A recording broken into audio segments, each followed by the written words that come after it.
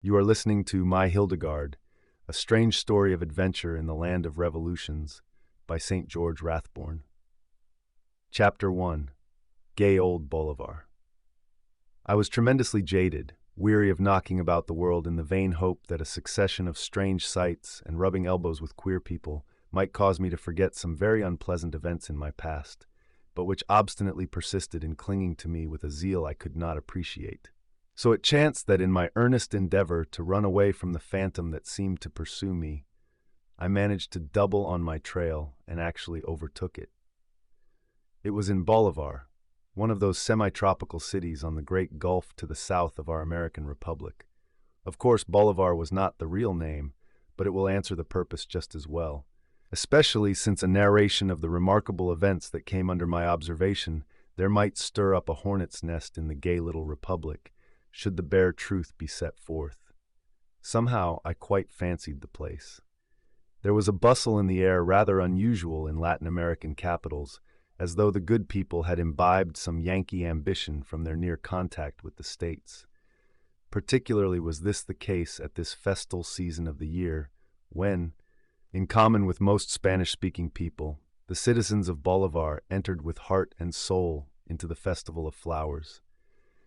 There must always be an attraction in a great concourse of merry-making people, absolutely given over to enjoyment, and as I witnessed this mad festival for the first time, I allowed myself to enter into its riotous fun, anything to blot out the memory of the canker-worm that had so long held possession in my heart. Flowers were everywhere. People in all manner of vehicles, gaily decorated, pelted the pedestrians, and were themselves overwhelmed with an avalanche of roses. Mischievous damsels, lurking in every conceivable balcony or second-story window, took great delight in dropping handfuls of rice upon those who passed beneath. Merry laughter sounded on all sides, and it was hard for me to imagine that this gay city was really Bolivar, the mysterious capital, queen of the romantic Gulf, where half the dark conspiracies that startled the Spanish-American republics were hatched, home of revolutionists exiled for the time being from their native shores, and as wicked a place for its size in all probability as might be found upon the entire terrestrial ball. And when night came, the fun waxed more furious than ever. There is always an inspiration about the gloaming to these citizens of semi-tropical marts. The heat of the day gives place to a delicious cool air that steals in mayhap over the sparkling blue waters of a glorious bay, bringing the odor of sweet incense as of fragrant spices. Sounds lose their harsh clang and become strangely mellowed. Wonderful fireflies flash their electric lanterns abroad. Music steals upon the senses from over many a garden wall, where languorous swains thrum upon mandolin or guitar and sing sentimental serenades to dark-eyed maidens. All these and more greeted eye and ear in the gay capital when the day of frolic was spent, and night drew her dark mantle about the scene. I wondered at myself for not having long since wearied of the racket and taken my last look. Some unusual nervous tension appeared to have possession of me, and I could not shake it off. Looking back, with the knowledge gained by experience, I am fain to believe it must have been a mysterious case of coming events casting their shadow before. At any rate, I continued to roam aimlessly about the streets where the crowds gathered most densely, where the colored lanterns hung in bewildering profusion, and the fun waxed furious. I even laughed heartily at some ridiculous exhibition on the part of young students dressed in wonderful costumes. The whole town had given itself up to mad enjoyment for the time being, and why should not I forget? Tomorrow would be time enough to remember. Such an impression did the tinkling music, the merry songs, the laughter and cries of the crowd make upon me that it would long haunt my memory as one of the few nights when the miserable past could be utterly forgotten. And yet I had never been so near the phantom as during those hours. While I looked and allowed myself to drift with the idle crowd, content to be an atom in the swirling torrent, I suddenly set eyes on a face that gave me the first genuine thrill of pleasure known for many a long, weary day. My languor was gone, as one might cast aside a useless mantle, and eagerly I began to buffet and push a passage through the crowd in the direction of the man who clung to the equestrian statue of the Liberator and surveyed the wonderful scene with marked interest. More than one black scowl followed my rather rude passage. Perhaps, in my eagerness to advance, I was not as polite as these good people would like, and they had no especial love for a Yankee at any time. All the while I kept my eyes riveted upon the man who occupied the exalted perch, and finally, panting from my exertions, I was in a position to pull at his coat. He looked down curiously. "Hello!" There was nothing of recognition in the exclamation. It was rather in the shape of an interrogative, such as might be expected from a man whose attention has been so unceremoniously attracted. "Robbins, old fellow, awful glad to see you." Again he said, "Hello," but this time with just awakened interest, bending his head to peer down at me, and finally dropping to the ground, where he could look into my face. As he suddenly recognized me, he gave a shout that sprang straight from the heart, and immediately seized upon my extended hand, squeezing it until I was almost fain to wince under the pressure. "Morgan Kenneth, and alive! This is the land of enchantment, sure enough. I can scarce believe my eyes. You, that I believed had found a grave under the wild waves in that hurricane at Samoa. God bless you, my boy. I'm delighted to see you again. If it had been my own brother, I don't believe I'd have grieved more. And you're really alive." I tried to convince him, as well as I was able, by begging him to have a little mercy on my poor digits, so he linked arms with me in order, as I believed, to hold me close to him, for Mate Robbins, like all sailors, had a grain of superstition in his composition, and secretly feared, as he afterward confessed, that I might vanish from his presence if he failed to keep a tight hold upon me. We stood there and talked, utterly unmindful of the surging, noisy crowd, wholly given over to the pursuit of pleasure. When last I saw Milo Robbins, he was clinging to the wreck of the good ship Pathfinder, going to pieces upon the Samoan shore, with the hurricane howling like a pack of fiends from Tophet. Men of war were wrecked in that awful tempest, and scores of valiant bluejackets found a grave beneath the waves, or were later cast upon the shore. I remember as though it were but yesterday, how one British war vessel managed to get up steam and crawl slowly out to sea in safety, and how the brave Yankee bluejackets on the other doomed warships, being dragged mercilessly to their awful fate, gave the fortunate English vessel a roaring cheer as she went by.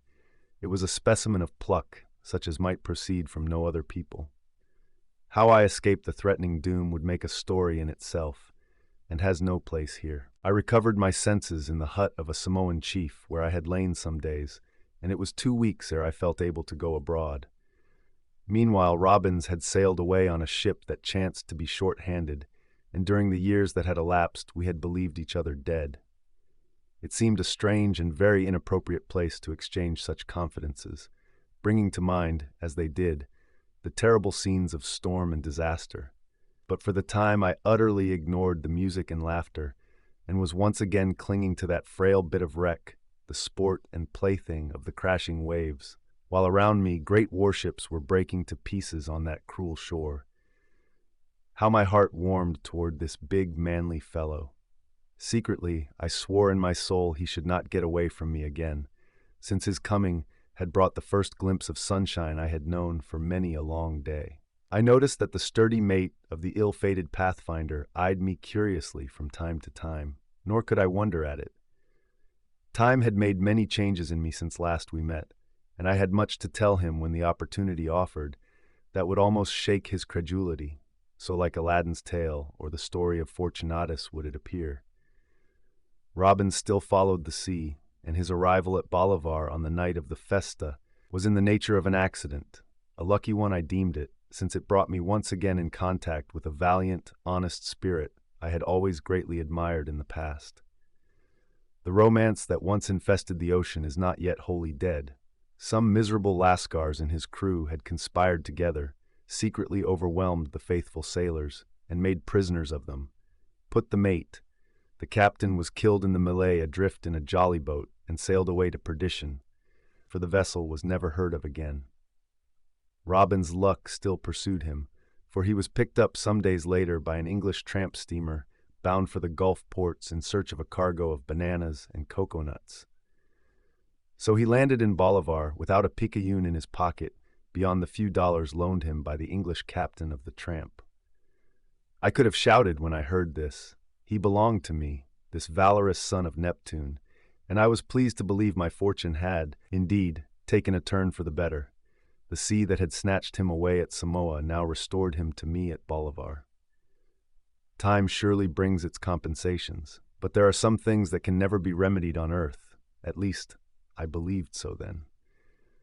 I could picture his honest joy when, later on, I found time to relate my marvelous story of the great spoils that had fallen into my hands, which had brought me happiness for a time, and then the blackest misery known on earth, that of being deserted. How his eyes would shine when I pointed out the trim little steam yacht in the bay and told him that was to be his charge for all time to come. The thought was so full of pleasure that I yearned for daylight in order to overwhelm him with this surprise. Faculties awoke to life that had lain dormant very, very long, and I was surprised to find that I could actually derive pleasure from anticipation. It must have been all of 2 hours we stood there by the statue, with the rollicking citizens holding high carnival around us, as though determined to outdo all previous experiences. Our talk was wholly of the past, for I meant to keep my good news until I could point out the gay little craft from my window in the hotel, and ask Robbins how he would like to cruise around the universe in her as master, knocking at the door of every celebrated seaport as we went along, and drowning dull care in the life of luxurious ease to be found only on board such a trim vessel. It was hard to restrain myself, but I took a singular pleasure in thinking what a treat I had in store for the morning. So when Robbins spoke of looking for a new berth on the following day, I begged him to leave it with me, as I thought I knew of an opening. And though he must have been more or less mystified by my chuckles and hints, he readily agreed to do so. "Do they keep this up all night?" he asked finally, as a fresh outburst occurred and pandemonium reigned for the time being. "I really don't know, but it looks that way. Have you seen enough of the nonsense? If so, let's adjourn to my hotel, where we may find a little quiet and get some sleep. I have more to tell you in the morning, something you might not believe in the midst of all the riot and romance." "Wait, shipmate. There's a little native girl over yonder who's been gazing at us this 10 minutes past. I think she wants to say something and is afraid." As he spoke, he smiled in his benign way.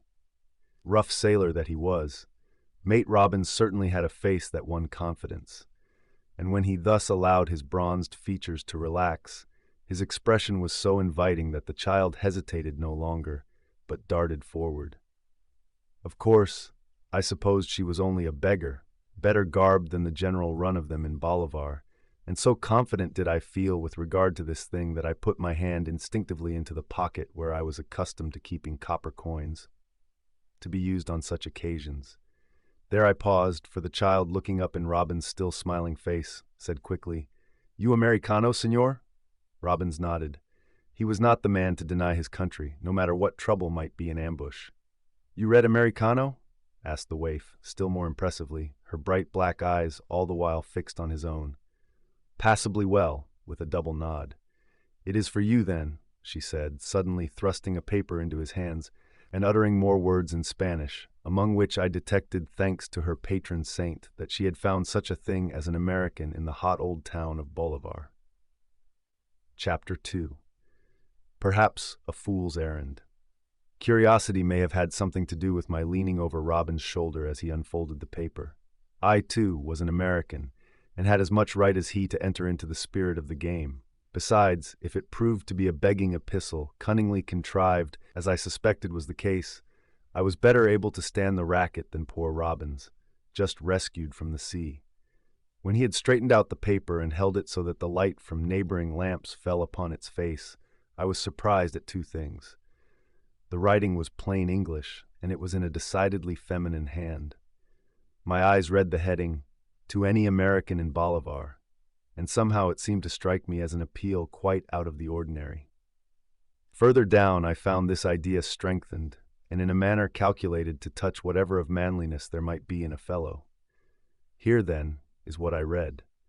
I write it verbatim, for I have preserved the original as a precious link in the wonderful chain of events that had so much to do with my whole existence, that bound me to the past with its keen pleasure and pain, and connected me with the future. I am an American lady in trouble, kept a prisoner against my will by those who conspire to rob me of my liberty and my fortune. I charge you, in the name of high heaven, you into whose hands this note may chance to fall, to either take this child to the house of the American consul and let her tell him where I am, or else endeavor to save me at once. If money is any object, I will pay $10,000 to be placed on board any English or American steamer. I dare not sign my name, but you can trust the child, who is as true as steel. May God deal with you as you listen to the appeal of one in distress. That was a remarkable document, surely. Robbins looked around at me when he had finished, and I could see that not a single doubt occurred to him. On my part, more suspicious, I had even wondered what sort of a mantrap might be back of this note, for the possession of wealth makes a man more cautious than when he was a penniless voyager on life's ocean. Robbins whistled his astonishment. "Did you ever know such a thing?" he demanded of me. "Yes, on the stage an old story. Sometimes the poor fool escaped, but as often he was sandbagged and robbed." "You don't believe it, then?" "Oh, I won't say that I'm willing to go as far as any man to test it," carelessly. "That's more like your old self, Morgan, my boy," he said heartily, and I wondered whether he would continue to address me in that delightful old familiar way when he learned what a mighty nabob I had become since the hurricane that separated us at Samoa. I looked at the girl. She was still watching his face with an eagerness that baffled description. There could be no doubt that she was wholly devoted to the cause of the author of that wonderful appeal, whether trickery lay back of it or not. "Come, you know where the consul lives. We'll take the child to him," he cried, eager to dip into the adventure. "Softly there. The thing's impossible," I said. "Why do you say that?" "It happens the consul is away on a junketing trip. I was invited, but lacked the nerve to try the awful conveyances to the interior of this healthy young republic." Robbins was never cast down, no matter when the masts went by the board and the gigantic billows swept everything movable from the deck. His cheery voice was wont to bellow out words of hope, and with him there was always another chance. "Well, then, it devolves on us, sure enough," was what he said, lightly. "You seem to count me in," I said with a smile, "because I know you too well to believe you could ever refuse to respond to such an appeal for help. Am I right, Morgan? I guess you are. At least I'm quite fool enough to risk a broken head in such a mad adventure. There's something in the air that urges one on. This is the land of romance and strange happenings, and I'm in a humor for anything tonight. Oh yes, if you intend going with the girl, I'm at your side, though I rather imagine we may have a brawl of it before we finish the game." "Well, what of it? We are two, and in a good cause, able to hold our own against a legion of these miserable greasers. But if you feel doubtful about it, Morgan, I hope what I've said won't move you to take up arms against your good judgment. If it's a fool's errand, better that only one head be broken." "Nonsense. Don't you understand that I'm in a humor to do anything tonight, that I even welcome this adventure as something calculated to break the horrid monotony of my existence? Besides, something draws me on, and I don't believe I could hold back now, no matter if I were sure of hard knocks." He looked relieved. "Well, that ought to settle it. But see here, didn't you say you talked Spanish?" I confessed that I could manage to fairly hold up my end of a conversation, provided the other party were something of a mind reader. "Suppose you question her, then?" That appeared to be a bright thought, and I proceeded to carry it out. But my success was hardly flattering, since the child either would not or could not understand my fearfully constructed sentences, and made answer always in about the same vein, her stock of English being as limited as was my supply of Spanish. "You come, good lady, she cry mucho, me love lady, show Americano casa, bueno, you come, me glad." At length I desisted. "We must take our chances, Robbins. The girl is here to lead us. Shall we make a start?" I asked, for since I was in the game, the sooner I saw what I had to face, the better. "Immediately." "You won't reconsider, Morgan?" he said, perhaps a little lingering doubt assailing him. "Reconsider? No, indeed. Just remember this is my funeral as well as yours, so trot along, my hearty, and keep one eye out for breakers ahead." Robbins laughed at my warning, said something in his kindly voice to the dark-faced little peon girl, who at once took hold of his big fist and walked at his side. So we threaded the crowded, noisy thoroughfares of Bolivar, like knights of old, in quest of adventure. Indeed, it struck me there was something very quixotic in our astonishing mission, but Robbins seemed to be so deeply in earnest, I dismissed all idea of laughing at the matter, and resolved to see it through, no matter where the caprice of fortune might drift me. Once I allowed my hand to rest lightly on the faithful little revolver, I made it a point to always carry, though before this treasure trove had fallen to my share, I had scorned to go armed, save with nature's weapons. Reassured by its presence, I transferred it to a side pocket of my blouse, and then felt better able to face a sudden emergency. Everywhere the scene was pretty nearly the same. Houses were illuminated, and crowds jostled us on the narrow pave, but we were in no hurry and avoided the crush as much as possible. One thing pleased me. We were not as yet headed for the meaner portion of the capital, but rather sought the better part, where the mansions of the wealthy lay. So my faith began to take root, and I even dared to mentally picture the poor American lady so far from her native land, who had evidently fallen into some trap, perhaps betrayed by those she trusted. In and out we wound our way, attracting as little attention as possible, and finally the small guide drew up in front of a large building, the like of which was not to be found in all Bolivar. "What, not this casa?" I exclaimed, aghast. "Si, Señor Americano, this casa," she said with a serious nod. I think I muttered something under my breath, something that implied disgust, for I knew that remarkable building was the residence of the august Alcalde, the high and mighty mayor of Bolivar. Chapter 3. Man proposes, fate disposes. Robbins saw there was something wrong with me and demanded to know the cause. Strange to say, when I had given him the information, he did not seem to think it a very serious matter, at least declared he could not see how it was to cut any particular figure in our affair. "If anything, it favors us," he said stoutly. Perhaps my miserable suspicions made me uncommonly dull of comprehension, for I considered that the mariner had certainly taken a wrong view of the situation, and begged him to explain why he felt so positive. "You say this is the palace of the big mogul of the place, the Alcalde?" he asked. "Undoubtedly. The girl will say as much. See, she nods her head in the affirmative when you mention the name. All right, his worship is going to have visitors tonight then." "Umph. He already has them, if what we see and hear is any indication," for the big casa was illuminated, and the sounds of music, together with the murmur of many voices, told of a social gathering. "Then he's about to have a couple not down on the list. You haven't changed your mind?" "Well, I guess not, except to grow more positive. This doesn't bear the earmarks of a trap. If the girl had led us to some low den or rookery, we might expect such a thing. But here it's different. The house of the mayor.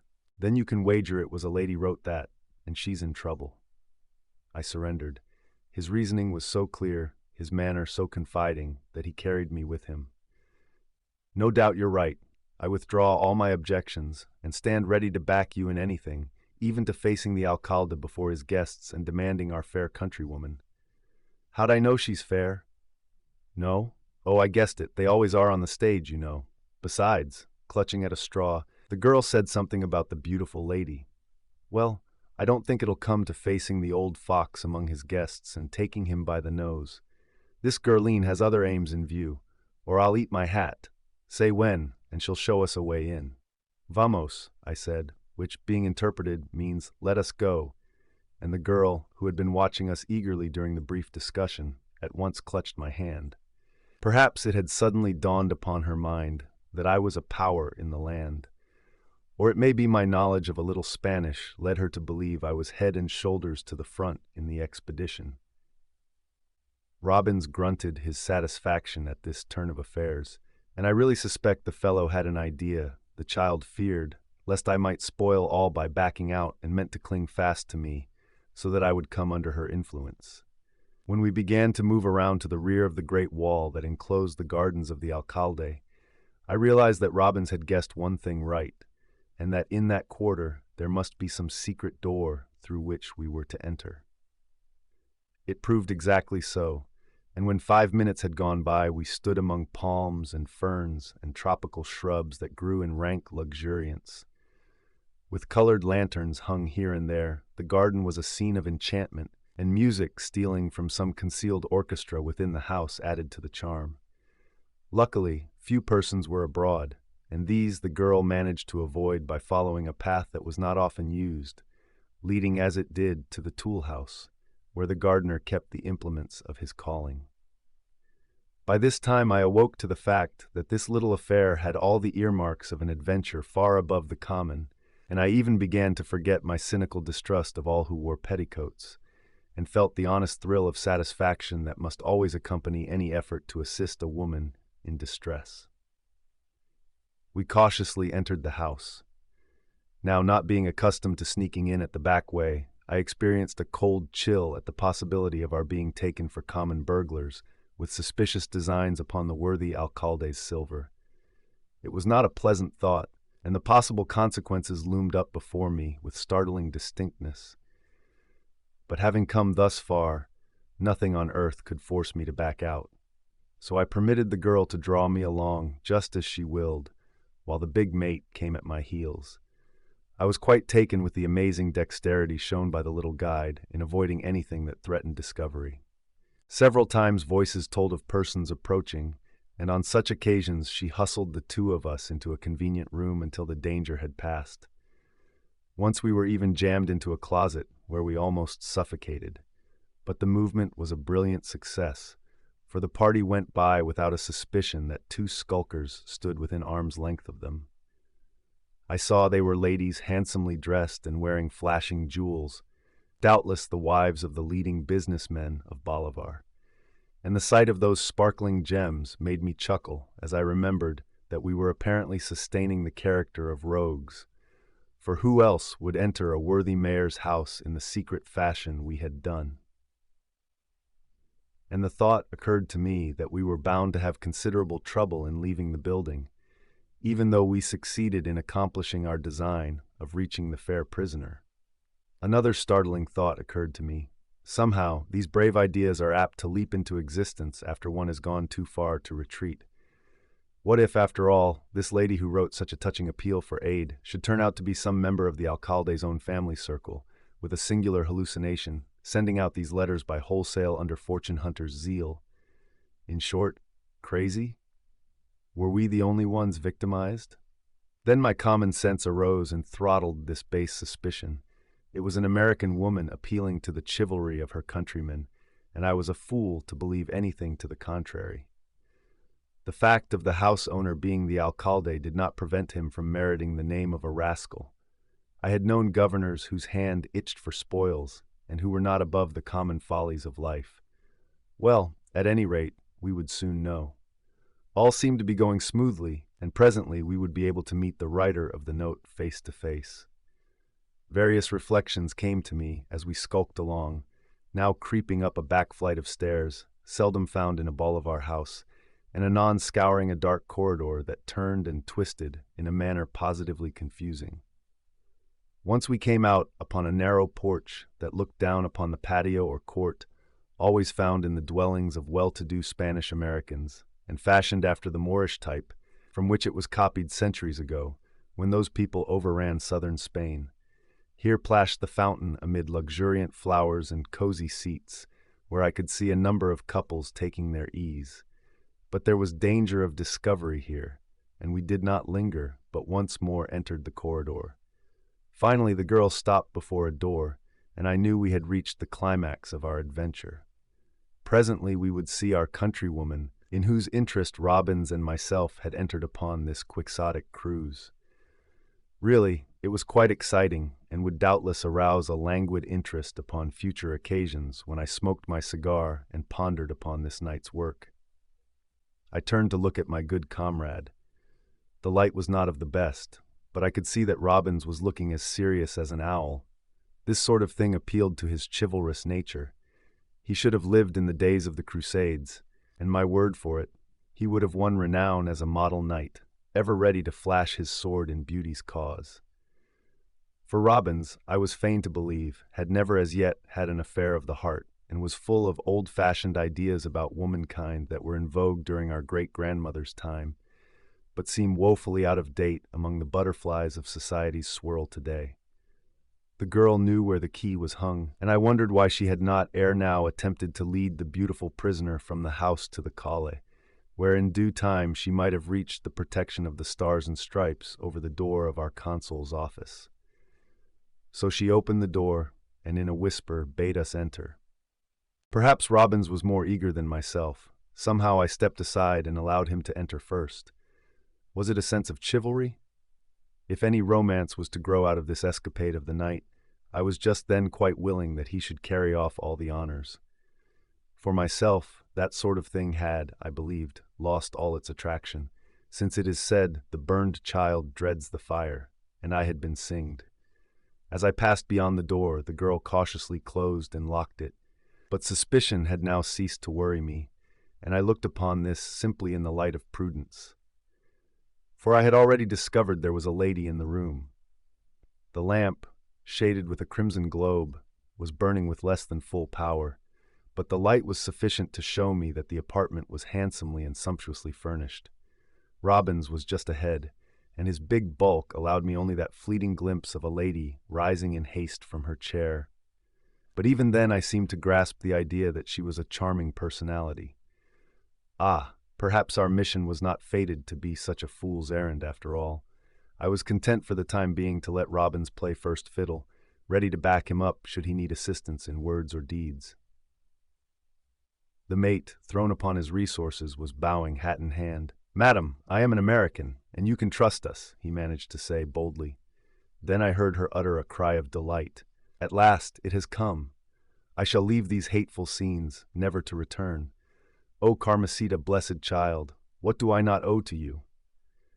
I believe you could have knocked me down with a feather when that voice fell upon my hearing, for it aroused all the memories I had thought buried in the dead past. Yet it seemed so preposterous, so incredible, that I could not trust to my ears alone, but pushed up alongside of Robbins, where nothing could come between my vision and the lady of the Alcalde's casa. It was not so singular that I should turn white and stand there as though suddenly stricken dumb, wondering at the world's smallness after all.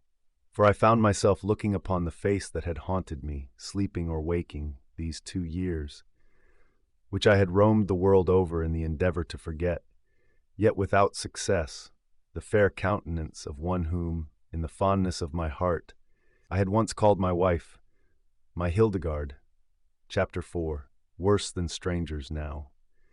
It was a decidedly unpleasant sensation that so nearly overcame me when I made this remarkable discovery in the lordly casa of the worthy Alcalde. Surprise and consternation about constituted the whole, for had I not often vowed never again to set eyes on that fair face once madly loved, and here a perverse fate had actually taken me by the neck and forced me into her presence. I hated her, yes, I felt certain I did. Not so much because of the wrong she had done me, as for the fact that, strange paradox, I could not cease to love her.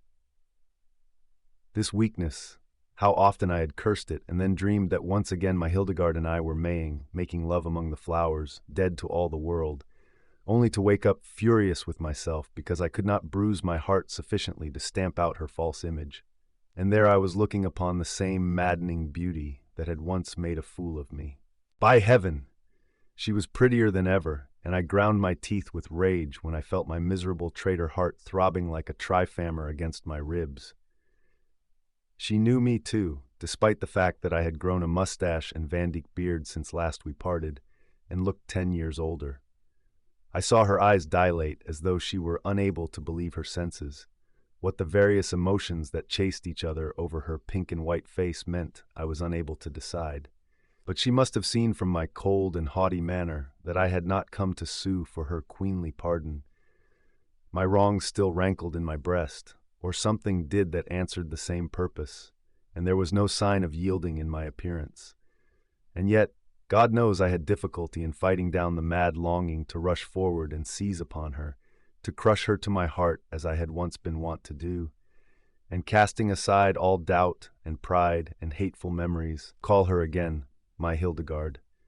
Her voice aroused me from the half-stupor into which I had been thrown by the very violence of these various warring emotions. "So it is you?" she said, coldly. That killed every bud of promise, even as a frost blights those of vegetation, and I was immediately thrown on my guard. If she could be hateful, there was no good reason why I might not match her. Yes, I believe it is. My friend Robbins induced me to join him in this affair. I did not dream of meeting you, though. Perhaps you might not have come if you had seen my name in the note. The scorn of her words lashed me. How she hated me, who had once been all the world to her. It would have made no difference. A woman in distress needed help. That should be enough for anyone calling himself a man. I am glad to hear you subscribe to such lofty sentiments. There was a time when you hardly thought the same. Pardon me, I don't care to discuss the past. That is buried beyond recall. I have forgotten it. I lied when I said that.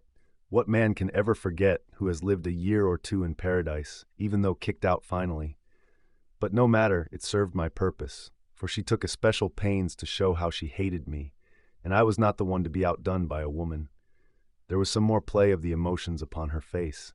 I saw a hand pressed against her heart, but of course it was only because my cold-blooded words had cut her pride, and she hardly knew just how to answer me.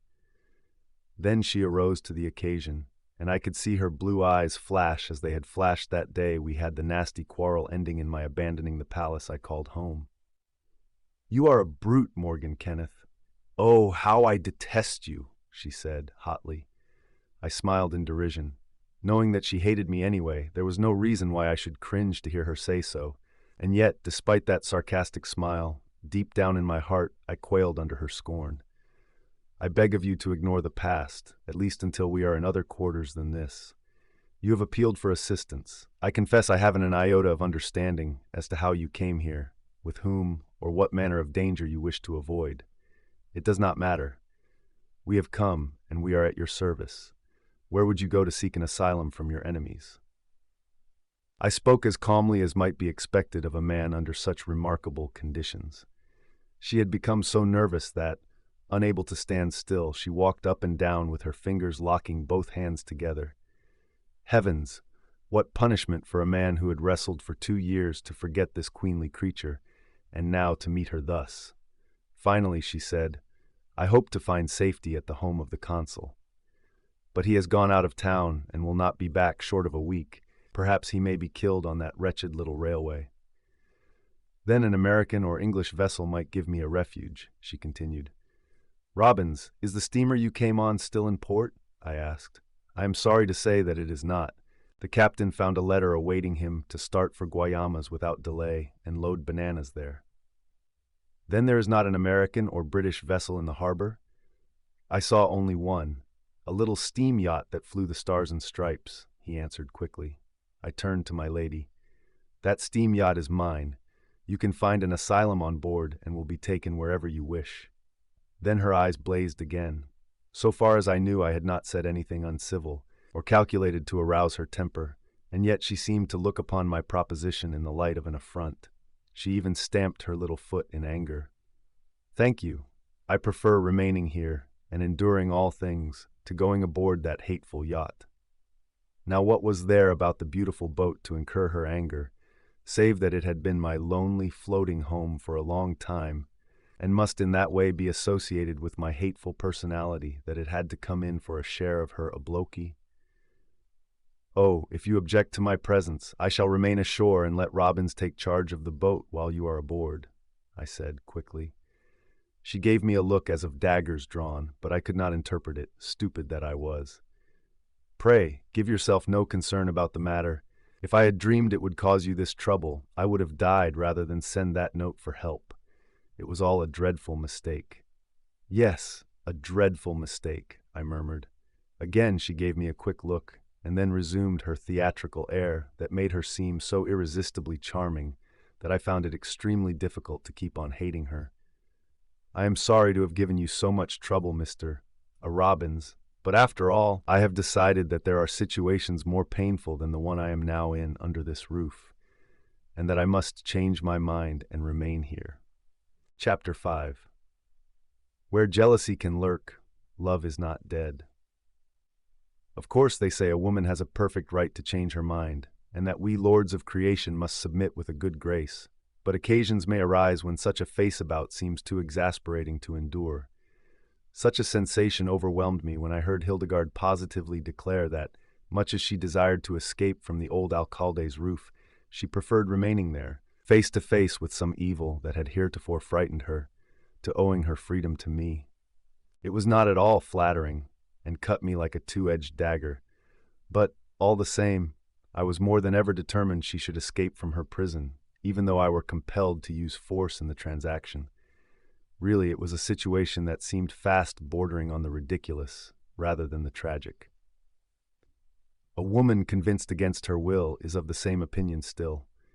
And who could say that, should we insist on rescuing her, Hildegarde, who could be perverse when she wished, might not come back again to the miserable old Alcaldes just to spite me? But my mind was made up. Really, we can't allow you to change your intentions. We have come here for a purpose, and don't mean to give it up, I said, as firmly yet as gently as I could. She looked at me queerly. You mean that you intend to rescue me, whether I wish it or not? She breathed. I mean that I wish you for the time being to forget you ever knew me, to forget that you hate me, and only consider that I am a gentleman desirous of assisting you. When you are safe from this peril, which I can't for the life of me understand, then I will quickly sink once more into oblivion and trouble you no longer. I did not know the world was so small, she said musingly. Nor I. Until I saw you here, I thought you in the gay whirl of Paris, or at least in New York. And I thought you, but it doesn't matter. Nothing matters any longer. Do you really mean to say you won't let me change my mind? Pardon me, not in this case, because I am sure you don't mean it, and only do so through pique. Oh, this is very romantic, she laughed in a sarcastic way. A pretty woman rescued even against her will. How finely it would read. I am done with romance, madam. Indeed, that is news to me. But what if I choose to call out and bring the Alcalde and his people to prevent your carrying me off? She only said it to tantalize me. The very idea of such a thing was monstrous, but it gave me an opportunity for some little heroics. Then it would be a bad thing for our friend the Alcalde and his friends, I returned. Would you fight, you? She cried, her eyes sparkling with new animation, as though the situation appealed to her irresistibly. It was agreed between Robbins and myself that we would never be taken alive. Perhaps your hatred of me would be satisfied and the past fully avenged if you saw me lying here at your feet, covered with wounds and dying, I said solemnly, for a touch of the old witchery was upon me. The sheen of her golden hair, the glow of her bonny blue eyes, the very scent of her garments, united to create a riot in my treacherous heart that I only subdued with an iron grip. She shivered at my foreboding words, and I fancied turned pale. Then she smiled to conceal her perturbation. When I look back upon this scene, I feel sad to think what cheap theatrical business I bordered upon when I so graphically pictured my forlorn fate. But to the best of my belief, I spoke just what I felt as I stood there, and found my grand resolutions to hate and scorn trembling in the balance in the presence of the lady who was now, alas, no longer, my Hildegarde. Oh, your argument overwhelms me. It would be too sad a fate for one to whom the gods have given the face and figure of an Apollo, together with the fortune of a Croesus. I see I must surrender against my will. In her words and manner there was an air of scorn, which I could not but feel. What would I give to prove my manhood in the eyes of this woman, who persisted in believing me a weakling, when God knows that if any such spirit animated me in the old days, it had been completely annihilated during my 2 years of lonely wanderings. Nevertheless, I was really delighted to hear her give in to my authority for once. Perhaps had I been more steadfast in the past, but what was the use of lamenting what was beyond recall? Then we are to be permitted the pleasure of saving you from this strange peril that hangs over you? I asked, trying to appear quite calm. I will leave this house with you, she replied. It would have pleased me better had she shown fuller confidence in my willingness and ability to protect her, but the old spirit appeared to be still strong within her heart, the long-harbored doubt concerning my strength of purpose. With that, I had to be content. It would be folly for me to deny that I had a strange tremor in the region of my heart when I took an outer garment from her hands and folded it about her. She looked up in one of her old, coquettish ways that stirred the sluggish depths in my heart, and then coldly thanked me as she might her maid. I knew too well how useless it would be for me to make glowing promises. Another might hear me with satisfaction, but this woman believed she knew me too well to dream there was the least drop of heroic blood in my veins. Well, my appearance on the scene in answer to her appeal for help must have been the first blow at this barrier. Please heaven, there might yet be others. Yes, I longed for an opportunity to show, by silent deeds, what she would never believe in words. After such a wonderful meeting between estranged souls, anything was possible, and who could say that I might not yet be given the chance for which I prayed? You may be sure that Robbins had stood there listening to what passed, and looking the next thing to being paralyzed. He found it hard to understand what a wild freak of fortune had been played, and that this charming woman of the Alcalde's mansion had once been very near and dear to me. Still, the good mariner was far from being a fool, and once his benumbed faculties got into working order, he reasoned the thing out pretty well, though still aghast at the strange chance that drew us together in Old Bolivar. Having entertained some vague hope that the quest of little Carmencita might not be in vain, she had arranged things for a hasty departure.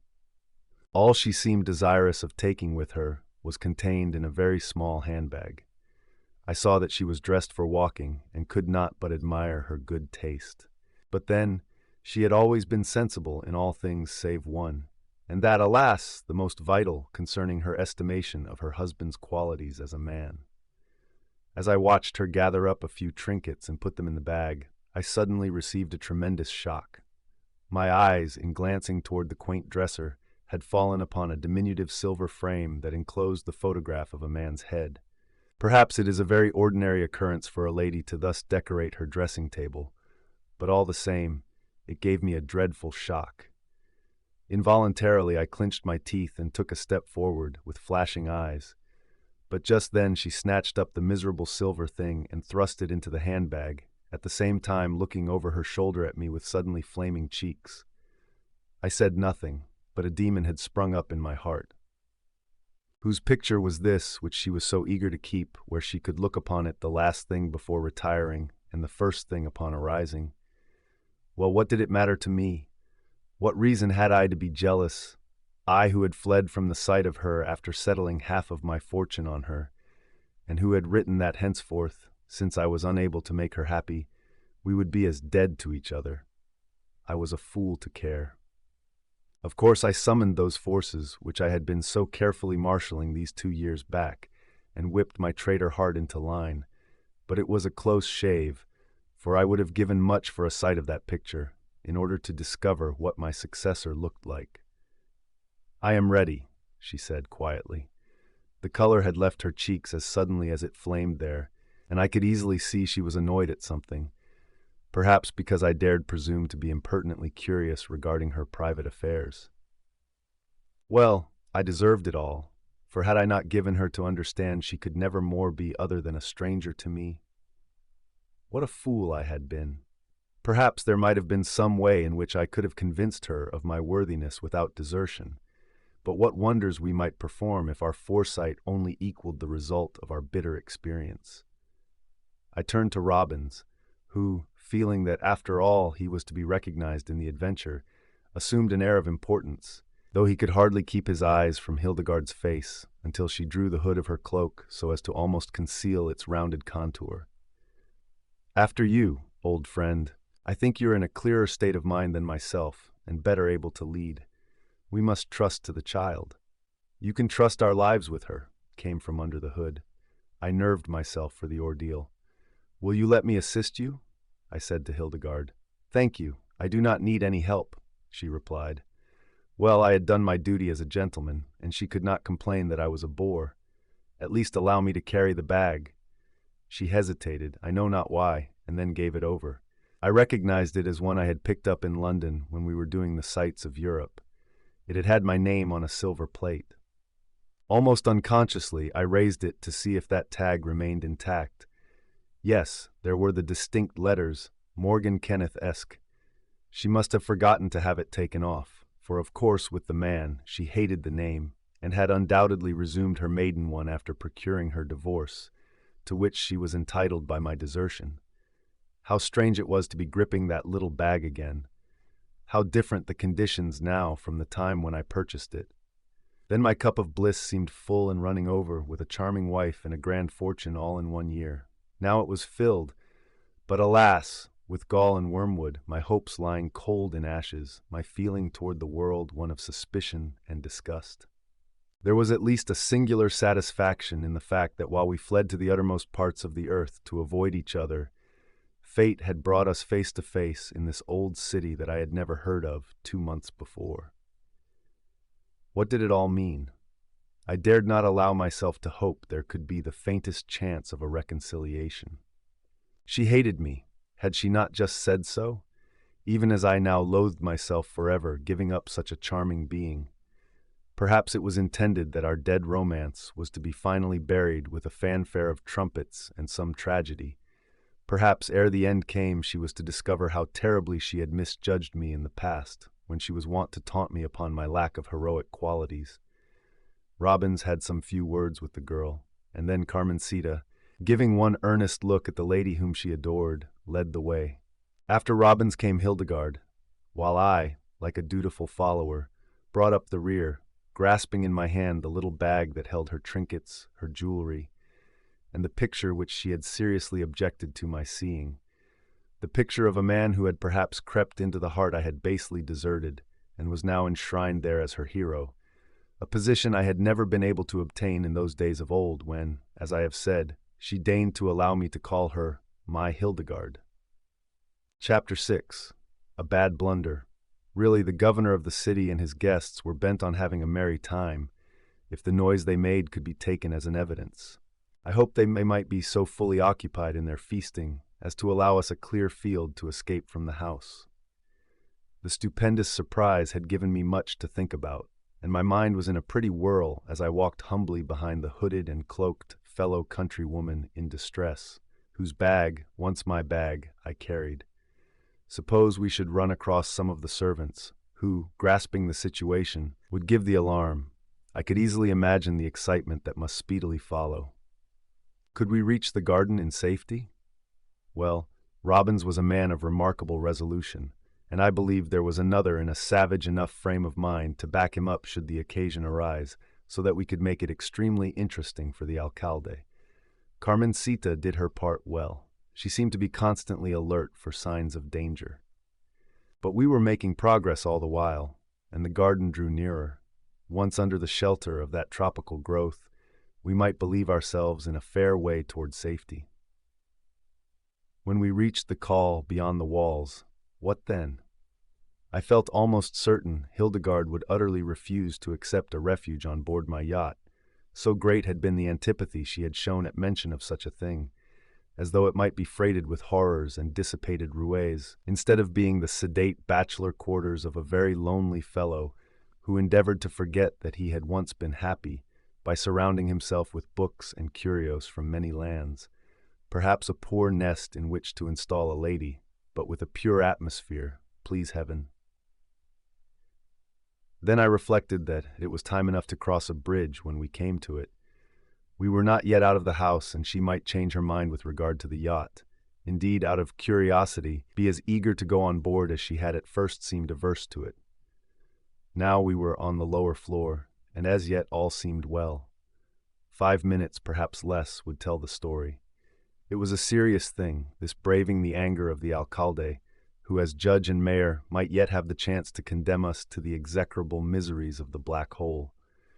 Would she consider that I had undertaken any risk in the endeavor to serve a woman in trouble? Would she dream that had I known the identity of the one who sent out that appeal, memories of the past might have spurred me on to prove that her one-time estimate of my nature was false? What a fool I was to bother myself whether she cared or not. It was too late, much too late to matter now. Then came a sudden hitch.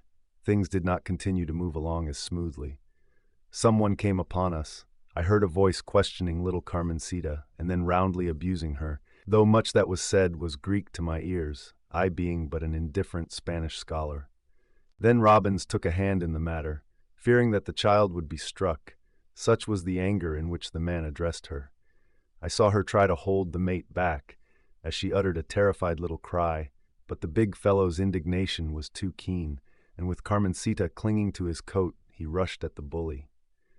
The passage was but meagerly lighted, but I could see him let fly with all the vigor of his indignant soul. You have probably many a time watched a noble 10-pin, the last of the half-score, go floundering into the ditch under the assault of a well-delivered ball, so this fellow of generous proportions was bowled over when Robbins struck home.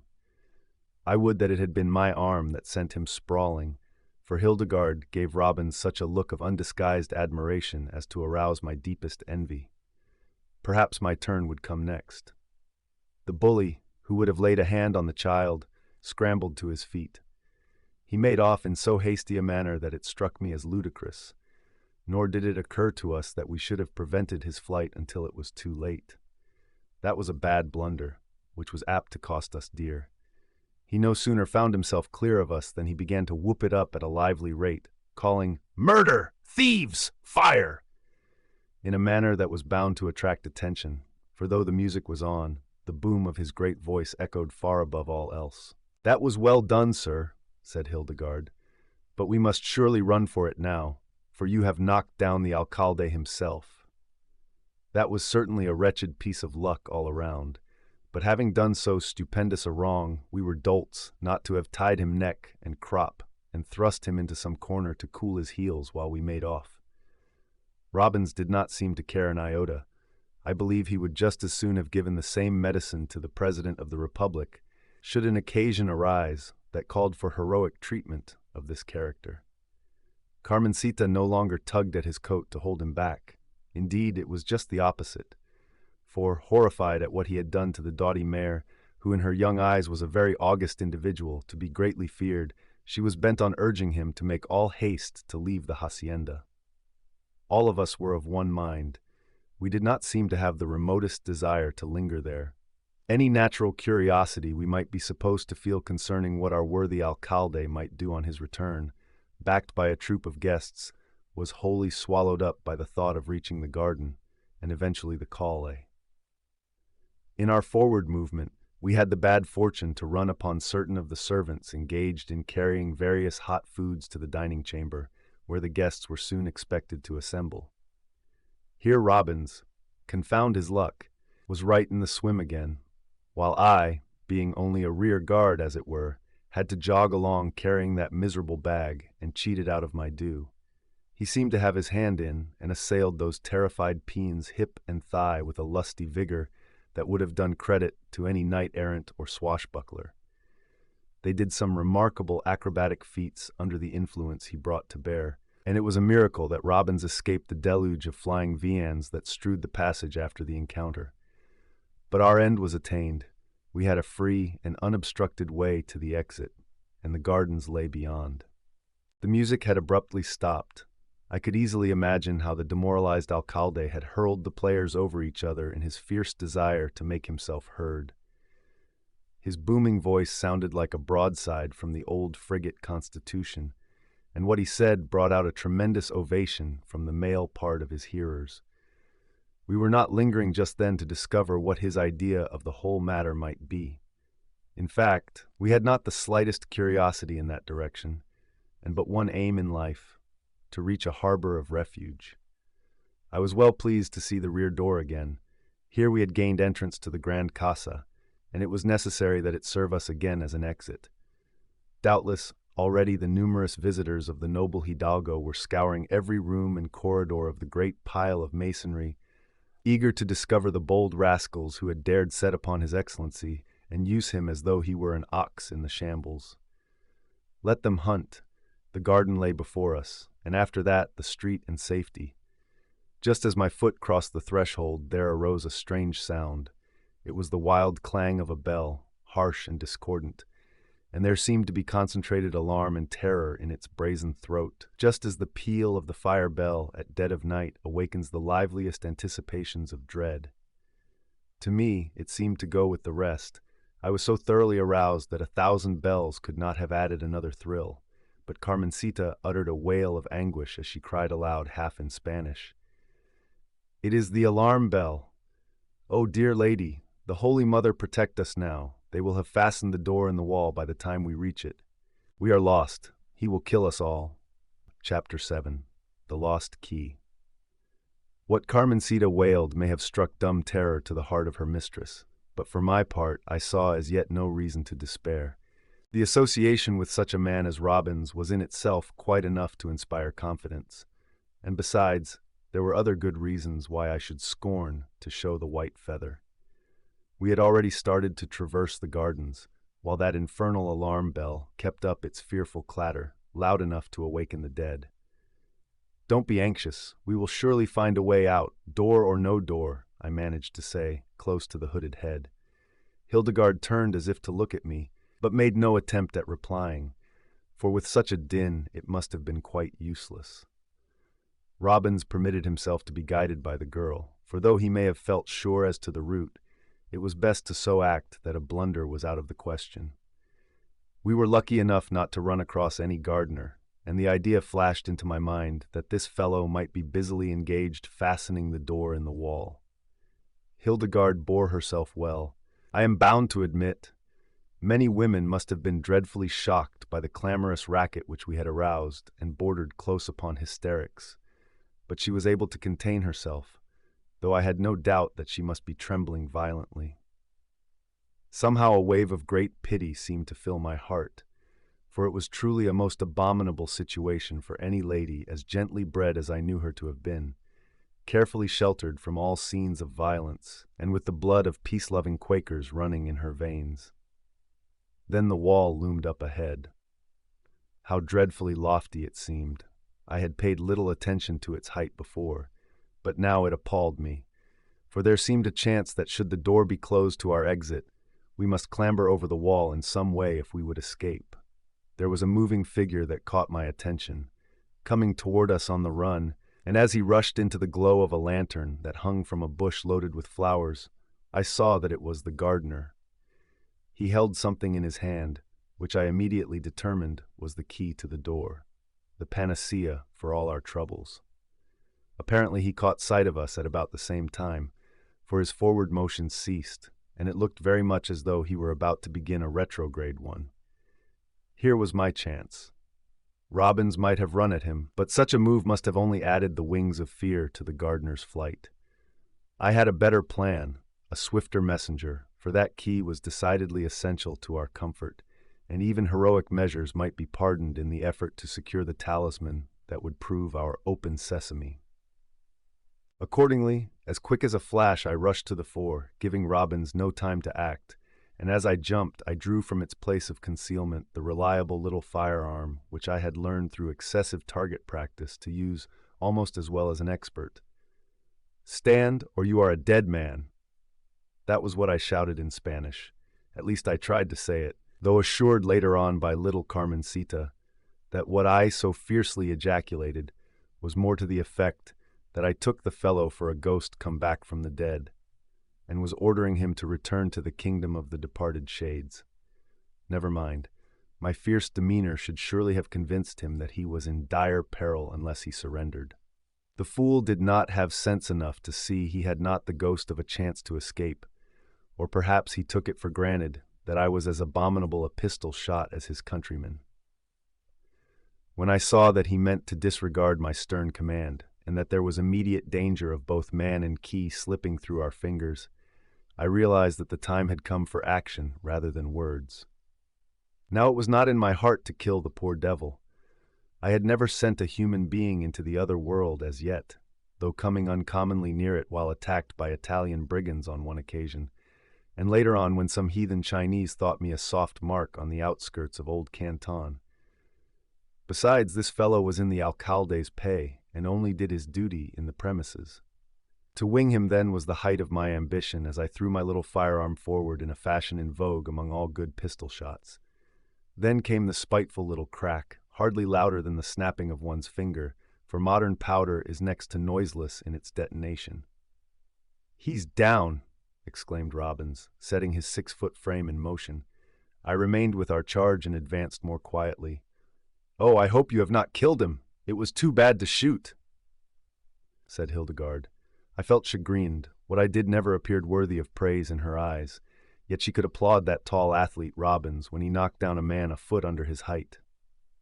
No danger. I aim to disable. Our lives may depend on getting that key, else I wouldn't have shot the poor devil, I said coldly.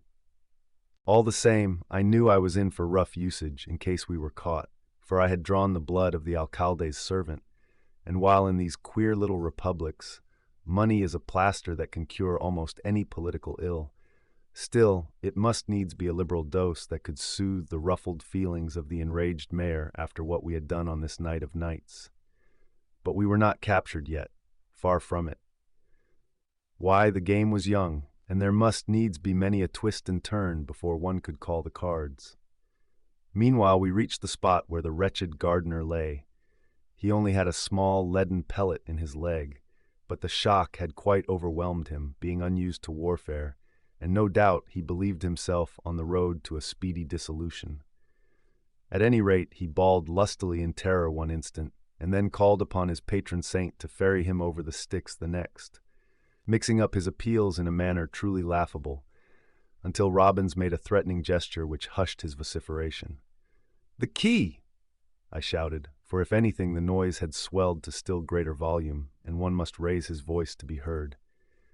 "Yes, I am looking for it. I would swear he had it in his hand," cried the mate, already down on his hands and knees. "We must find it. Everything depends on it. He must have thrown it when he fell." It was a bright suggestion, for just beyond the fellow was a dense cluster of bushes. If we had more light, possibly a quick search would discover the missing key. And this caused me to remember the lantern that was suspended from a twig nearby. I turned to obtain possession of it, only to find that the same thought had occurred to another, for Hildegarde already had it in her hand and was tripping toward me. As I took the lantern from her, I could not help from throwing a quick glance under the hood of her face. It was very white, and looked, yes, a little pinched with excitement and fright. "Courage," I said, involuntarily, just as I might have addressed a strange lady thus thrown upon our protection. Then I sprang to where Robbins, still on his hands and knees, was groping about among the grass and bushes, bent on finding that elusive key.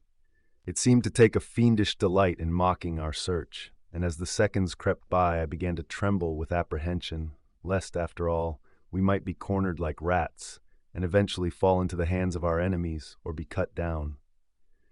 A cry from Hildegarde made me spring erect and turn like a tiger. I could hardly tell why I had such a thrill, save that it was caused by the thought that ruffianly hands might have been laid upon her. She stood with only little Carmencita at her side, and both were pointing. "See! The gardener! He escapes!" was what I made out. Then I saw a moving object. It was the fellow I had shot in the leg, for having discovered that he was not yet quite dead, and no longer menaced by the frowning Robbins, he had rolled to one side and was now pulling himself away very much as I have seen a wounded hare, with both hind legs shattered, drag itself to a burrow. What mattered it? The key was what we wanted now most of all. Let the poor devil seek safety after his own fashion. Robbins was also disgusted. I saw him look up, and wondered whether he had conceived the idea of chasing the creeping wretch, to throttle him until he confessed what he had done with the key. But it was something else that had occurred to my good friend. "Keep looking, Morgan, while I run and make sure if the door is fast." As he said this, I saw him bound away. The door could only be a biscuit's toss down the wall, and his errand would not consume more than a couple of minutes at the most, while much might hinge upon the result. I had the lantern, and with added zeal kept up the search. Did ever a more obstinate key exist than the one we so eagerly sought to discover? At least I had never heard of it. Then back came Robbins, panting from his exertions, for these big men always become winded more easily than those of us who are blessed with lesser bulk. As I glanced up into his face, I read our finish there. Disappointment was plainly expressed in the grim manner in which the mate clinched his teeth. Such men are not easily downed, and the glow of his eyes told us of a sullen determination to keep up the good work, even though we were compelled to force a way into the hacienda and reach the street by fighting those who might there oppose our progress. Chapter 8. My turn comes. We must go back. There is a large party advancing. Even if we found the key, the chances are we could hardly use it. Robbins's declaration gave me a chill. Go back? That meant to the house where we could no longer hope to remain concealed. Was this the beginning of the end? I braced myself for the shock. Above all, I must remember whose eyes were upon me. The chance I had often prayed for might now be close at hand, and at any rate I must appear to be as cool as an iceberg. No matter if my blood seemed on fire and my heart thumped like a force pump. Then let us go. Something may turn up. The door is lost to us, but there are other ways of reaching the street, and we're going to get there, I said with dogged determination. So we wheeled around. I could not say what object I had in holding on to the lantern. Perhaps it was purely mechanical on my part, but, after all, it proved a very lucky move. No doubt Robbins was also endeavoring to whip his faculties into line and conjure up some new plan, which, if successfully carried out, might result in our escape. I know I never racked my brains with a greater vim in the whole course of my life than during that brief passage of time. And the idea that suddenly dawned upon me was, after all, more in the nature of a genuine inspiration than the result of reasoning. As we proceeded, we came to the abrupt turn where the path left the wall and took up a direct line for the casa itself. Here stood the little tool house of the gardener. We had seen it twice before, and on each occasion I had given it but a cursory glance, but now it suddenly appealed to me with almost irresistible persuasion. "Stop here, I have a plan," I exclaimed. Fortunately, the hottest part of the hunt seemed to cover other parts of the gardens, and this particular section was as yet free to us. "What have you found?" demanded Robbins. I pointed to the gardener's tool house. "Bah, they will surely search that."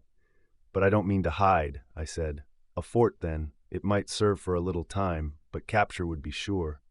"Nonsense, man. The roof. Don't you see it is almost as high as the wall?" Then Robbins gave a cry of delight. "Bully boy, our chance at last, now only to get on the roof. Oh, for a ladder!" Let us look. The door of the long little building was wide open, though, if my memory served me rightly, it had been closed when we passed before. This mystery was quickly explained when my friend pointed to some blood spots upon the sill. The wounded gardener had sought refuge in the place, it being his first thought as a haven. At our entrance, the poor devil who had been trying to conceal himself behind a lot of pots and tubs, believing we had followed with the purpose of finishing him, began to pray about as vigorously as I ever heard anyone. One quick glance around failed to show me what I longed to see more than all else, a ladder. There was a coil of stout rope hanging from a peg, and this I seized upon and tossed over to Robbins, who seemed disposed to let me run the whole business now, perhaps because it was I who had conceived the idea. It was full time I was forging to the front. Having grasped the bull by the horns, I went from one thing to another without a break. Hardly had Robbins clutched the rope than I was bending over the terrified gardener and gripping his shoulder so fiercely that, believing his last minute had come, he let out a yell and appeared about to keel right over, to avoid which I shook him with considerable roughness, and luckily remembering, as I thought, one particular word of Spanish, I shouted in the old fellow's ear, "Escalado! Escalado! Escalado!"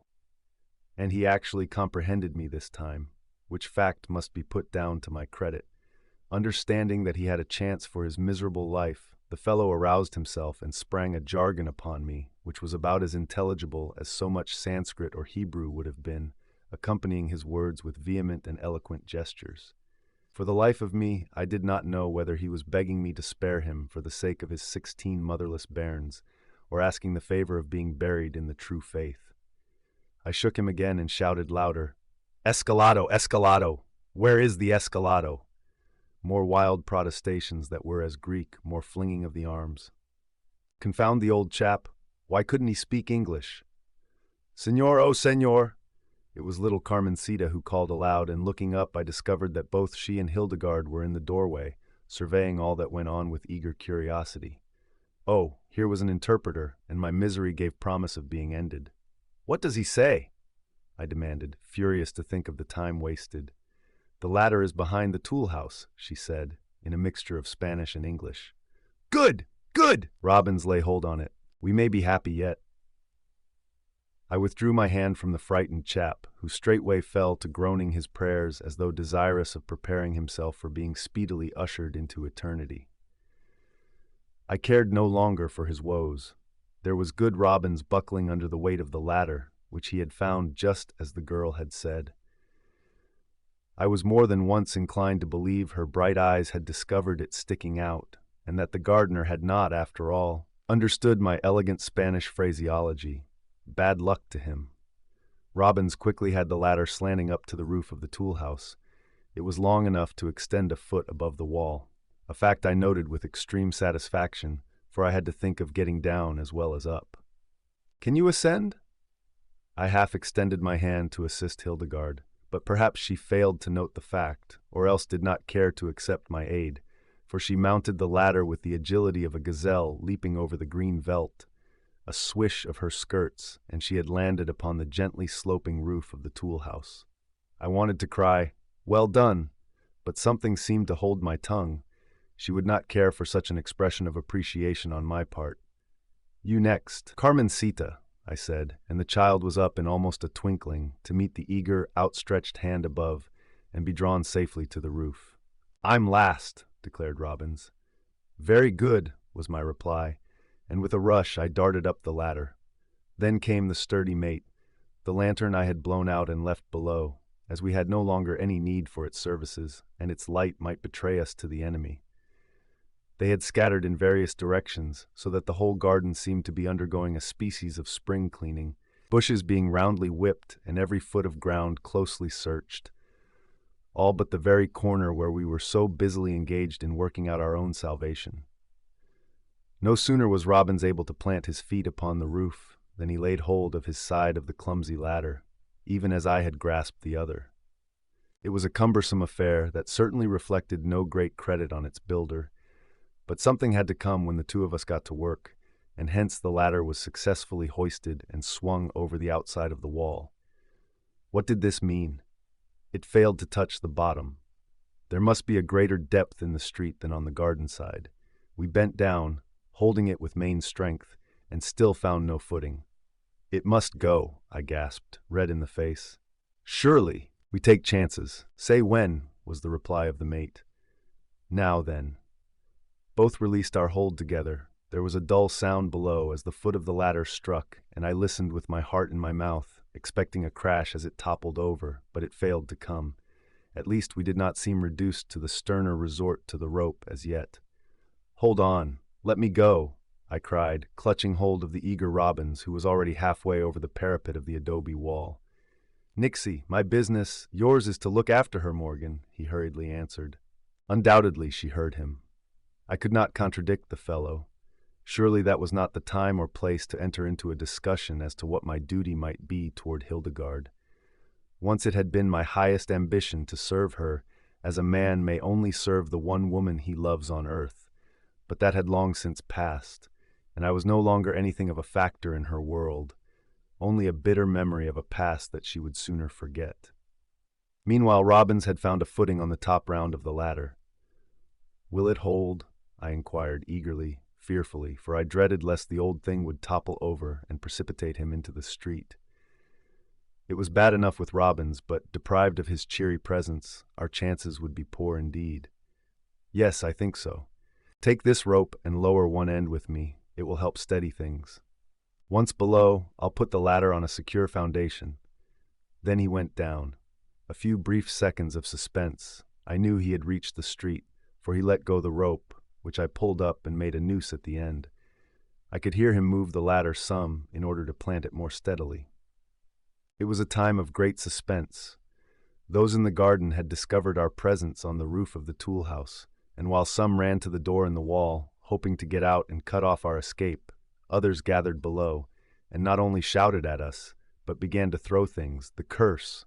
I was tempted to open on them with my pistol, but realized that other affairs needed attention.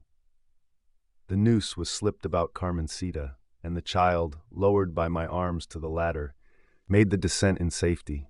Once more the rope was drawn up. Hildegarde was next. She took the noose from my hand and slipped it under her arms without my assistance. I could not but admire her courage. Next, she stepped to the edge of the wall and looked fearfully down to where the unseen ladder stood. "You must forgive me, but it can't be helped," I said suddenly, with a determination that would not be baffled.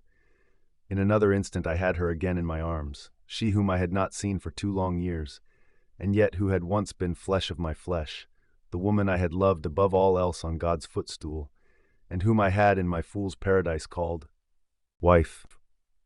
Chapter 9. Saving the Satchel.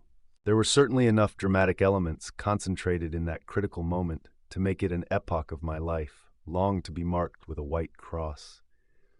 Those in the garden were throwing whatever they could lay hands on, and if the shower of missiles, such as adobe bricks and broken flower pots, was not overwhelming, it could be laid to the scarcity of material rather than any lack of desire on the part of the excited participants. One fellow appeared to have a gun of some sort, and began banging away with a recklessness that gave me a cold chill. True, I had no fear of his aim, but there was always danger from an accidental hit, for I had seen greenhorns bring the largest fish to net, and knew the quality of luck. I had an idea one or two of the bolder spirits among the Alcalde's guests were endeavoring to climb to the roof of the tool house, a feat only to be accomplished by the most athletic. These things, vexatious as they certainly were, could not keep me from devoting my whole energies toward the task now engaging my attention. In fact, they were of no greater moment than a swarm of angry bees buzzing about my ears. Perhaps Hildegarde might have ventured to make some remonstrance had I given her an opportunity to do so, but my prompt action swept everything before it. I would not dare attempt to analyze the very peculiar feeling that came over me at the magnetic touch of her person. I had steeled my heart to resist all influences of this kind, and foolishly believed I was strong enough to approach this woman as calmly and indifferently as though she were a stranger. Alas! I realized my mistake as I crushed her almost savagely in my arms. Surely there was hardly any necessity for such a bear's hug. Would she notice my unnecessary fervor, and in her soul despise me for such weakness? The thought, coming with electrical swiftness, made me strong again. I could not bear her scorn or contempt. So I lowered her over the parapet of the wall, seeking to so arrange it that her feet might rest upon the upper round of the unseen ladder. She seemed quite self-possessed, and aided me by grasping the top of the wall. "The ladder. Have you found it?" I called in her ear, close to my lips. Yes, let me go," she panted. Perhaps other reasons influenced her. Perhaps she was even anxious for my safety. But in the perversity of my heart, I chose to believe that it was the desire to be free from the hateful clasp of my arms. Promptly I released her. The rope was still with me, and I held on to that, planting myself firmly against the parapet of the adobe wall, so that I might be in a position to bear a shock should she by any mischance lose her footing. While I lowered away, unconsciously breathing a prayer of thanks with each yard gained, I became conscious of the fact that the mixed assemblage in the garden had found a new supply of missiles, for all manner of things rattled about me, and several times I was struck quite heavily. But nothing turned me from my grim determination to carry out my project to the very end. A sigh of relief escaped me when I realized from the sudden slackening of the rope that Hildegarde was safely deposited upon the pavement outside.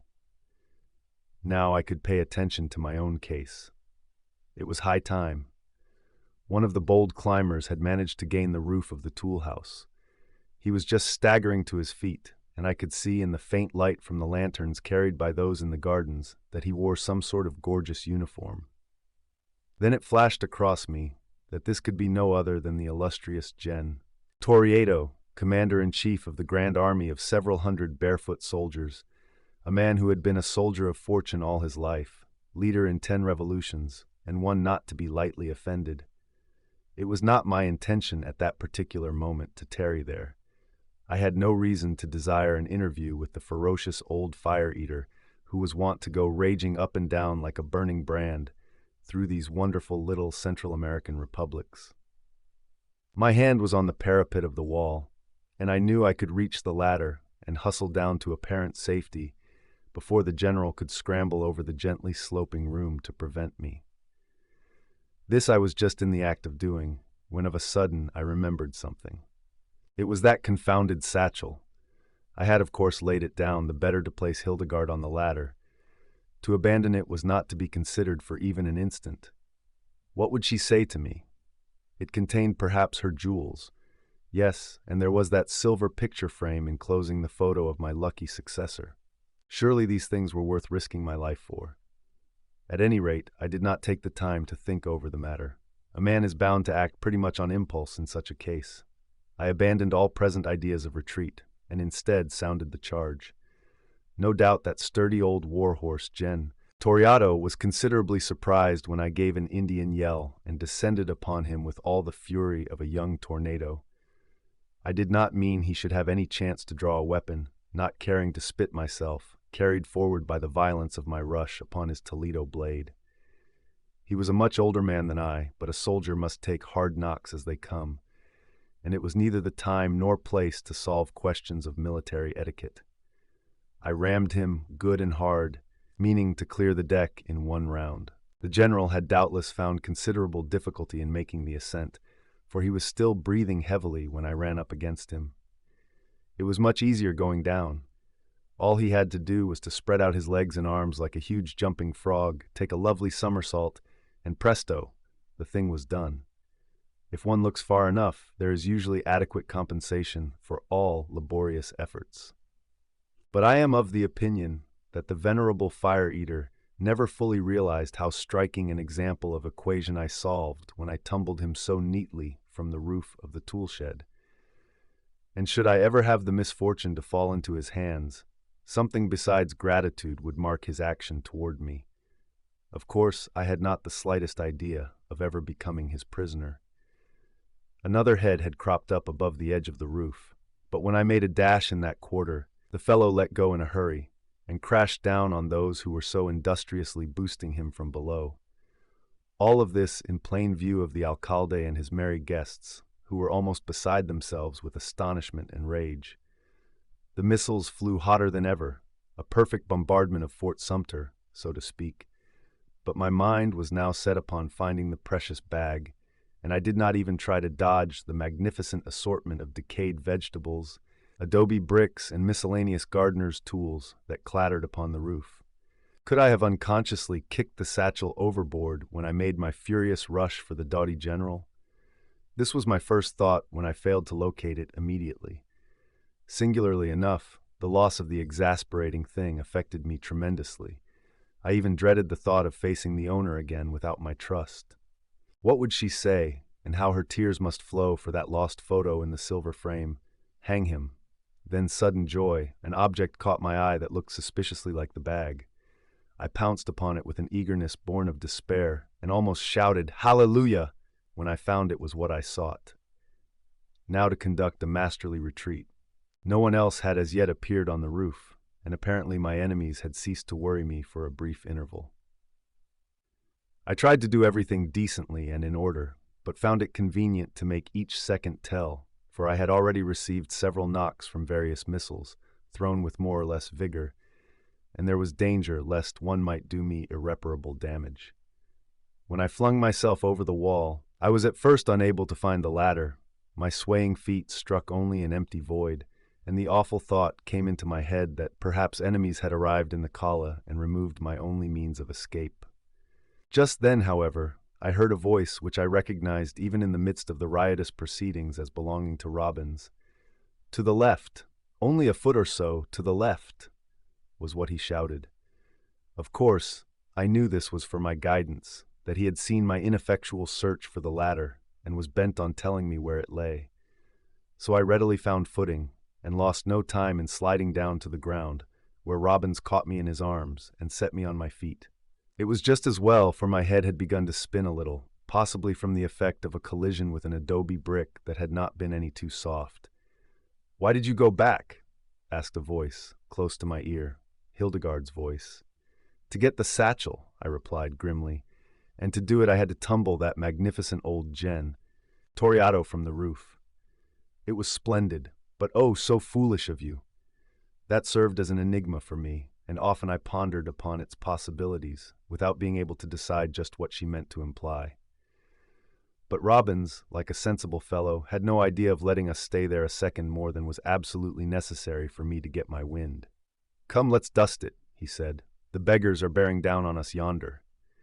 What he said was only actual truth, for a crowd was coming down the calle, uttering all sorts of cries and ready to give us more trouble than we were prepared to face. So we ran. Chapter 10. The Same Fool. I take it that even the bravest of soldiers do not consider that a masterly retreat reflects upon their valor, especially when it can only be avoided by serious consequences. As for Robbins and myself, we hadn't the least scruple about levanting, and our only anxiety lay in the fear that we might not be able to get away speedily enough, for those fellows were swooping down with considerable promptness, and we had those in our charge who could not be expected to run as rapidly as ourselves. I must confess I was pleasantly surprised to see that Carmencita could gallop along like a young fawn, while Hildegarde also proved herself able to accomplish something in that line. So we left the circus behind, for they were still keeping up the delectable chorus over the garden wall in a manner that would have won great praise on the comic opera stage. My one thought now was to cover the acres of ground separating us from the pebbly strand, where the dimpling waters of the Caribbean kissed the shore of Tabasco, one time a republic. The good city of Bolivar would ere long be a very unhealthy place for a fellow of my size. Doubtless, I had been recognized as a Yankee by some of the rabble. Words I had shouted would have betrayed this fact, if nothing else, and there were few enough of my breed in the capital so that my identification would be easy. Truly, the sooner my feet trod the deck of my saucy little vessel, the better for my peace of mind. They have an uncomfortable way of standing a fellow up before a file of barefoot soldiers and against a dead wall in these revolutionary republics, and then trying the case after the execution. And when one considers what wretched shots these fellows are, the fear lest they might miss their mark and require a second volley would be greater than the actual pangs of dissolution. For the moment I had forgotten what Hildegarde had so vehemently declared about ever setting foot on my yacht. Really, there was no other refuge. It was Hobson's choice. If she proved obdurate and ventured to fly in the face of good fortune, we must adopt some other plan, for I was grimly determined she should owe her escape to my much-abused boat. Escape from what? Well, there was the riotous mob back yonder, danger enough in itself. But, going back to the prime cause, escape from what? That reminded me of the fact that as yet I had not the faintest inkling concerning the nature of the peril that menaced her in the house of Bolivar's worthy Alcalde.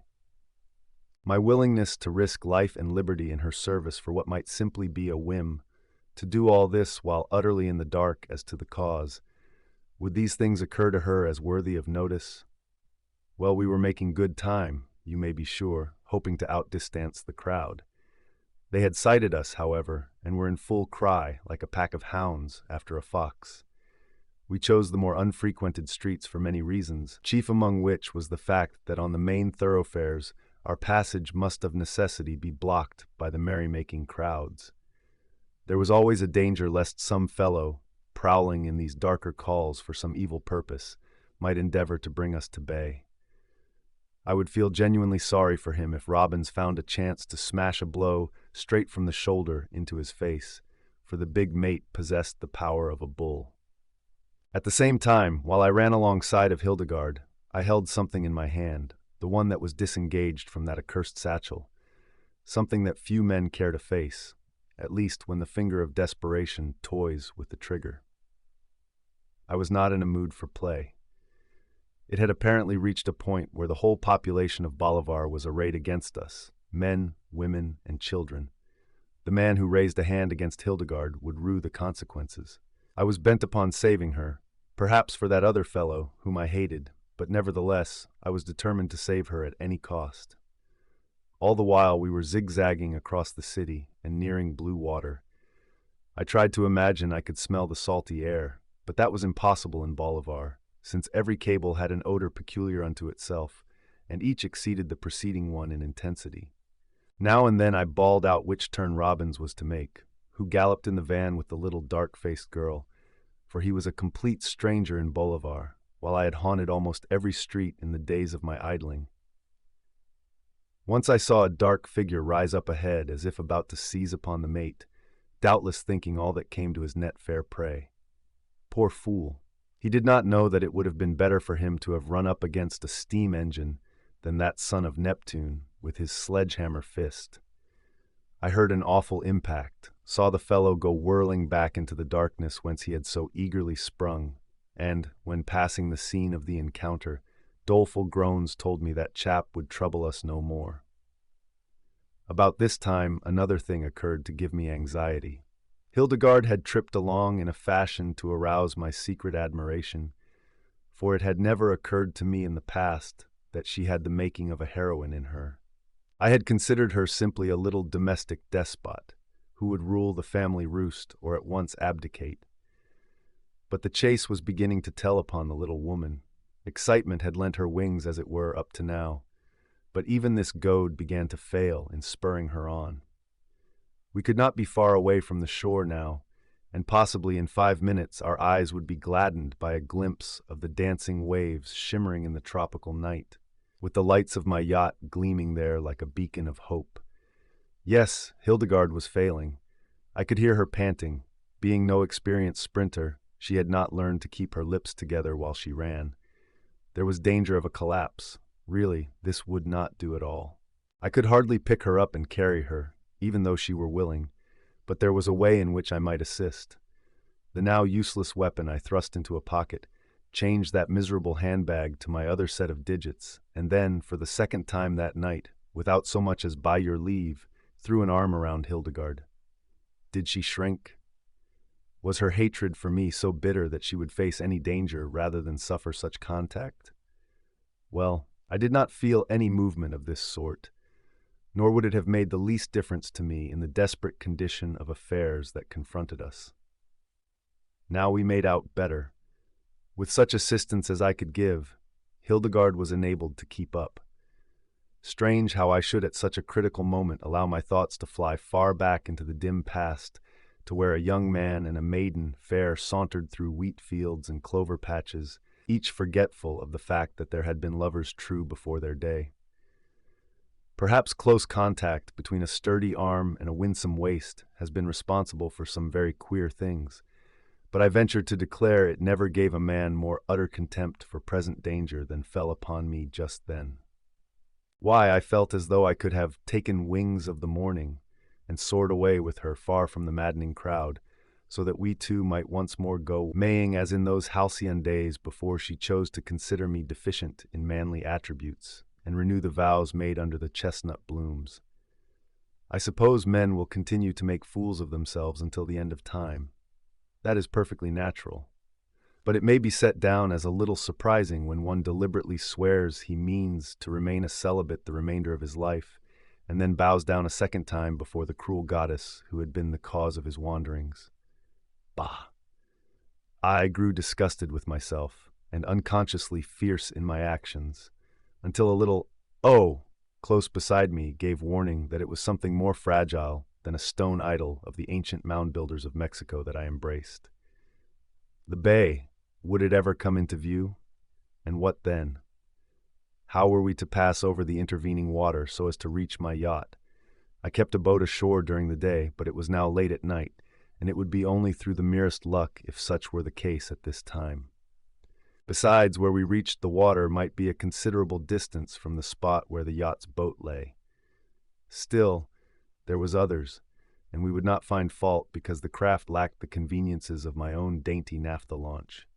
By chance, before we came to the water, we had to cross a lighted street, and intuitively I knew my companion had turned to look at me. Her hood had fallen back, her golden hair was streaming in the wind like Lady Godiva's, and she never looked more distractingly lovely, albeit the terror of this thing had whitened her delicate face, usually aglow with roses, and lent a strange, wild gleam to her blue eyes as she fastened them on me. My first thought was that she was afraid of me because of my fierce eagerness, but when she spoke, I knew I had been in error. "See the blood on my arm, on your face. Oh God, Morgan, you are cruelly hurt," she cried. Chapter 11. A Stern Chase. When Hildegarde cried out in such evident dismay upon discovering that I was bleeding more or less profusely from some miserable cut on the head, my first sensation, strange as it may seem, was one of pleasure. That she should care at all whether I suffered was a singular thing in itself, for people do not usually interest themselves in those for whom they profess to entertain a feeling of scorn that at least borders on hatred. This feeling was only too transitory, a fleeting glimpse, as it were, of that paradise, the doors of which were shut against me forever. Then came the speedy reaction. Of course, it was at the sight of blood she was dismayed. Women seldom can see it without more or less alarm, and besides it had dabbled the side of her dress. My blood shed for her, but alas, shed in vain. It's too bad. I'm sorry it stained your dress. Really, I didn't know I was hurt, I managed to stammer in some confusion, for the sudden change in thought that it was the gown and not my condition which caused her dismay gave me a bad turn. There was not time for further conversation. We had reached the waterfront at last, thank goodness, and now for a change of base. Just as I had pictured in my mind, there was the noble harbor with the little waves shimmering in the soft starlight and lapping the shore with that slumberous murmur so pleasing to the romantic soul. Eagerly I threw my gaze far out upon the bay to where I had last seen my yacht. Her anchorage had not been changed, and her lights were plainly visible. Indeed, it seemed to me she was unusually illuminated. A cry from Robbins drew my attention to another quarter. A steamer in port, arrived after sundown. Sure enough, not a great distance away from the yacht, other lights could be seen, indicating the huge black hulk of a steamer at anchor. Then I was able to give something of a guess as to why the yacht was illuminated. I had been expecting visitors to join me here, and the steamer had arrived in unusually quick time, ahead of her schedule. Those were matters that gave me very little concern just then. A man cannot be expected to take much notice of future social engagements when a noisy pack of enraged citizens is in full cry at his heels. And they were coming along in quite fine style, I assure you, a genuine mob, such as I had read about in stories of Paris under the Reign of Terror, men and women vying with each other in the savage shout of "Muerta los gringos." It was rather thrilling, but decidedly unpleasant, all the same. What we wanted now was a boat, and we needed it badly too. Little we cared what kind of a boat it was, so long as it would comfortably hold the crowd and allow of decent progress through the water. There was none at the exact spot where we burst upon the shore. Hence, it became necessary that we keep up our jog-trot until we met the object of which we were in search. In starting along the waterline, we were careful to head toward the levee, where the business of the port was carried on. Passengers and freight landed from steamers, and where any number of boats of all sizes and descriptions would be found, day and night. On the other hand, had we turned to the left, we might have run less chance of meeting opposition, but all the same, our opportunities for finding a craft would be smaller. At the time Hildegarde cried out upon discovering blood upon her gown, I had hastily withdrawn my supporting arm. Without the assistance I had given her, she made poor progress, indeed, so that I was forced to once more encircle her waist. The mischief had already been done, and it could not be made worse. A shout from Robbins, a shout that gave me sudden pleasure, for it seemed to prophesy good news. I saw him rush forward and bend over some dark object on the beach. It was a boat! Alas! There was no sign of oars or any other propelling power, and without these, what folly to think of going upon the great bay. We could not linger to lament our wretched fortune.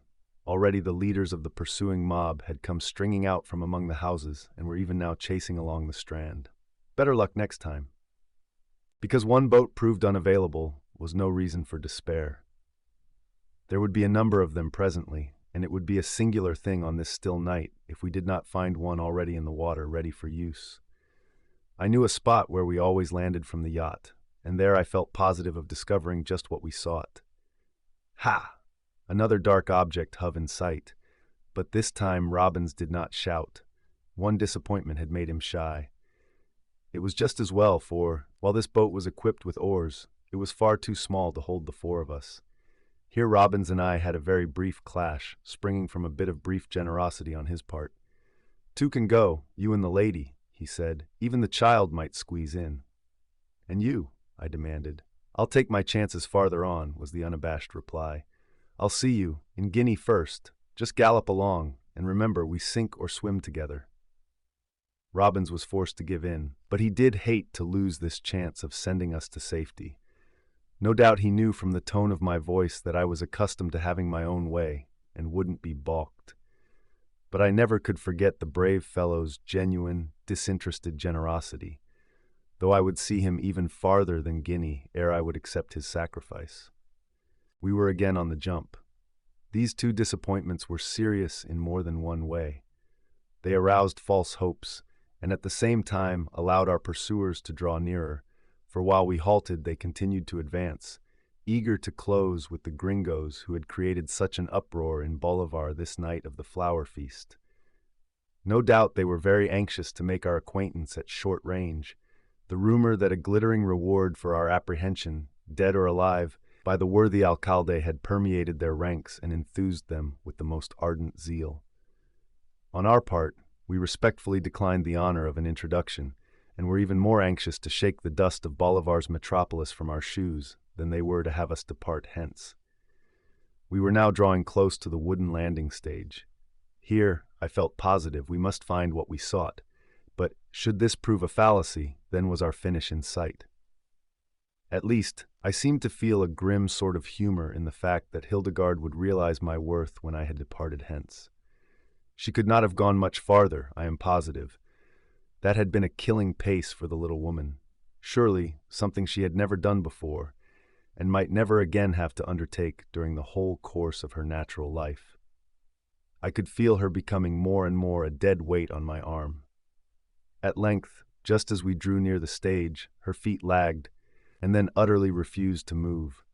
She looked up at me almost piteously, and never shall I forget the expression of her face as I beheld it in the cold starlight. "Leave me! Oh, leave me and save yourself, Morgan," she whispered, having no breath for more. "No, I'll be if I do," I cried, almost savagely, and with that I snatched her up as though she were an infant, and thus laden I pattered out on the landing stage. Already I heard Robbins cheering, and I knew he had struck a bonanza. This renewed my strength, for there is no enchantment in this world equal to newly aroused hope. I had already scented more trouble. Robbins had not found the quay deserted, for I could see several figures besides his out yonder. These I knew to be native boatmen, anxious to find trade, since a steamer had anchored in the harbor. They were, as a rule, rough fellows, eager to earn a reel at any time, but if inclined to be ugly, would make bad customers. When I arrived, I found Robbins already at loggerheads with the fellows. Through Carmencita, he had endeavored to hire one of them to take us to the yacht. Ordinarily, the men would have jumped at the opportunity to earn a fat fee, but they seemed to realize that something out of the usual run was in the wind, and they hung in stays, that is, refused to come about to our way of thinking. Probably their quick ears must have caught what it was their compatriots on the beach were shouting as they ran along, and thus knew of the dazzling reward that had been offered for our apprehension. Really, the case was one that demanded heroic treatment. There were 3 of the boatmen, big, hulking chaps all, and could they delay us only a few minutes, all was lost. I grasped the situation as fully as though it were spread before me in illuminated text, and I knew that promptness alone could save us such a crisis. My first act was to gently deposit my burden upon the planks of the landing stage, after which I laid hold upon the little argument I carried in a back pocket. Robbins was ahead of me.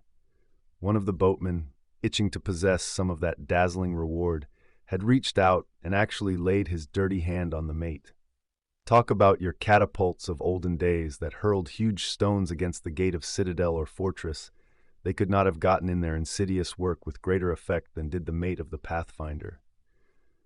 I saw the big boatman suddenly double up after the manner of a hinge.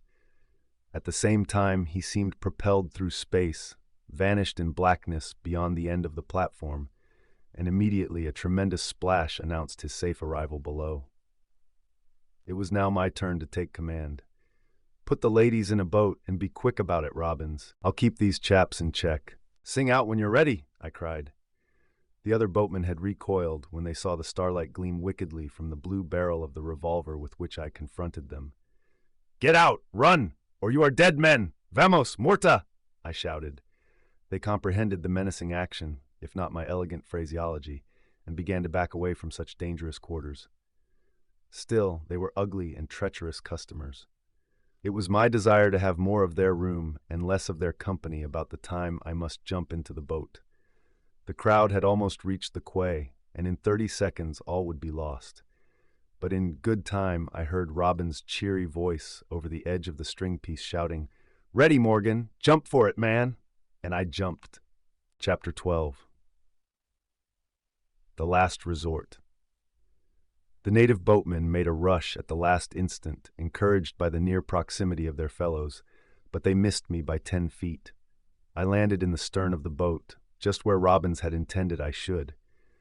He already had the oars in his hands, having severed the painter with his knife, and instantly bent his broad back with a swoop that might have done credit to a champion sculler getting away from the starting line. We moved. Open water appeared between the boat and the landing stage. Thank heaven, we were off. It was too early to crow. There were other boats, and some of those fellows could row even as well as the muscular mate. Still, we had the chance for which we erstwhile so ardently prayed. The affair had now assumed a different phase, and promised to be a water chase. With my yacht in sight, I had great hopes of winning out. Besides, Hildegarde was going on board.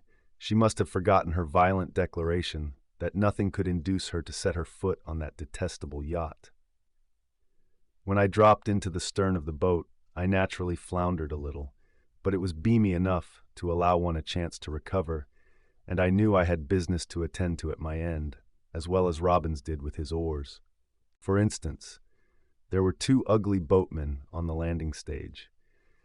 I imagined they would be in just the humor to hurl anything after us they could lay their hands on, and since we were not alone in the boat, it was my business to prevent such a bombardment. As their forms loomed up on the edge of the planks, and I saw one fellow raise his arm to hurl some heavy weight into our boat that might have sunk us, not to mention the chances for mangled limbs, I sent him my compliments instanter. With the flash and the report, both men dropped flat upon the dock, one from fright, the other, I fervently hoped, because he had a bit of hot lead somewhere about his anatomy. When I heard him groaning and uttering a perfect prize collection of swear words, I knew I had pinked the rascal, and my spirits went up accordingly.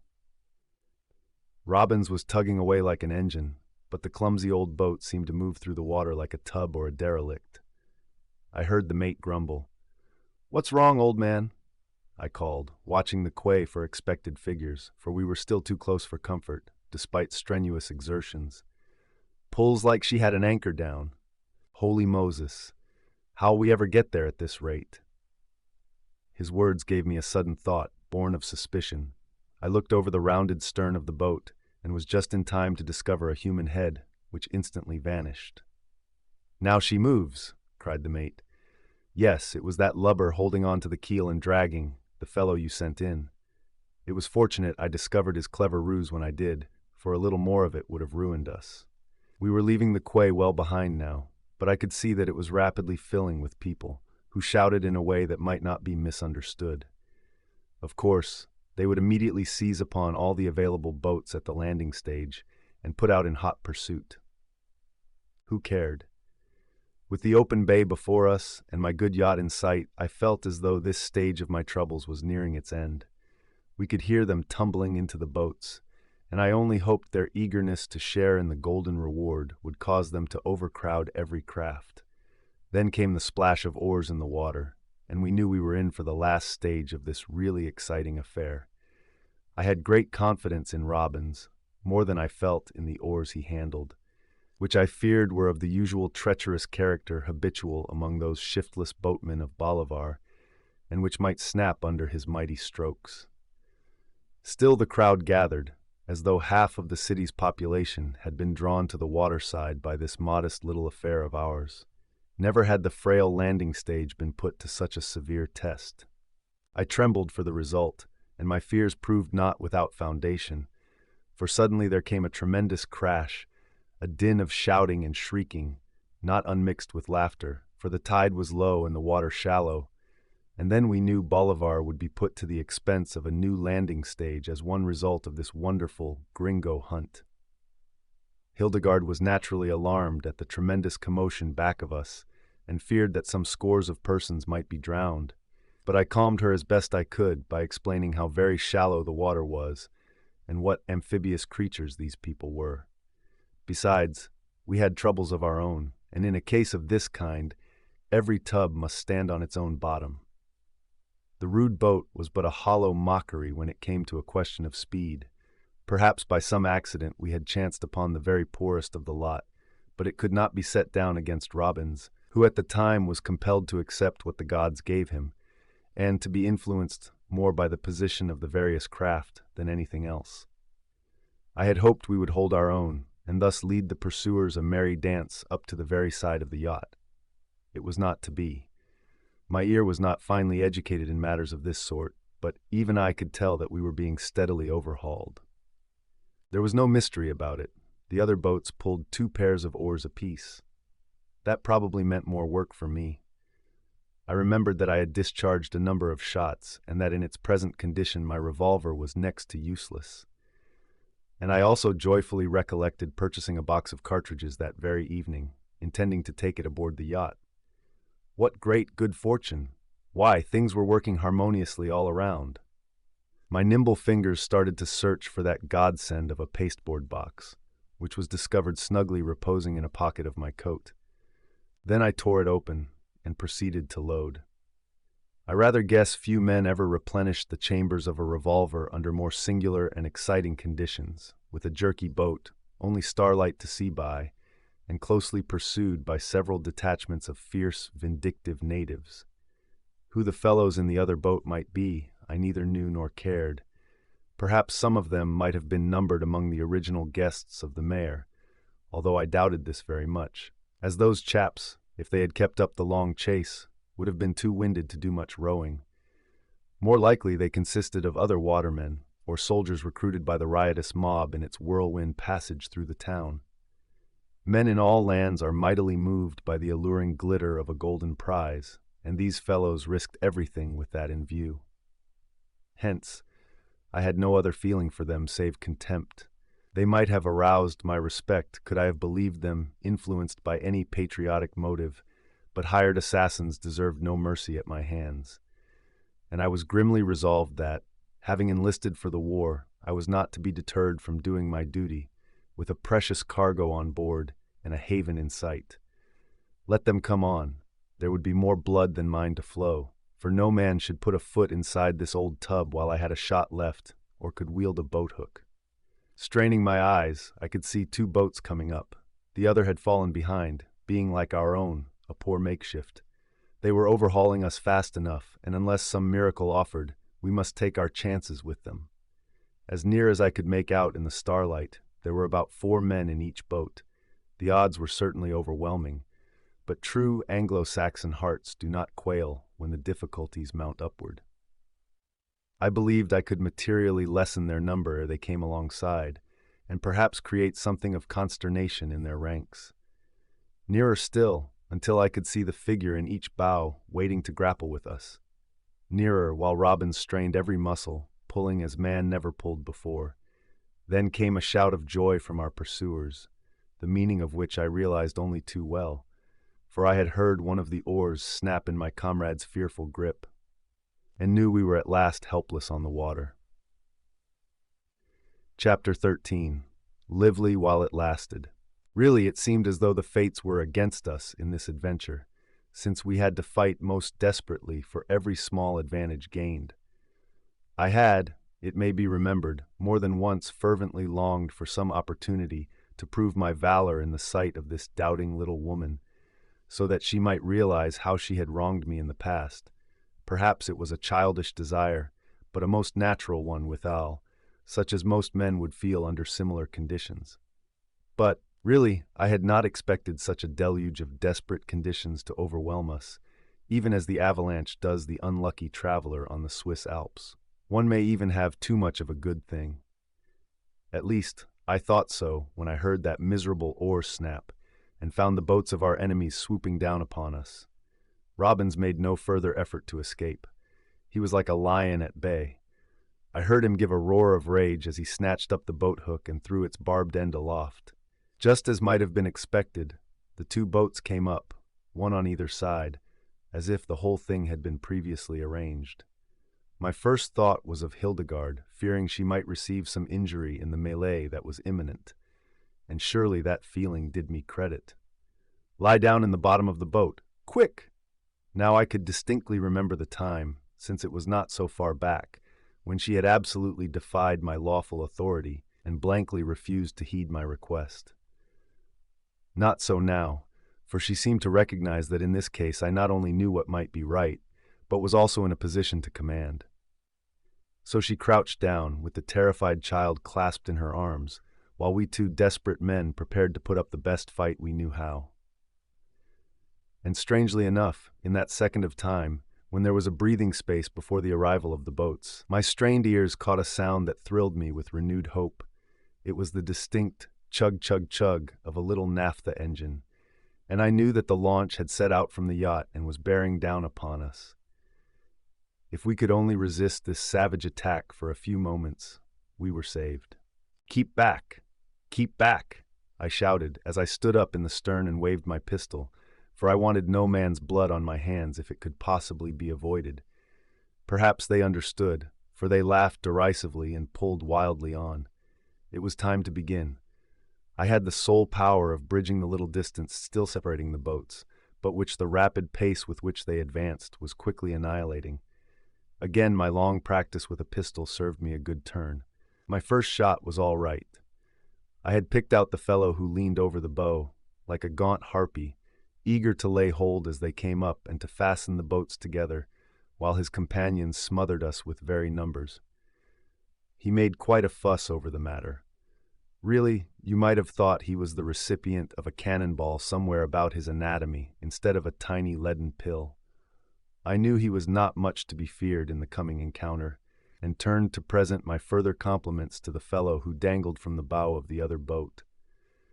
Jove, he had a pistol too, and even as I looked that way, it flashed fire, while the angry bellow rang over the water. How lucky for us that he had never made it his hobby to do target practice some thousands of times like myself, else would the bullet have found better service than to whistle past our ears and go ricocheting over the water beyond. That settled him. I considered him too dangerous an individual to lose sight of. Doubtless, his weapon still contained 5 shots, and if he kept on blazing away in this reckless manner, who could tell but that one bullet might, by some wonderful accident, do us serious damage. Such things have happened. As soon as I had covered this individual, I felt a grim satisfaction, for I knew his name was Dennis, and that he was my game. He proved to be even more averse to taking his medicine than my first patient, for he floundered around in the boat, whooping it up like a wild Yaqui Indian, and threatened to bring the whole outfit to grief. Realizing which, one of the rowers knocked him overboard, and the fellow at the stern dragged him in again, doubtless somewhat cooled by his immersion. Brief though the time had been which was consumed in this little comedy, or tragedy, as you please, it was enough to bring the boats alongside. Robbins saw his chance with the boat hook to keep one of them at arm's length, so to speak. He planted it solidly against the bow of the boat and effectually blocked its progress, while moving our own craft a little. This gave me a chance at the other. There were 3 fellows besides the cripple. They saw me crouching there, waiting like a nemesis for them, and the sight was not at all to their liking. A couple of them began to yelp dismally, like a dog that sees his finish when the irate master draws near, whip in hand. Cowards at heart, they would have fled the spot if given a chance, but the battle was now on, and even rats at bay are to be feared. The third fellow proved to have more sand, for he made a wicked lunge at me with his oar, and only that I threw up my left arm, I must have received a blow on the cranium that, following the first, might have done for me entirely. As it was, I would have a sore arm for some time to come, and might thank my lucky stars that it had not been broken, for he made a vicious blow. Thankful for past favors, I returned him a Roland for his Oliver, for I fired when he was only 5 feet from the muzzle of my pistol, and it did not require target practice then to bring down my bird. Instead of shooting the other 2 howling dervishes in the boat, I bent over, seized an oar from the craft, and then gave the latter a vigorous push that sent it far off. Thus had I, single-handed, gained the mastery over one of the hostile boats. Robbins needed help. He was embroiled in a desperate hand-to-hand struggle with the other chaps. Probably they had seized upon his boat hook and drawn alongside in that way. I do not know just how it was done, but when I turned, after my successful little crusade, I found the whole three were reaching out for the mate and threatening to come aboard. The captured oar was in my hands, and surely I knew only too well what misery it was capable of producing when properly applied. My stout ashen weapon, as I expected, served to create a diversion among the ranks of the enemy. The first man who sampled its qualities went down in the bottom of the boat in a heap, to mingle his groans and swear words with the fellow who sat wildly feeling here and there over the whole surface of his anatomy, endeavoring to discover where my bullet had lodged. I think there must have been magic in the ashen blade. It seemed to so promptly cure the maniac qualities of all to whom it was applied, so that they underwent an instantaneous change and became almost angels. That left two. Surely we could manage them. Robbins was giving one some severe treatment when I turned my batteries on the remaining chap. This time I merely planted the end of my oar against the pit of his stomach, and then applied some strength in a sudden shove. He staggered back, tripped over a thwart, or the two moaning fellows in the bottom of the boat, and measured his length there with a most ominous crash. So successful had been this method of attack that I persisted in applying it. When you have a good thing, it is wise to push it along. I managed this time to get the oar against the side of the boat, upon which I worked with such earnestness of purpose that it was pushed away from the craft we occupied. And this brought about another unlucky contretemps for the enemy. Robbins had a grip on the last of them, and seemed loath to let go until he found he was dragging the chap over the side. Then, when he did release his clutch, the fellow, having no hold on either boat, fell between them into the tide. This was the last of the Mohicans. The coast seemed clear, though the third boat, heavily laden, was coming up with a rush.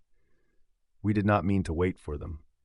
For my part, I had had quite enough of the scramble, and longed to rest my aching head on a pillow. At once I passed the captured oar into Robin's hands, and he dropped back into his seat. Then, as we began to move again, I noticed the crouching figures in the bottom of the boat, and my heart filled with pity. I cried, "Have no further fear, Hildegarde. We are safe." Chapter 14. Hildegarde Embarks.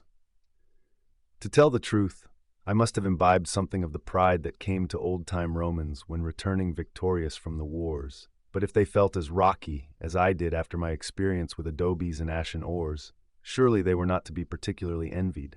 It is always a great satisfaction to win out. Success causes us to forget for the time being the bruised head and weary frame. A generous glow suffuses the heart, and we puff out with a feeling of consequence. I had done enough to be pardoned for some such weakness, and she, Hildegarde, had seen it all. Did she think me a coward now, a vain boaster who would flee before a shadow? Well, I guess not. At least there was reason to believe I had vindicated my right to be called a man. The third boat still pursued us, but in a half-hearted way, for they had discovered what an earthquake had overwhelmed the others, and experienced a change of opinion regarding the desirability of getting to close quarters. Besides, Robbins was pulling steadily, and at every stroke our craft was pushed a length ahead. I looked around. There upon the water I saw a rapidly approaching object, a boat with a lantern in it, a boat that coughed intermittently as it bore down upon us. I knew that sound well. Had I not explored creeks and lagoons in Florida, up the Amazon, and even along the Nile in that same little launch? The chaps back of us were still keeping up more or less of a racket, but distance was already mellowing the sound, and I knew I could make myself heard. So I bellowed out, using my hands in lieu of a foghorn, "Ahoy, Wagner! Cummings, this way!" Just as I expected, there was an immediate and cheery response, and the launch bore down upon us. The pursuers had given it up, perhaps believed that with reinforcements at hand we might turn the tables and chase them, or it might be more worthy motives caused them to go back and assist their demoralized comrades. I cared not a picayune what the motive, so long as we were rid of the fellows. Hildegarde once more sat upon a thwart. Her arm was around Carmencita, and, though unable to account for the fact, I could see that she was awaiting events with her nerves at the highest tension. Strange if, after all I had done, she held that old grudge against me still, and allowed it to make the acceptance of a temporary shelter on board my yacht a painful necessity. I could not quite discharge these bitter thoughts that insisted upon crowding upon me. The launch bore around and came up alongside our clumsy craft. I was never more glad to grasp hold of it. Carl Wagner, with another, was aboard, the stout engineer, I think it was. Their departure had been in such haste, they had not waited for more recruits. "Let me help you in, Hildegarde," I said, quietly, and withal not able to avoid a little tenderness in my voice, for she had been so sadly frightened during the battle on the water, I felt genuinely sorry for her. She did not refuse, and actually gave me her hand, so that I might help her. Perhaps it was the blow I had so recently received that made me feel so dizzy just then. Surely, the touch of a hand could not set my heart to beating so madly that the blood went rushing to my head, and after all, I had vowed about bitter feelings, hatred, and such things in general toward womankind, and this little despot in particular. Robbins quickly swung the little girl into the launch, and then we followed suit. The boat was left adrift. As I lounged there, regardless of the fact that my precious blood might be soiling the cushions, it all seemed very like a fantastic dream, the rapid events of this night. True, Old Bolivar was in an uproar because of our bold work, and doubtless the worthy Alcalde was marshalling his little army with the intention of seeking our capture, so that we might be forced to pay heavily for our fun. Bah! We could afford to laugh at all the alcaldes in Bolivar, or any other Central American republic, once our feet had pressed the deck of the yacht. Long before he could embark with his arms, we would have steam up and be leaving the harbor with the sea before us. Another thing came to me, and I was really surprised to see how much genuine pleasure it brought in its train.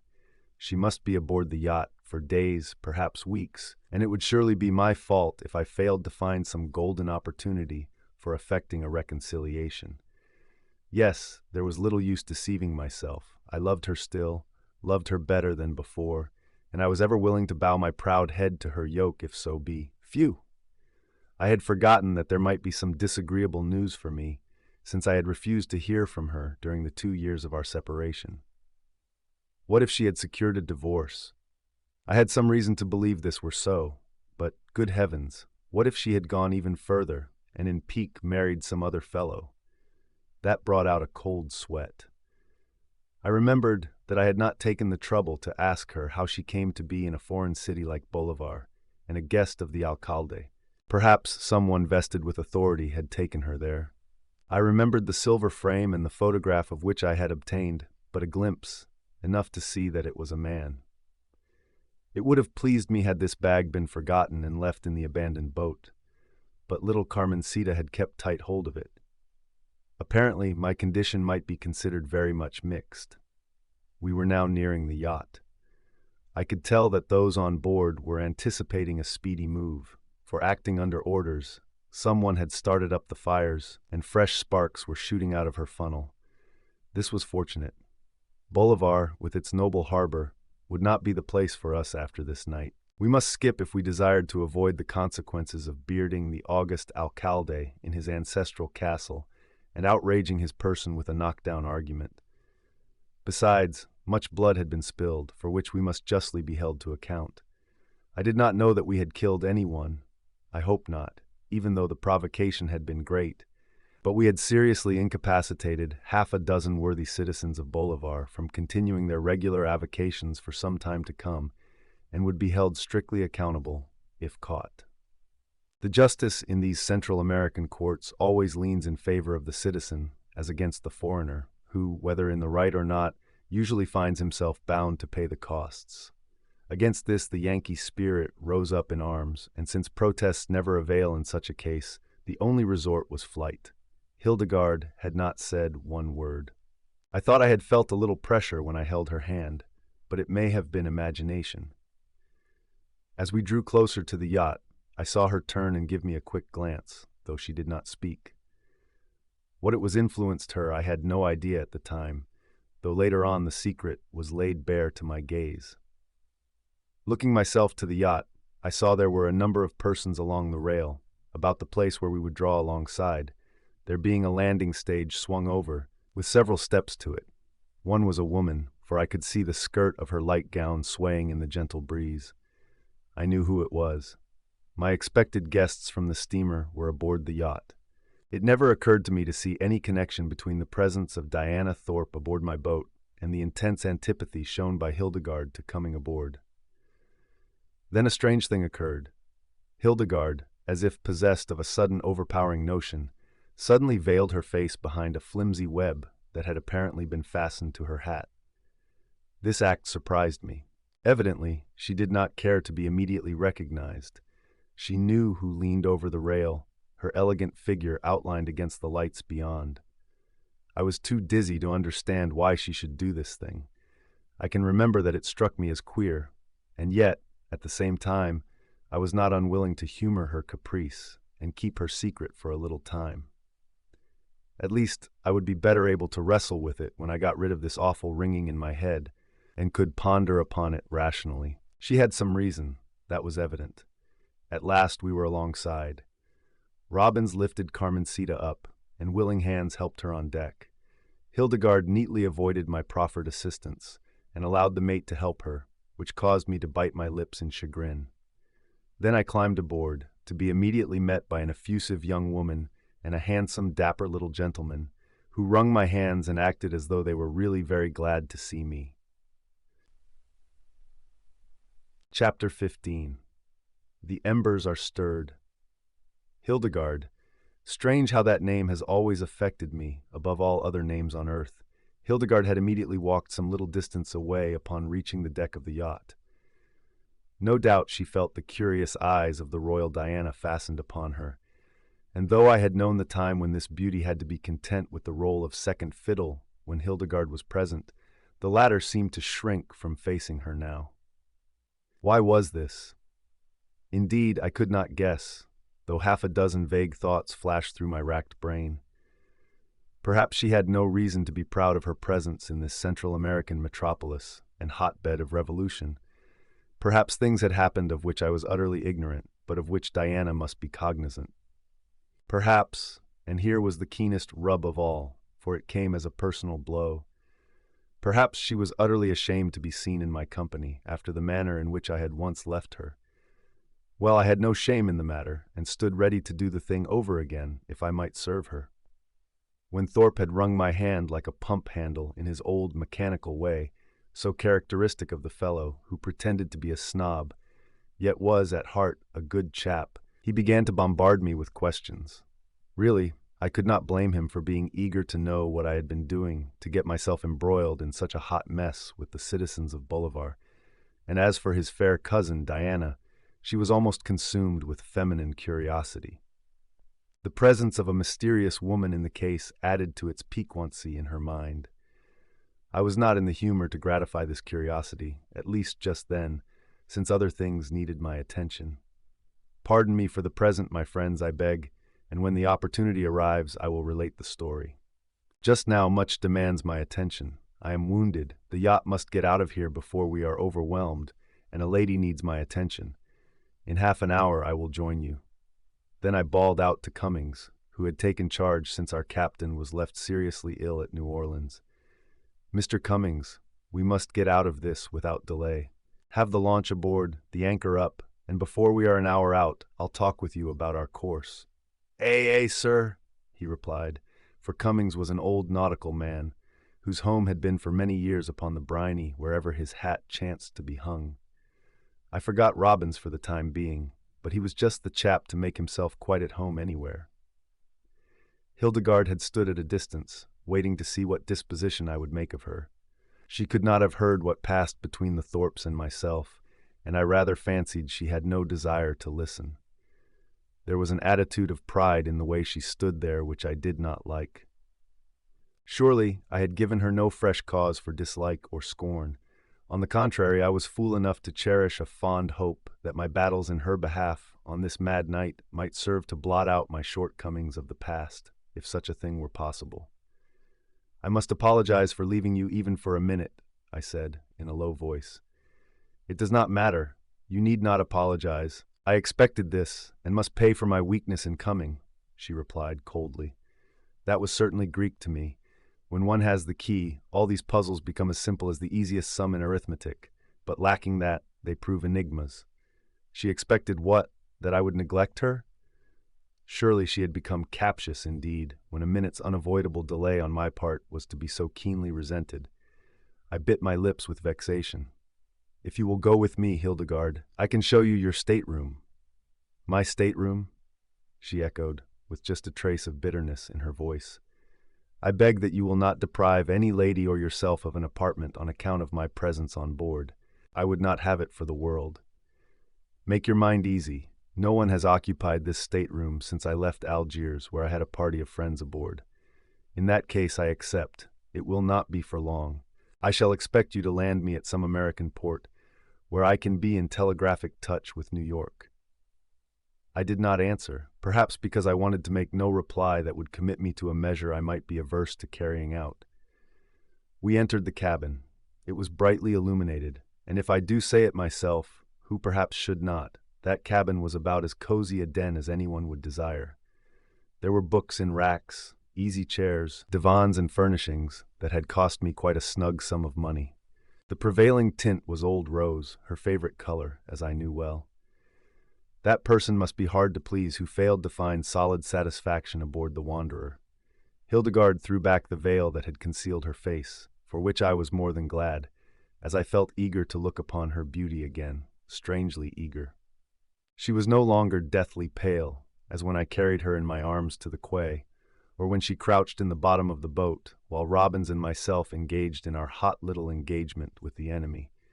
Instead, a glow was in her cheeks, a sparkle in her eyes, and though the chase had loosened her golden hair, I never saw her look so distractedly charming as at that moment. She glanced around, and a wave of color passed over her brow. Then I knew she had recognized the choice I had made in the prevailing tint of the hangings, with the full knowledge that it had been her favorite. Slowly her eyes traveled around, even the pictures not escaping her scrutiny. I heard her give a sigh, as of relief. Good heavens! Could it be possible she had been under the impression I kept such bachelor quarters aboard that my yacht was not a fit place for a lady? Would that account for her aversion to the thought of coming aboard? It seemed almost incredible. Surely she should know my tastes of old, and that no matter what my weakness might be, it did not run in the line of debauchery. Then she turned to me, and I saw an expression of genuine anxiety sweep over her face. "Oh, you are wounded. You look terrible. It must be seen to. How can I forgive myself for thinking as I did when you have been in such peril for me? Please go to as little trouble as you can for me. Show me my room, and I will bother you no more tonight. It is all so unfortunate, so wretched, that I am almost sorry I sent that note." "Well, I am not," I said firmly, "but I must present a very disagreeable sight to anyone's eyes. We have no maid aboard, unfortunately, so I have to do the honors myself. This is your room, Hildegarde." I opened the door. The little cubbyhole did look rather alluring, I am bound to confess, and it quite pleased Hildegarde, who could not suppress an ejaculation of pleasure. "Will it do?" I asked humbly. She must never know what strange thoughts used to haunt me whenever I shut myself in that particular little stateroom and endeavored to imagine her there, and how more than once I had even been unmanly enough to shed a few tears over the dismal prospect of such a strange event ever happening to take myself sternly to task afterward about it.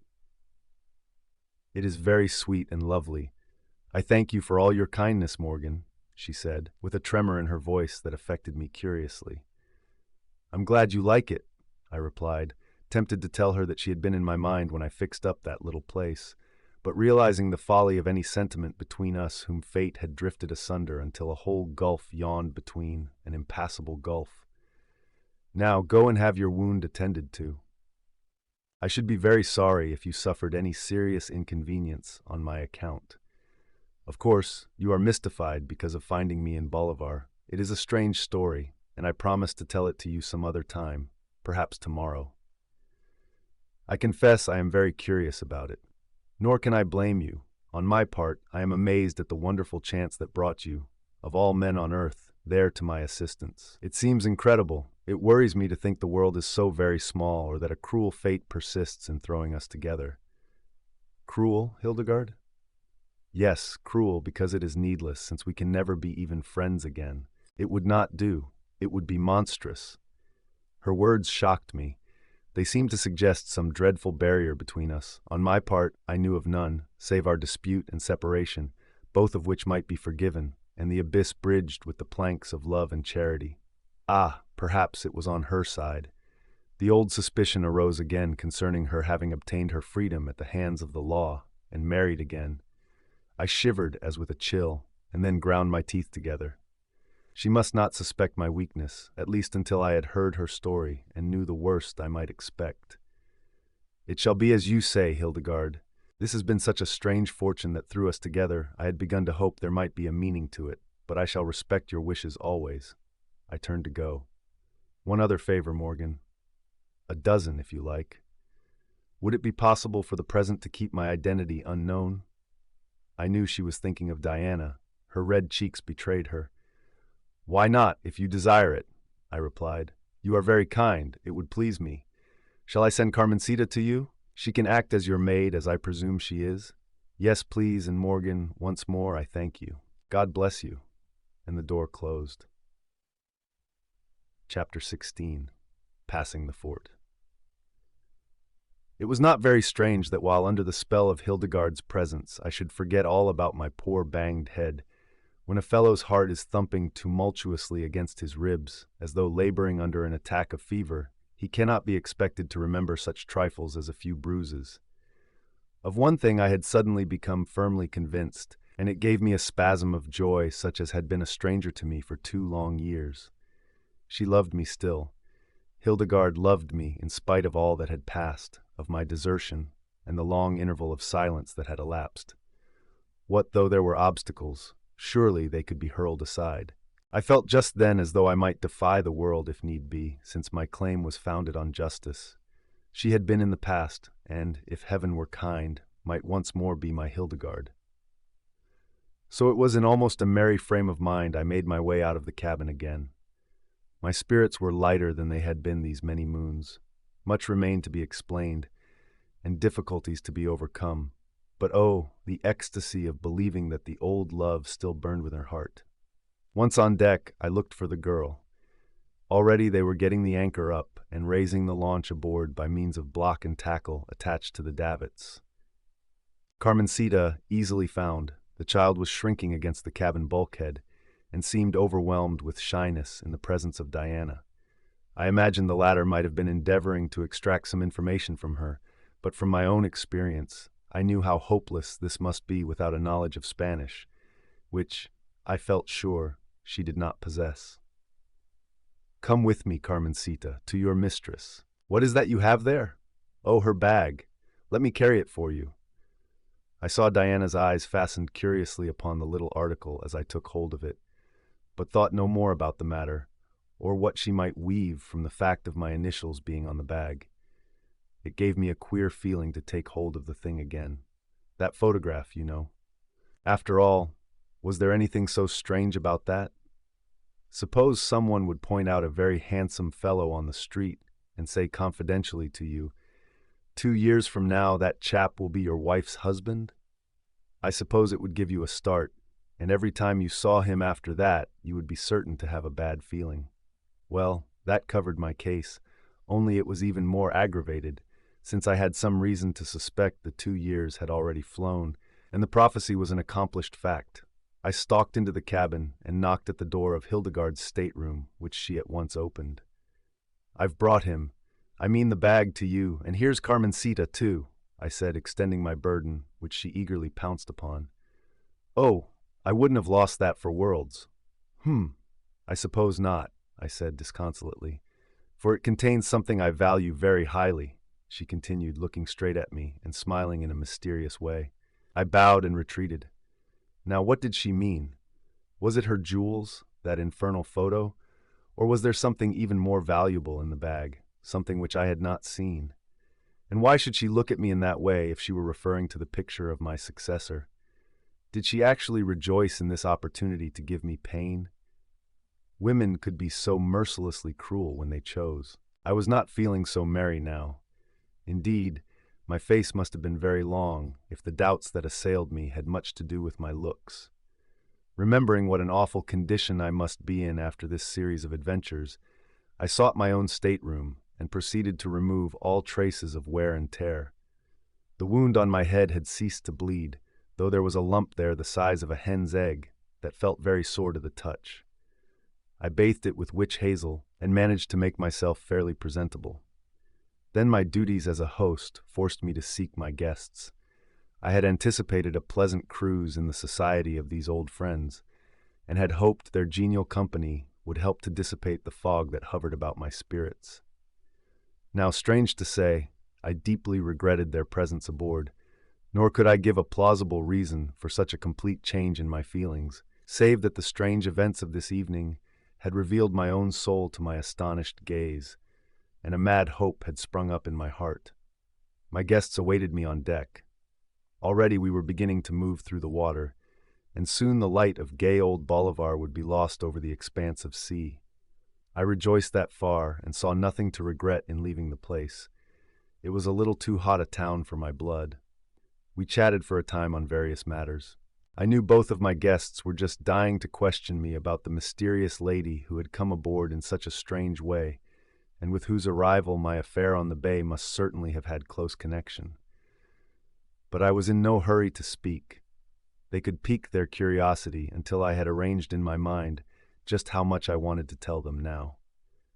One thing I meant to keep quiet, remembering my promise to Hildegarde, and this concerned her identity. I really enjoyed having a secret from Diana, usually so quick to read the meaning of all signs, and mentally pictured her astonishment when, later, she would learn who my passenger was. Finally, she demanded that I redeem my promise and tell what brought me into conflict with the people of Bolivar. Just then the steward came to tell me the little repast I had ordered was ready in the cabin, so I insisted that they go in. Afterward, while we sit on deck and we gentlemen have the privilege of a good cigar, I promise to a tale unfold that will harrow up your soul and make your blood run cold. With that promise, they had to be content. I knew Hildegarde would not join us. She had said as much, and the steward could serve her later with anything she might wish. We did not tarry long at the table. Gustavus Thorpe was the only one who seemed to have any appetite, and nothing ever appeared to disturb his equanimity. Diana was her old self. Marriage with her cousin had not changed her merry flow of spirits an iota, and I wondered whether constant association with so gay a creature would thaw out the icicle any. Despite his foppish ways, Gustavus was a good fellow. I had seen him dead in earnest a few times, and once when we were sore beset by a mob of fanatics in Tehera, Persia, he did yeoman work with those lily-white hands that ordinarily seemed only fit to twist the ends of his straw-colored mustache or hold a monocle up to his left optic. Then we once more went on deck. "Excuse me for 5 minutes," I said. "Certainly, my dear boy," answered Thorpe, while Diana, more vicious, said, "Don't let her keep you any longer than that, Morgan. Remember, I am dying from curiosity." "Ah, but in this case it is a man, the friend who came aboard with me, Milos Robbins, with whom I once sailed, and whom I met by the rarest accident this very night." I reproached myself for having neglected him so long, but I found he had made himself at home on board, as seamen will. "Come, you don't belong in here with the men. Your place is with us. I told you I had a position in my eye for you. Tomorrow I am going to offer you charge of this yacht. My captain was left sick at New Orleans, and I'm bound to have no other than you. Not a word of refusal, Milos. We are old comrades, and this pleases me more than I can tell you." He took my hand and squeezed it. "God bless you, Morgan. There's no one I'd sooner serve, but this sort of cruising is hardly in my line. I'm at home on any sailing craft, from an old hooker to the finest clipper that ever plowed the seas.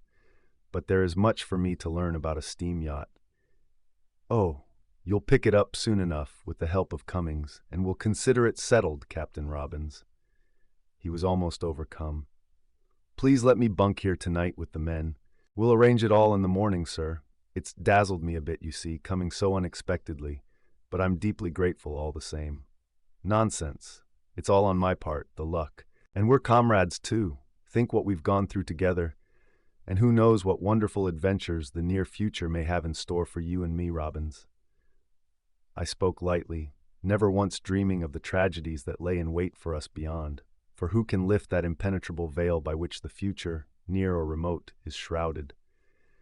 As it was his wish, and I saw no good reason for insisting on his changing quarters until we had arranged our plans definitely in the morning, I left him there and once more sought the company of my two guests. The fresh sea air was invigorating, indeed, as we began to leave the harbor and strike for the open. "Look there!" exclaimed Gustavus, pointing to the headland we were passing. There was a sudden flash of light, and presently we heard a deep boom. "They're firing upon us!" cried Diana, excited. "Yes, but there is no danger whatever. Those fellows couldn't hit a mountain." I heard the ball strike away behind, and in a short time we'll be entirely out of range. "How very exciting to be under fire," said Diana, as a second shot rolled over the water. Then the lights went out temporarily aboard, and the firing ceased, since the gunners knew not where to aim. "That episode is concluded," remarked the lady, and I really believe she was sorry.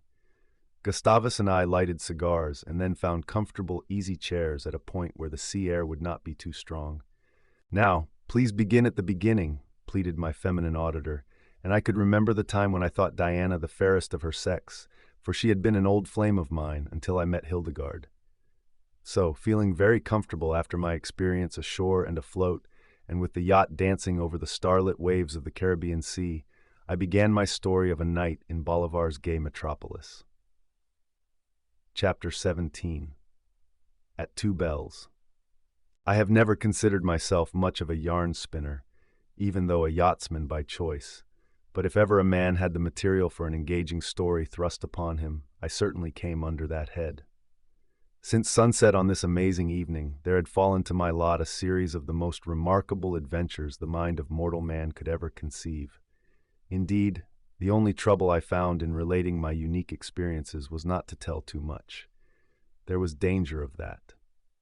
Diana's curiosity was keenly whetted.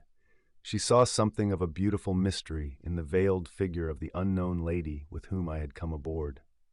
Perhaps there was an indefinite something about her carriage that suggested vague familiarity, which she could not for the life of her place. On my part, I was grimly determined to give her no satisfaction.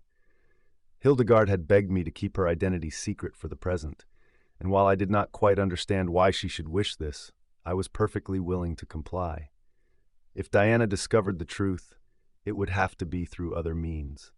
Hence, in telling of my adventures, I carefully avoided all reference to the lady, save as the señora who was in trouble, and whom Robbins and myself had assisted to escape from those who detained her against her will. In accomplishing this result, I had to run the gamut of her questions, and I am afraid yarn a little. But really, she had no business to be so importunate, and concern herself so materially about my affairs. She laughingly declared that the fact of her having once been an old flame of mine, and now a dignified matron, heaven save the mark, should entitle her to some consideration, and account in a measure for the deep interest she took in my welfare. Luckily I was feeling all right, save for a symptom of swelled head, which, under the circumstances, was allowable. Indeed, I could even look back over the events of the night with more or less complacency, believing that I had borne myself well. There is an indescribable charm in thus reviewing stormy events when seated in a comfortable chair with a prime weed between one's teeth. No wonder old soldiers take such keen pleasure in fighting their battles over again. Diana was plainly not satisfied. She seemed to realize that I was purposely withholding some point that had a material bearing on the story.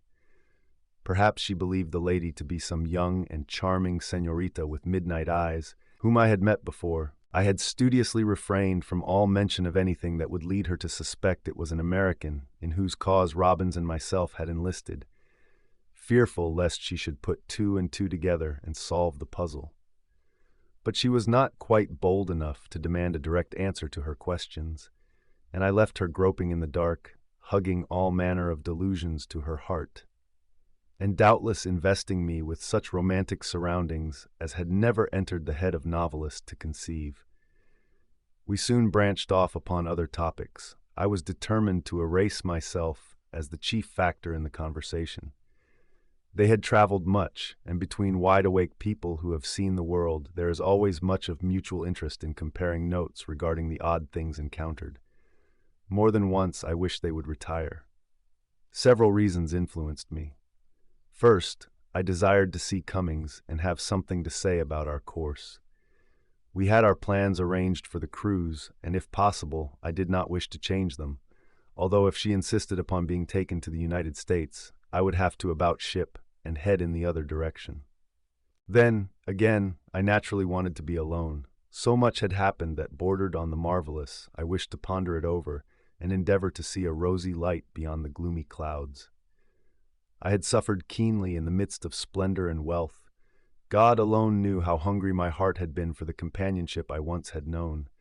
And now, as if heaven sent, she had once more risen upon my horizon. I had touched her hand, I crushed her in my arms, fought like a warrior to defend her against enemies, and I wanted to be alone in order to dream of this wonderful thing that almost intoxicated me with its possibilities of greatest bliss. Finally, Diana took the hint and declared I had not overcome some of my old-time bearish ways, for I had become dull and stupid. One could take anything from this bright butterfly with the gilded wings, and I only pleaded extreme exhaustion in extenuation of my shortcomings. So they left me. I often look back to that night and remember how they went away laughing, with their arms around each other, for even the lordly Gustavus was very fond of his lively, handsome wife, though both had been sad flirts in their day. They had been married much longer than a year, but being constantly on the go, like the busy bee, sipping honey from each flower as they went, they declared they were still on their bridal tour and enjoying their honeymoon. Yes, I often think of them as I saw them that night, happy as children, knowing no harassing care, content to accept the bountiful favors an indulgent fortune threw in their way, and perfectly unconscious of any impending peril. When I had talked a while with Cummings, and told him about my wishes respecting our course, and what I intended doing for my old friend and shipmate of the Pathfinder, I took a few turns on the deck. We were now far out on the heaving bosom of the Caribbean Sea. Not a light could be seen in the quarter where, as I knew, Bolivar lay, for many miles stretched between us and that treacherous shore. Surely I had endured enough to fatigue my body and induce sleep. That was just the trouble, for while my frame was sore and weary, my mind was as keen-set and full of vigor as that of a lawyer ready to begin his plea to judge and jury. No use then for me to lie down in my little den and try to conjure sleep, with Hildegarde so near, and my heart in my throat, as it were. Another cigar in that comfortable chair. If slumber overtook me under the awning, what odds? I had passed more than one hot night in the region of the Malacca Straits and Singapore, sleeping on deck. Besides, I wanted to think. Several hours passed, and there I still lounged, puffing drowsily at my fourth cigar, while the prominent events of the past 2 years were hurriedly recalled. Thus I was sitting when 2 bells struck. My cigar had gone out and fallen to the deck, and I had about reached the point where the mind begins to yield the battle with the sleep god, when something like a sigh caught my ear, a sigh accompanied by a rustle of garments, and as I detected the presence of a delicate perfume I knew only too well her favorite, I raised my head and discovered a figure leaning over the rail of the yacht close by. Chapter 18. The Mockery of Fate. It did not require more than that one glance to declare the identity of this figure. It was Hildegarde. She stood not more than 6 feet away. My back was toward her, and as the space under the canopy could not boast of any too much light, evidently she had no suspicion of my presence. I did not move at once, but sat there feasting my eyes upon her. She looked over the sea. Somewhere in that direction lay the tropical land of Bolivar, whence we had just sailed. Did she know that? Was her gaze bent in that quarter with anything like regret? Could she have left anyone there about whom she felt concern? That sigh, was it meant for grief or satisfaction?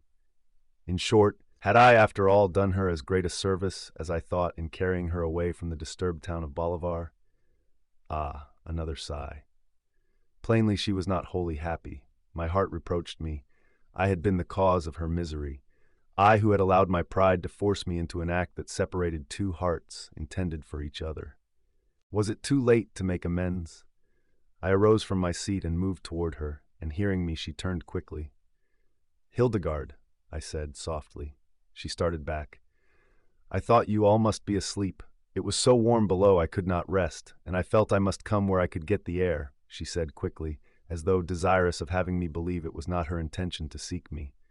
"I am glad you did. I had quite made up my mind to doze here in a chair. It is very pleasant, but the sea air grows cool, and you have no wrap. Let me get you something." Without waiting to hear her reply, I darted into the cabin. One of the first things that caught my eye was a delicate pink thing in zephyr wool. Diana had tossed it aside when entering. It would just fill the bill. I snatched it up and ran out. The prospect of a tete-a-tete with Hildegarde affected me strangely. I was even weak with excitement and hope. Who could tell what it might not bring forth? I resolved to be very considerate, yet seek for light regarding her presence in Bolivar. There was one ghost I wanted laid before throwing myself on her mercy. When I reached her again, she was sitting in the chair I had just vacated, which I took to be a favorable symptom. At least she would not permit her hatred for me to stand in the way of a little talk that might clear the air. I placed the light wrap about her, wondering meanwhile why she shivered. "You have already taken cold," I said. "Oh no, it was not that," she replied. "Then it must have been my touch. Was it so very repulsive?" I thought in dismay. Dolt that I was not to see the fault lay in the soft, clinging thing I had thrown around her shoulders, that she shuddered because she seemed to guess intuitively it belonged to Diana. But in such matters men are usually so very stupid. I stood there leaning against the rail because it pleased me to look upon her thus, and perhaps she would not care to have me sit down beside her. An awkward silence followed. "Why do you not smoke, Morgan?" she asked. Even a little thing like that pleased me. She had not forgotten that I had always been devoted to the weed. I hastened to assure her that I had no desire to indulge, since I had been smoking nearly the whole evening. How could I break the ice? How ask her to tell me what she had promised? The story of her coming to this region of the world. What a strange position to be in. 3 feet from me sat the woman I loved, the woman whom the law had given to me for my own, and whom I had called by the sacred name of wife. Yet I dared not put out a hand to touch her any more than if she were the veriest stranger. Secretly I chafed and fretted at the chains that held me, and in my heart I groaned.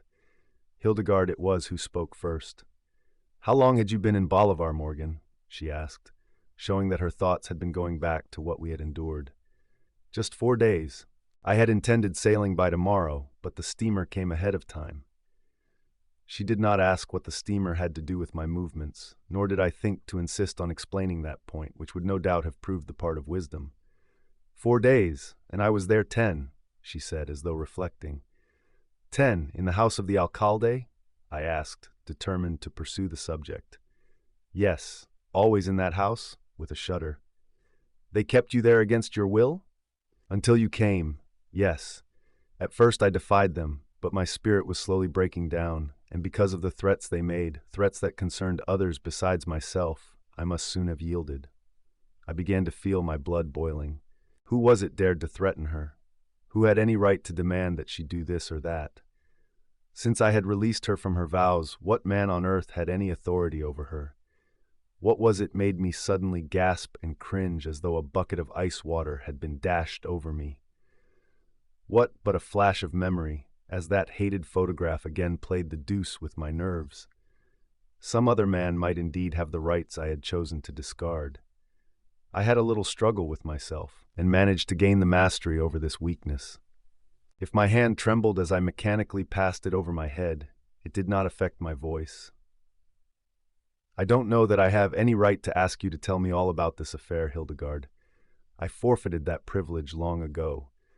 But you must understand that I have done what I could while utterly in the dark, and if you think it worthwhile to enlighten me, I should be glad to hear the solution of the mystery, and equally glad to go to any length to serve you further." That was not a speech from the heart, but rather one dictated by reason and prudence. Pride was not yet dead. I could not let her know that I loved her more madly than in the days of our courtship, loved her as might a man who had suffered all the pangs of outrageous fortune, always like his sex, loath to find the cause in himself. No, I would not demean myself to tell her what a wretch I had discovered myself to be, and how my heart hungered for her, until I knew whether some other man stood between us.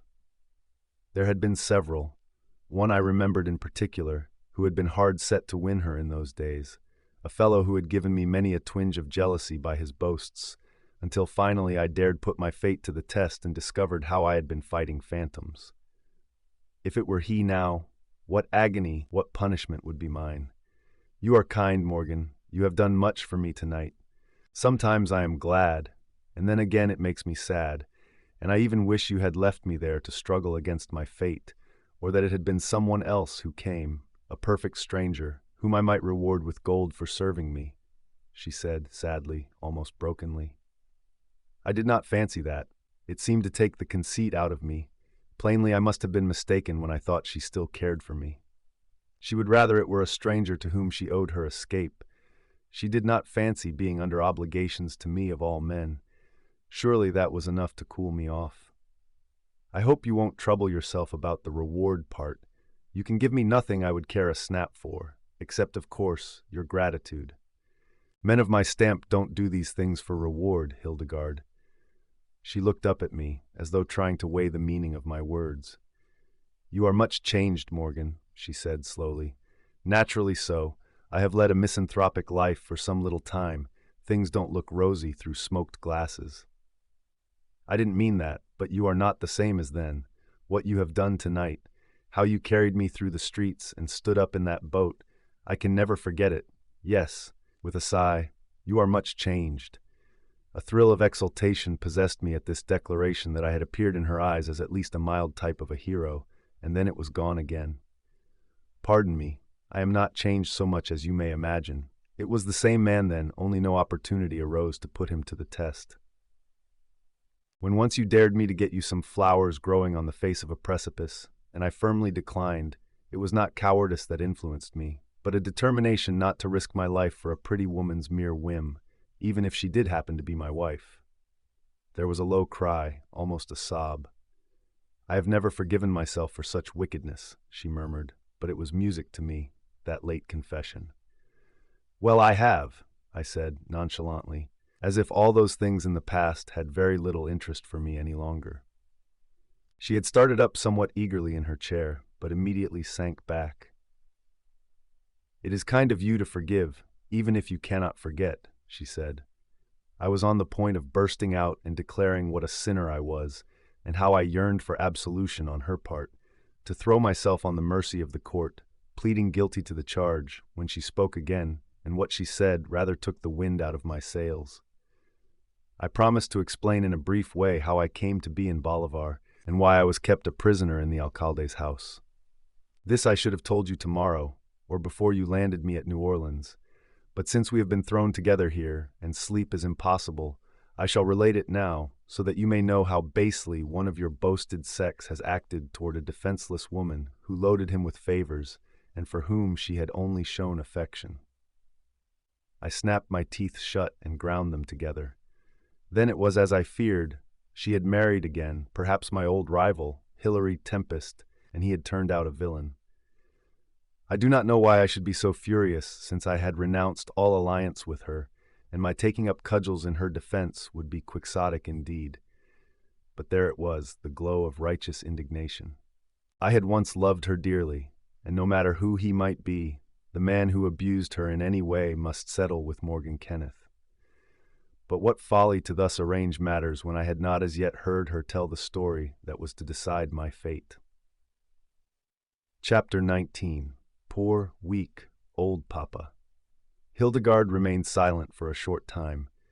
I knew she must be collecting her thoughts for the telling of a story coherently, and such a story as she meant to narrate was no small thing. Then she began. There was something very like a tremor in her voice at times, which I took to be a favorable sign. Surely memories of the past could not shake her like this if her affection had been wholly turned to hate. Perhaps there is nothing very new or novel in my story, Morgan, Other women have placed their faith in man and been deceived, but to me it comes home with additional cruelty, because I had done so much for him. Few could have done more. In return, he entered into a conspiracy with the Alcalde to force me into a total delivery of all I had left of what you gave me. Now I cared mighty little about the money part of the business. I had found chances for investment during my wanderings that had already doubled my fortune, with a promise of even greater things. For, strange as it may seem, fortune often showers golden favors upon those who are so wretched otherwise that they scorn the favor. But the base ingratitude of the thing made me grind my teeth. Then he is a contemptible villain, just as I always thought, and ought to be tarred and feathered, I said, impulsively. She looked up at me quickly. I did not know that you ever said that. Nonsense. I must have declared my instinctive dislike of the man a dozen times or more. But let that pass. After all, you cared for him, it seems, enough to give him a right to assume a protectorate. For I could not, had my life depended on it, say outright to be his wife. I hated him so. Yes, because I was foolish enough to believe in him, and I felt so very lonely. He never disclosed his real character until we made this journey to Bolivar, where he had some interests in mines that needed personal attention. Then I found the claws under the velvet, and realized that I had been terribly deceived. I knew now she was lost to me as the wife of another man, and steadied my nerves to meet the situation manfully, since I must act the friendly counselor to her. If my ugly feeling toward Hilary Tempest now and again broke all bounds, it was excusable under the circumstances, but on the whole, I think I controlled myself creditably. I don't believe he ever owned a mine in Bolivar. He must have been there before to know the rascally Alcalde, and it was all a big scheme to take you to a place where no law could intervene. Well, I'm very glad fortune allowed me to have a hand in the game, which I suppose is knocked into a cocked hat by your escape. It is a strange thing, without a doubt, and I give you my word I shall have a bone to pick with him if ever we chance to meet. I don't care whether it is on Broadway or Piccadilly. I'm going to knock that rascal down. She gave a low cry. No, you mustn't do that, Morgan. But he has abused you? He never offered me personal violence. Oh, believe that. It was my money he was determined to have. He worships money. Well, he kept you a prisoner against your will. He is the greatest villain unhung, and I mean to have satisfaction out of his accursed hide some day. Again she gave a cry. Somehow it hurt me, as though a marlin's spike had been dropped upon my battered cranium. See here, do you mean to tell me you still care for that detestable wretch? I demanded this in a hoarse whisper, at the same time bending forward and placing a hand on the arm of her rattan chair. Strange as it may appear, the possibility that she could still cling to Tempest after he had acted the villain aroused me more than anything else. Cling to him while she hated me, and yet when I left her, I had surrounded her with every luxury wealth could buy. It only made me realize more than ever that womankind was a mystery past the solving by a masculine mind. Her very silence confirmed my fears. This fellow had not only stolen the wife I had in my folly given up, but, worse still, he appeared to have an influence upon her my personality had never been able to affect. Tell me, I said firmly, do you care for him still? Is he contemptible as he has shown himself, an object of interest to you? My masterful manner forced her to answer. In a measure, yes. I cannot help it. He came when I was heartbroken. He soothed me when I was wretched. He made himself indispensable. What could I do with no one to advise me? That was a slap at me, and I winced under it. Of course, no matter what a fool she had made of herself, I was to blame for it all. I, who had gone away in hot temper and left her so much money that she must be a bait to such an adventurer. I cooled down. Reproaches were useless since the mischief had been done, and laments never mended a broken pitcher. Yes, I can easily understand how very assiduous he must have been. It was rare good picking for him, and what glorious revenge upon me. How he must have gloated over it. Surely he laughs best who laughs last, but the end is not yet. Again she looked at me steadily, as though my face could betray aught in the semi-darkness that rested under the awning. I don't quite understand what you say about revenge and all that, Morgan, but you ask me to explain how I came to be away down in this warm climate. and held against my will in the house of the Alcalde, and although I am a wretched storyteller, I am trying to give you the facts. Yes, it is all plain enough to me now. You could not put it clearer if you talked until dawn or with the tongues of prophecy. I am glad it is all over and that your troubles are ended. I hope he will never show up again to annoy you when I am at the other side of the world. Are you contemplating such a very extended cruise, then? To the Mediterranean and the Holy Land. I never thoroughly did the Nile, and it is a grand place for a winter's cruise. She sat silent again. I would have given much to have known what her thoughts were. Yes, Egypt is a very lovely country in the winter for those who have the heart to enjoy it. I trust you will land me as soon as possible at the first American port you draw near. I shall go back to my old life, go back to Thornycroft. How that name thrilled me. It was our home, the country seat I had purchased, and where we had once been more or less happy. When I fled, I had left papers making it over to her. Then you still own the old place? I asked with assumed carelessness, not desiring to show the keen interest I felt. Why, certainly, you did not think I had sold that dear old place. Well, I didn't know. Associations are sometimes painful, even distasteful, when one assumes new obligations. But your tastes are the same. I have seen it in many things, even the shade of color in the hangings you used to like. Could she guess it was my choice because she had always raved over old gold and crushed strawberry, at one time all the fashion? I do not change, I said, quite grandiloquently. She sighed. Doubtless she believed she had good reason to think otherwise. We remained for some little time silent, each engrossed in deep thought. Following out the train of thought that was passing through my head, I muttered finally, "It was very strange." "What is it you refer to, Morgan?" she asked idly, her hands clasping and unclasping as they lay in her lap. I saw a plain gold band on the third finger of her left hand, a wedding ring, perhaps put there in place of mine. To think I should not have seen that fellow at the Alcalde's, or heard his voice, which I could have told among 1,000. Why, Morgan, how you astonish me. How can it be possible you remember these things when? She had started up now, and we faced each other. Boiling with indignation, I could restrain myself no longer. The pent-up volcano broke beyond bound, and almost before I knew what I was doing, I had started in to vent my ill humor on the dog that had stolen my bone. Remember, how can I ever forget? In those days long ago, didn't that fellow with his mocking, handsome face always stir the green-eyed monster in my heart? Haven't I groaned many a time when afloat to think with what ghoulish glee he said to me at my wedding, "Never mind, he laughs best who laughs last," and how I've hated him all these months, God only knows. Don't you think I could pick him out among 10,000 and know his cold-blooded laugh if I heard it in the blackness of a dungeon?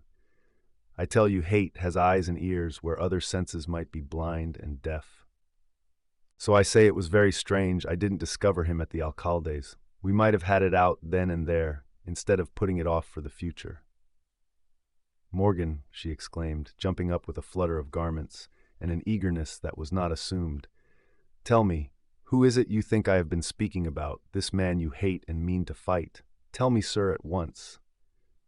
There was a touch of the old-time despotism in her manner, but I paid little heed to that. There is but one man on earth who could cause me to make such a fool of myself, and his name is Hilary Tempest. There I had uttered it now, hurled the bomb that was to create such consternation. It did produce remarkable results, although hardly of the nature I had expected. Hildegarde uttered a sound. Really, it was very like a little laugh. She had drawn my teeth. She knew my weakness, knew that I still cared for her, and she laughed at me, mocked me. It was exasperatingly humiliating. Oh, Morgan, how could you believe that? Why, Hilary Tempest is still paying attention to that Miller heiress. People say he is waiting for her to get old enough to be married. I gasped for breath, but the relief was, after all, only momentary. Then, it's some other man. Even if I don't know him, I hate him all the same, and he shall answer to me for being a brute, I declared savagely. No, you must not. I forbid it, Morgan. Let the past be forgotten. I shall never see poor Papa again, I solemnly promise you. Who? I almost shouted. Why, Morgan? You frightened me. It was Papa. You know we thought him dead. He ran away, ever so many years ago with a bold, bad woman, and Mamma buried him. but he found me out, and I was so lonely I forgave him and loved him. That is all. He deceived me, poor weak old papa. Chapter 20. I try to bridge the chasm. There sometimes come momentous epochs in the lives of men when it seems difficult to believe they are not dreaming.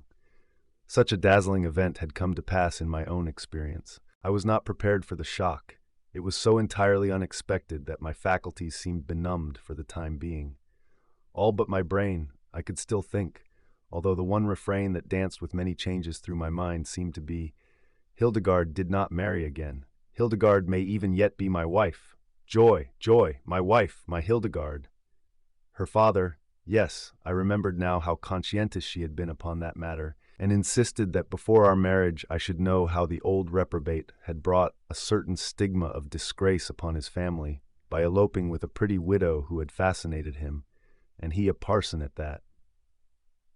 At the time I had treated the matter with the contempt it deserved, and stopped the sad tale by kissing the pretty mouth that endeavored to tell it. I was marrying Hildegarde, and not the old sinner who had proven too weak for his vows. So he had popped up again, and had coaxed much of her fortune away. He had even shown his despicable nature by conspiring to rob his child of the remainder. Undoubtedly, he was as great a scamp as ever went unhung, and no punishment could be too severe for him.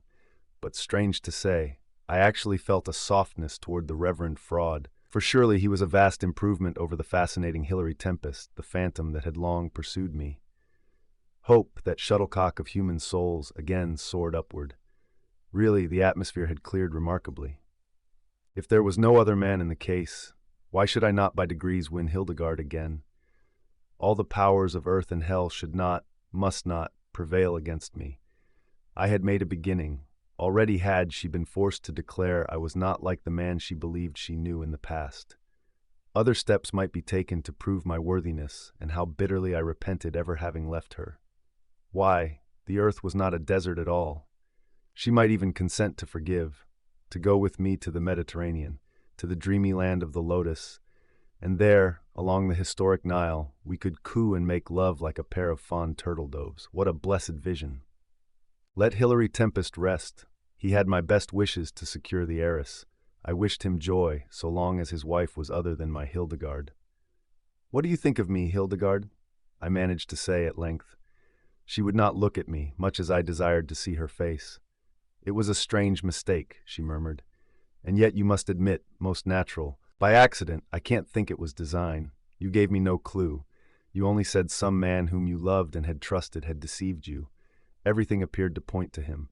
Once he was very attentive to you. How was I to know but that you had freed yourself from me and married again? Some women would have done so. That is true. Could you have blamed me?" I swallowed a lump in my throat. No, it would have served me right. I was a fool, a dolt, I said bitterly, leaning over the rail in a dejected manner. Perhaps I fondly hoped she might find it in her heart to forgive me then and there. Perhaps I was even fool enough to think a pair of soft, clinging arms might come stealing around my neck as of yore. Ye gods! How I would have turned and taken her in my arms and crushed her to my heart, for I was hungry with love toward this dainty woman who had controlled my past, and, as I now knew full well, must direct my future until death came. But she made no move to do such a thing. Indeed, she had become reserved, as though afraid she might overstep some line that had been marked out for observance. There was a dignity, a womanly pride about her that chilled my ardor. Evidently I had not yet been able to atone for my misdeeds. My penance must continue indefinitely. I have often thought we were both very headstrong in those days, Morgan. You have suffered remorse no more than I. Perhaps it was right we separated, since we failed to come up to each other's ideals. But it is folly to lament over what is past. We shall go our ways. I will not intrude upon your good nature longer than is necessary, and shall keep to my room always. This was said with severe firmness. I took it to mean she did not care to meet Thorpe and his wife, to experience their sympathy and satisfy the natural curiosity Diana must show. It was that and more, much more than a simple man could understand. Don't say intrude, Hildegarde. You pain me when you speak in that way. I would give all I possess to prove to you how keenly I regret the past. I have never known peace of mind since, I said, earnestly. Men find a solace that is denied poor women. Travel and congenial company may cure the worst case of melancholy and remorse. But I am not going to reproach you, Morgan, God knows. The past is gone, never to return. I resolutely forbid myself to think of it. But, Hildegarde, is it utterly impossible to make amends? I am ready to prove to you that though I gave you up in a nasty bit of passion, I have never ceased to love you, that in every way I have endeavored to forget I could not. Is it your will that we go our separate ways again and see each other no more? This time the decision rests upon you. God give you the wisdom to decide aright. I awaited her answer as a man might who had staked his all on the turn of a card. She evidently was struggling with desire, and it was a question whether heart would come out victor or reason. The verdict must be given. She took one step toward me. I even opened my arms, and my heart beat tumultuously, but alas, the hour was not yet come. I saw her move back, one hand pressing against her heart. What would I not have given for light just then, light to reveal the love in her eyes? No, no, I could not trust you after this, and you might regret again. Morgan, I shall not take you from your pleasures. It is better we should part. Forget me and be happy, as I shall try to be. She turned and left me, vanishing like a fair spectre. But although the verdict was against me, strange to say, I was not overwhelmed. Instead, I experienced a glow of animation, of holy fervor, so to speak. And leaning there over the rail in the spot hallowed by her recent presence, I made a vow that since I knew she loved me still, no obstacle on the whole earth should prevent me from capturing the citadel of her heart, and that the day and hour must soon come when, resting in my arms, she would look up into my eyes and tell me that in life or death she was mine forevermore. Chapter 21. In the grasp of a hurricane. I smoked no more that night. Somehow my nerves seemed to have become quiet to a degree that was most extraordinary. It was the calm of confidence. I seemed to know that the game rested in my hands, and that with a fair degree of good luck my market was made. Looking back now, I marvel that I found such peace, that I could go to my little den and, turning in, lose myself in slumber. It was as if I had reached harbor after 2 long years of tossing upon the stormy seas, and utterly wearied, my frame sought sweet rest when the knowledge came that I was safe. Hildegarde was still mine. She wore the ring I had placed upon her finger when I first called her by that precious name of wife, and my unworthy image still reigned in her heart. True, she seemed to see some species of barrier between us. I knew not what it could be, but was possessed of a lusty determination to beat it down. Nothing on earth should sever us. The old love had sprung up again in my heart, only many times more fierce, and purified by the fire through which it had passed. How I had deceived myself all these years, sneering at womankind, and endeavoring to convince myself they were one and all of the same frivolous species. Now that the mask had been dropped, and I could see things as they were, what a mockery this whole affair appeared, and how penitently I admitted to myself that it was not true. Paradise may rest within a pair of laughing blue eyes, when lighted by the holy fires of love. Yes, I slept, and my dreams were sweeter than for many a long night. It matters not of what they consisted. Those who have found their destiny, wrapped up in the life of a woman, may easily guess. I had not endeavored to lay out any elaborate plan of campaign. She must be on board the yacht for some days, if not weeks, and I was confident of my ability to plead my cause in that time so successfully that capitulation and peace must follow. Perhaps it was just as well, since, after all, I was to have the manipulation of affairs taken almost wholly out of my hands. When I awoke, it was with a start. The vessel was plunging very much after the manner of a fiery war-horse upon feeling the cruel barb of the spurs. It took me several minutes to collect my scattered senses. I had gone to sleep under dreamy, starry skies, with the soft, sensuous breath of the tropic sea around me, and now to awaken with the shrill, piercing gale shrieking through the rigging, and the yacht plunging headlong into watery valleys that threatened her with destruction, was a change indeed quite sufficient to stagger one. I crawled out. It required considerable agility to dress under such unsteady conditions, and I received more than one bruise from contact with the sides of my narrow quarters. During my ownership of the yacht, I had cruised in her tens of thousands of miles in every sea known upon the face of the globe. I had been caught in quite a good many violent gales, and even experienced a fierce typhoon in the treacherous China Sea. Really, I could not remember any storm that had sprung upon us with greater suddenness and fiercer opening than this. Why had not the barometer given warning? Perhaps it had to some extent, but our departure from the harbor of Bolivar had been so hasty that even the prospect of a hurricane could not have held us. And for the first time I felt fear. Why was this? Experience is supposed to make men hardened. Familiarity breeds contempt. And yet I actually trembled when the sturdy little vessel made an extraordinarily fierce plunge downward, filled with the dread that she would be overwhelmed and never rise again. Why, I never could remember feeling this way before. A wild storm had seemed to arouse all the daring elements of my nature, until I could tie myself on deck and shout with the shrieking wind, actually mocking the curling, foam-crested breakers, as Ajax might have defied the lightning. And now I trembled. The secret was not hard to discover. I was no longer the reckless rover with a memory to drown. I had something to live for now, and life showed a rosy tint.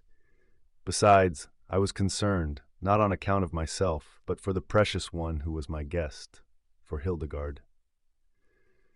When I made my way on deck, I found that a wonderful transformation had taken place in those few hours. Where I had sat and dreamed, and where she had come to me in the still watches of the night, like a spirit from another world, no man could stay and live.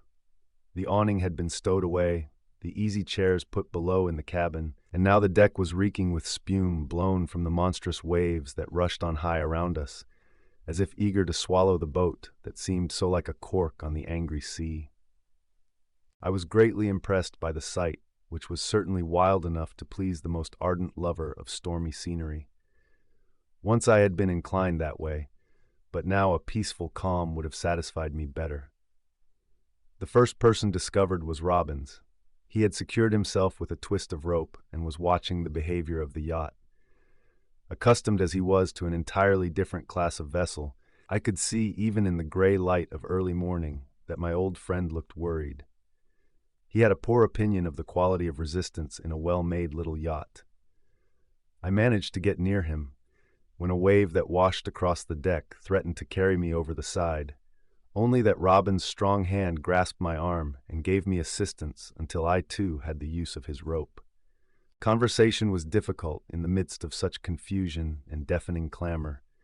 We were compelled to shout in order to be heard. I assured Robbins I had passed through as bad blows as this without material damage, and that unless some wretched accident happened, there was no reason why we should not come out safely. Cummings hove in sight. He looked dreadfully anxious, for this was the first time he had been in full charge of the boat in a storm. Our captain had always managed everything before. Still, Cummings knew his business and was hardly the man to get rattled. I told him he must do whatever he considered safest, regardless of any plans we might have made on the previous night, even if it was to run once more for the snug harbor of Bolivar, where we could laugh at the hurricane, and that if we needed any help to call upon Robbins, who was ready and willing to stand by. Perhaps my faith in him gave Cummings a little more confidence. He affirmed what I already suspected, that our course had been changed some time before to meet the fury of the storm, and that we were working our way to the north as near as he could hit it. It was best, he said, to keep clear of the coast, which was always treacherous. We would be wiser to take our chances out in the open sea, and Robbins earnestly coincided with this sailor-like declaration. When the two of them started for the wheelhouse to consult the charts and find where the present course was apt to bring us, I remembered those below. Wet almost to the skin, I made my way into the cabin. Thorpe met me eagerly. He no longer looked the fop. A sort of terror gleamed in his eyes, for which he might easily be excused, since he was not much of a sailor, and the awful convulsions of the yacht were enough to arouse alarm in the bravest heart. But I knew there was something of the true metal in his constitution, which would come to the surface, now that one he loved was placed in peril of her life. "This is awful, Kenneth," he exclaimed as he seized hold of me. "Why, you're as wet as a drowned rat. Have you been overboard, man?" I hastened to assure him in the negative, and explained that the seas occasionally washed the deck, which would save my men the labor. "What I call this?" he demanded. I said it was a little blow, possibly a norther, such as sweeps over the Gulf of Mexico at this season of the year. "You mean a hurricane," he insisted. It was neither the time nor place to explain the vast difference, nor indeed could I see that it mattered in the least. If the storm possessed all the violent energies of one of those twisters that in August come whirling out of their nursery among the Windward Islands, ravage the West Indies, knock Galveston into splinters, and travel up the Mississippi Valley, to eventually sweep out to sea off the Newfoundland banks, everywhere carrying death and destruction in their wake. Storms at sea are pretty much alike to the average mind, when they possess all the attributes of grim destruction. "How does Diana stand it?" I shouted, as he staggered into my arms when the yacht made another sudden plunge. "Good heavens, I thought we were gone. Diana, she refuses to come out, though dressed. I left her moaning and praying. Perhaps you might give her a little encouragement." I did not like the task. Still it seemed my duty, and I could not well refuse. In fact, as matters stood, I really needed encouragement myself, for I feared the worst. This was a turn with a vengeance. To have these friends come on board just the night before to enjoy a charming cruise among the glorious islands of the West Indies, and have, by the next morning, to solemnly assure them that I had faith to believe the yacht might weather the tempest, and by a rare bit of luck we might be saved. Such a condition of affairs rather took the starch out of me. The change was so rapid. I followed him to his stateroom. He had fastened the door back, and great disorder seemed to reign within, though this was nothing more than might have been expected under the circumstances. Diana sprang up at sight of me. She was indeed the picture of fear, so different from her usual coquettish self that I was amazed at the change. Of course, I endeavored to look smiling and cheerful, a hard task indeed when the little vessel seemed twisting and creaking under our very feet, as though she might be torn asunder by the violence of the waves. Perhaps I overshot the mark. I imagine my smile must have been close on the borders of a graveyard one. At any rate, it did not calm Diana, who clung to my arm, beseeching me wildly to tell her the truth, declaring that she was not ready to die and begging me to save her. Gustavus conquered his own fear and became a man. He threw his arms around his wife and tried to calm her frenzy. I knew it would wear out by degrees, to be succeeded perhaps by that stony despair even more terrible to behold, where the horrified soul, hovering on eternity, looks out from burning eyes and cries for the succor no man may give. I turned away, sick at heart. Was this, then, the end? Were we all doomed to meet our fate there amid the wild surges, or would heaven be merciful and spare us? Then I remembered Hildegarde, and with my heart in my throat, so to speak, I walked over to the door of her stateroom and pounded upon it. Chapter 22. The Hour of Peril. I am positive that was the first time in my life I ever exerted myself so forcibly upon the panel of a door to attract the attention of the occupant, a guest on board my boat. But surely the conditions warranted such an expenditure of muscular power, for with the howling of the wind, the creaking of bulkheads, and all woodwork about the boat, together with the mighty roar of the billows that caused the yacht to stagger like a drunken thing, there was almost as much commotion in the air as during a battle, and ordinary sounds could not be heard at all. My summons were at once heeded, for immediately the door opened. Hildegarde, fully dressed, stood there. She was deathly pale, but, to my infinite satisfaction, exhibited none of the hysterical emotions which Diana had shown, and which were in their way apt to demoralize the strongest man. No matter what peril faced us, she would be brave. I had never before seen her face to face with deadly danger, and this unsuspected but very welcome phase of her nature gratified me immensely. I stepped inside, because talking, unless at very close range, was very difficult. There was no need of reassuring her. Words would have been useless. In answer to her questions, I told her that the storm was unusually severe, but the yacht had passed through many fully as bad, and there was no reason to expect a different result on the present occasion, though it was always the part of wisdom to be prepared for the worst. "Yes, we are in God's hands, Morgan," she said, and I felt as though drawn nearer to heaven by such sublime faith as this. Strange what thoughts will flash athwart the mind, even when on the brink of eternity. Standing there and looking in her heavenly eyes, now filled with such womanly fear, I wondered what fate had in store for us, we who had separated through pique and been brought together again in this wonderful, this almost miraculous manner. Could it be that just as I was about to claim paradise again, it would be but to die with this loved one in my arms? Or would a kinder fate allow us to live through the horror of storm and wreck, saved for each other as by a miracle? As Hildegarde so gravely said, only God knew. She called my attention to the child, who had become very ill from the violent motion of the plunging boat. There was no relief at such a time, though I felt sorry for little Carmencita. Her affection for Hildegarde endeared her to me, and I spoke a few words to cheer her as she lay there, ghastly yellow, her great black eyes seeming to almost start out of her head with mingled nausea and fright. "We will try and have some breakfast, though it must be a cold one," I said, knowing the cook, if able to stand on his pins at all, which was doubtful, would never get a fire started. She shook her head as if to declare she had no appetite, but I felt it was wise to force ourselves to eat something, since the time might be close at hand when we would need all the strength we could muster. I busied myself about this. There are times when a little work serves to dissipate the awful chill of despair. Diana had changed her mood, or at least it seemed to have reached another stage. Her whole appearance indicated hopelessness, and she turned with loathing from the wine and biscuit I offered. I believe she hated me because I had, with the heartiest intentions in the world, invited them to join me on a winter cruise. Gustavus accepted gladly, evidently feeling the need of some staying quality inside. If the worst came, I knew I could depend upon him to do all that lay in the power of a man for his wife, and the result must rest in higher hands than ours. I ate more to encourage Hildegarde than because I had any desire for food. Indeed, who could feel hungry while the awful churning motion of the vessel continued, and we were fearful with each dip that our time had come?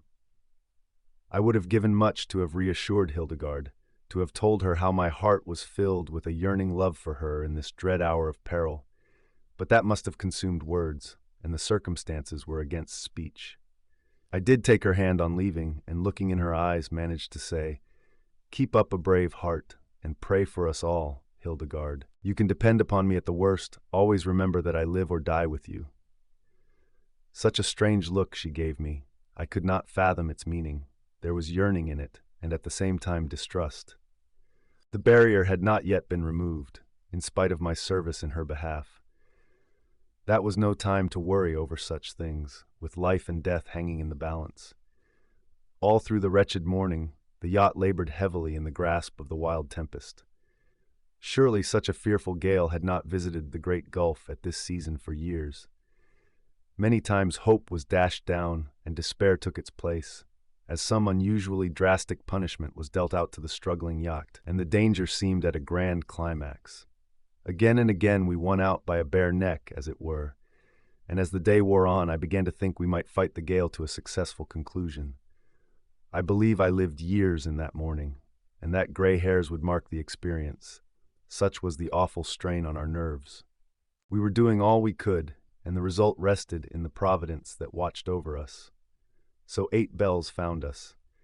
I hunted up Robbins to get his opinion, and learning that he was in the wheelhouse, watched my opportunity, scurried across the wet deck ankle-deep in water that could not escape fast enough, and managed to dash into shelter just before another billow broke over us. Cummings and Carl Wagner were also there, and hard-pressed to keep a course. They complained of the compass and declared it acted as unsteady as during a magnetic storm. It had never played us any tricks before, but had always been perfectly reliable. If we got off our course, the consequences might be disastrous. Ugh! I had no desire to even think of that, remembering what a cruel and treacherous stretch of coast extended along the border of Bolivar. We talked matters over. It was anything but bright, the outlook. The barometer had gone down abnormally low, the reading being almost at 28, which proclaimed that we had not yet passed the apex or crown of the storm, which in a hurricane is called the core or center of disturbance. Could we stand more of it, and worse? I felt a cold chill chase up and down my spinal column. The grim specter grew more positive. We were facing a grave peril, and the chances seemed against us. Robbins was the man for the hour. Robbins, who seemed to know just what should be done, and whose valiant spirit could never be daunted by the fiercest storm that ever blew in this hurricane sea. I rejoiced to think what a lucky chance sent him my way when I wandered amid the flower-strewn calls of Bolivar. He might yet prove the rock of our salvation. All had been done that was possible, and, while stout hearts tried to hold the course, we could only await the result. About 2 o'clock the scene was at its worst. I never expect to look upon the like again, and even at this distant day I am apt to feel a shudder at the recollection of it all. Still, we kept our head up in the teeth of the gale, though how fast we were being washed to leeward and toward the coast, none among us could even hazard a guess. Then a gleam of hope came. The mercury was beginning to rise. The worst had been passed. So night found us tossing almost helplessly on those mountainous seas, but with some reason to believe we might be saved. The cook, after infinite trouble, managed to get us a pot of tea, and with this we made out to have an indifferent meal. Diana still remained in her room and refused to let her husband leave her, so I served them there as best I could. Poor girl, she was a wreck. No one would recognize the dashing belle in this wild-eyed, hysterical creature, with half a dozen cork life-preservers tied about her, ready to start up with a scream whenever our stanch little ocean steed plunged down a comber. Hildegarde, still pale, was a wonderful contrast, and my heart grew proud of her. She ate composedly, and it was a strange meal we sat down to. Never had I expected to sit in her presence again, and see her hands pour out the tea.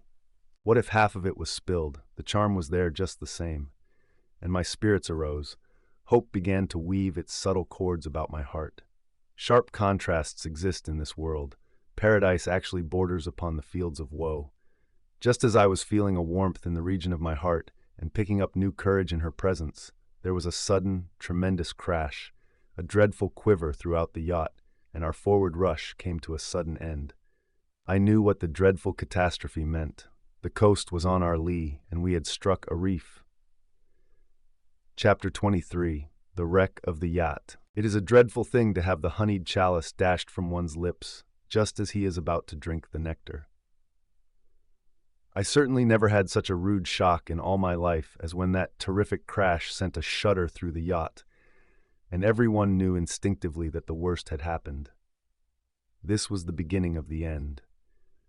There could no longer be felt that free movement to tell us the vessel was running before the gale, or even rising with each billow. Instead, we experienced a peculiar shivering sensation over the whole fabric, which was accentuated with the rush of each wave that beat up against her. Hildegarde had half started from her seat, as white as snow. If there was terror in her azure eyes, it was mute. Not so Diana, who shrieked as though crazed with fear.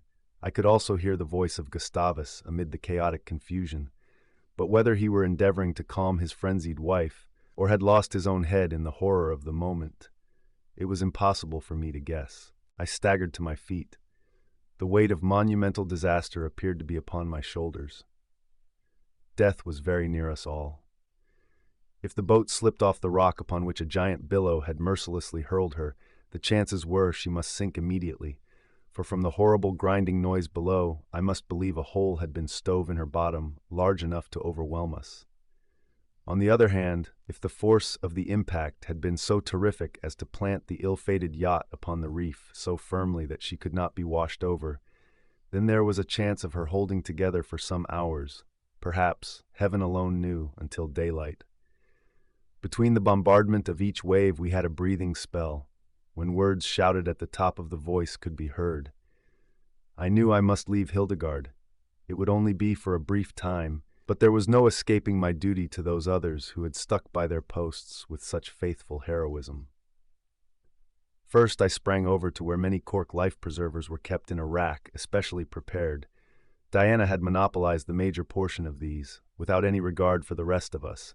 Fright sees only personal danger, I am fain to believe, but luckily a couple remained, and these I snatched up. Back to Hildegarde I hurried. She stood up and allowed me to fasten the cork and canvas affair under her arms.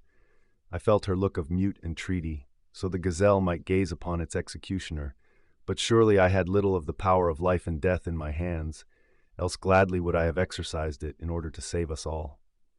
One thing certain, I could not leave her without some expression of hope. Man is but an actor at best. The emotions sway him at their will.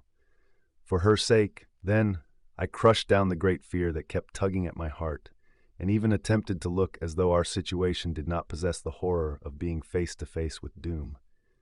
We are fast on a reef. We may stay here for hours, even until morning. I do not believe the danger is imminent. Perhaps, God grant it, the sea may go down as suddenly as it arose and leave us here safe. At the worst, I shall be with you.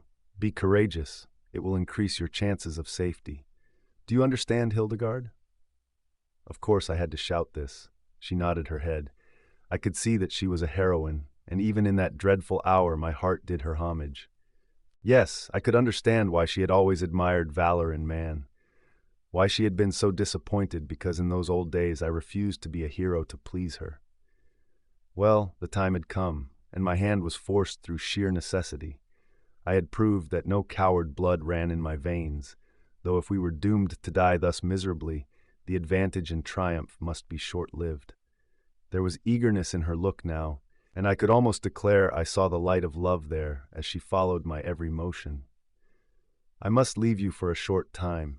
It is necessary that I go on deck to see what damage has been wrought, to confer with my poor fellows if they have not already been swept overboard, I continued. The wave of fear that passed over her white face was for me.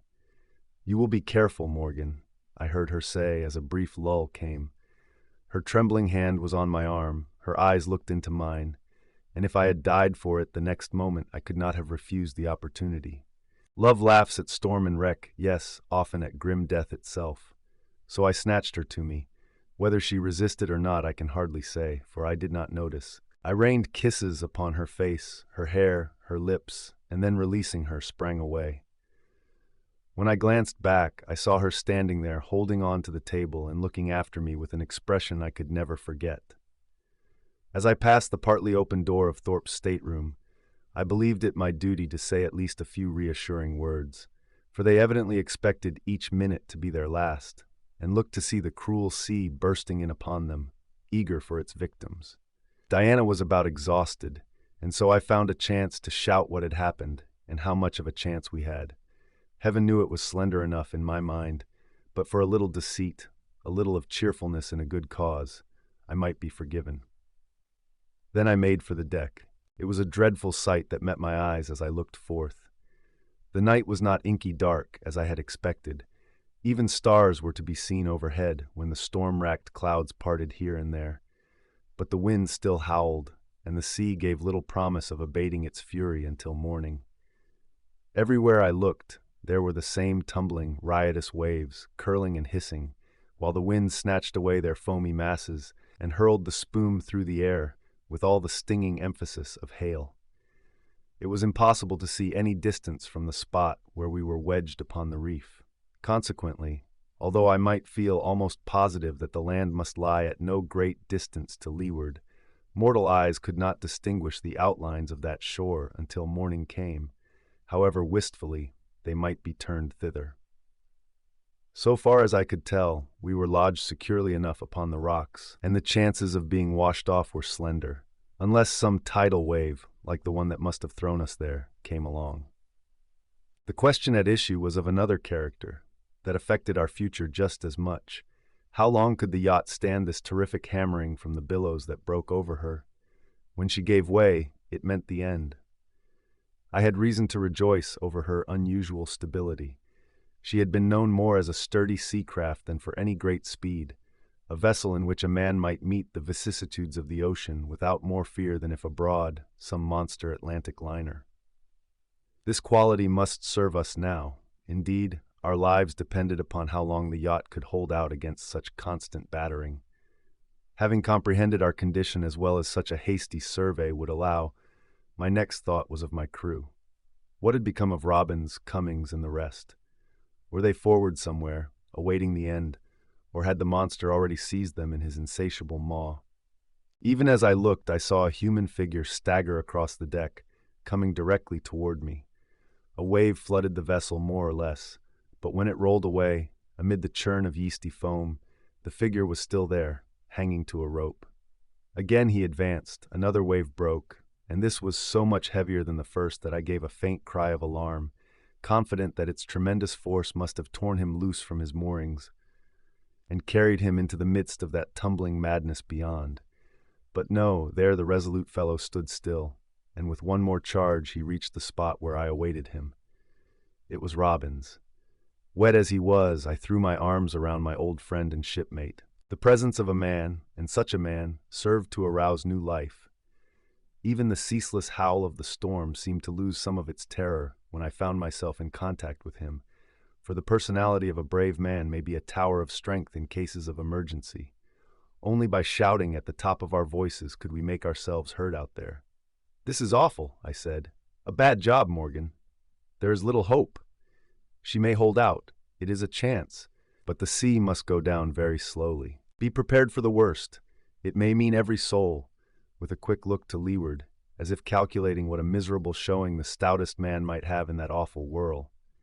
"What of the men?" I asked. "Hardly know. I saw 2 carried away at the time we struck." He did not tell me then that in endeavoring to save one of them he came within an ace of also losing his hold. But such an act was characteristic of the man, and he could not do less under any conditions. "Coming?" I shouted, filled with apprehension lest he might have been one of them. "Is forward in the wheelhouse. I'm afraid he's hurt by being thrown down when we struck, but he's a game one. We must get him here. At any moment that wheelhouse may be carried away.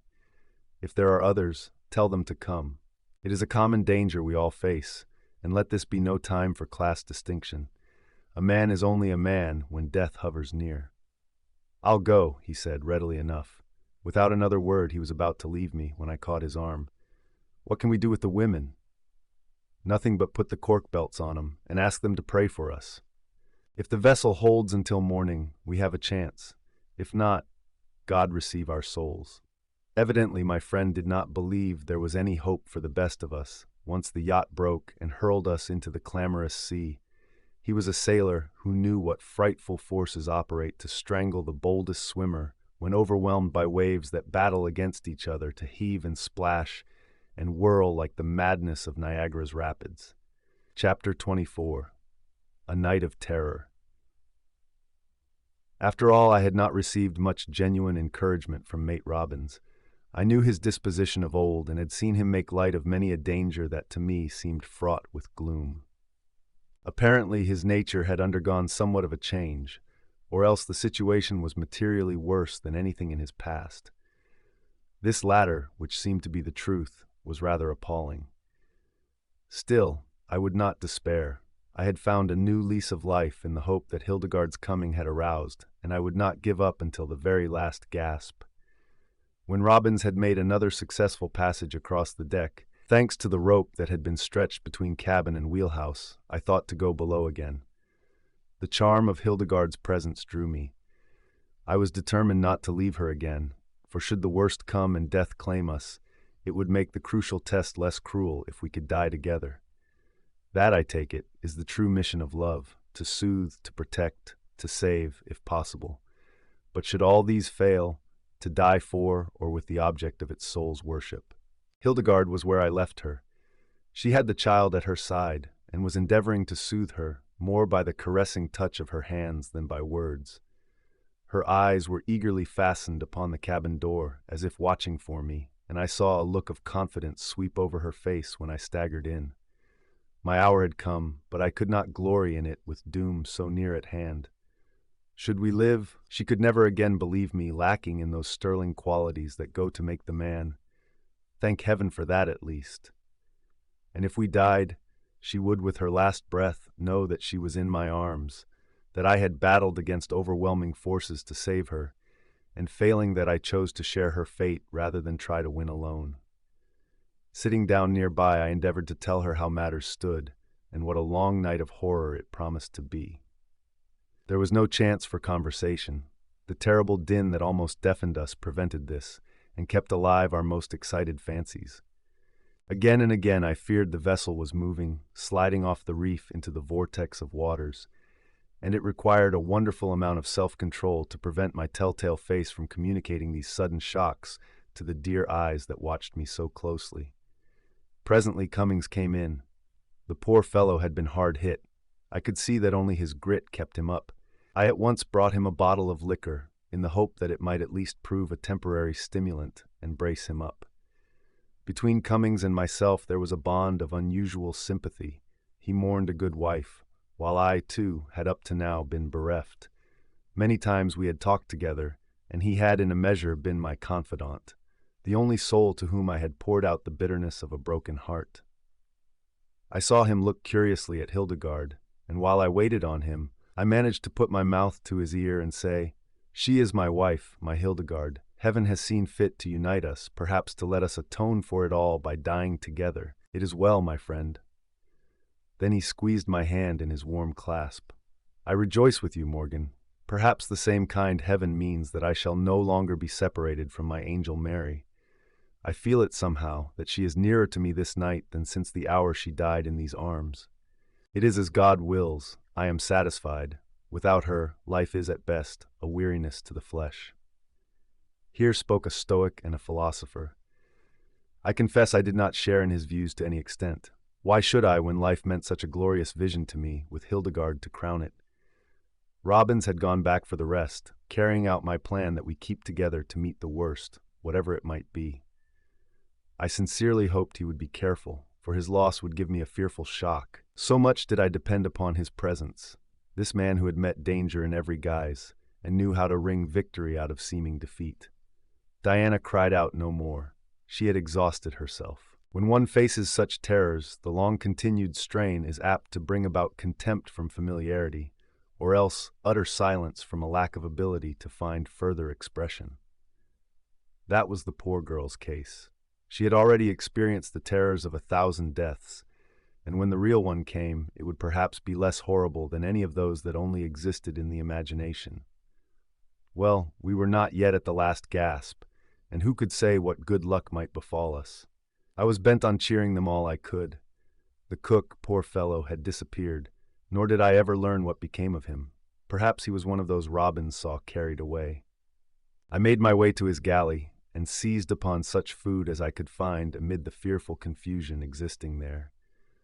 The fiddles were on the table, those storm signals meant to keep the dishes from waltzing across the board and into one's lap, and so I managed to keep the viands I fetched in something like order.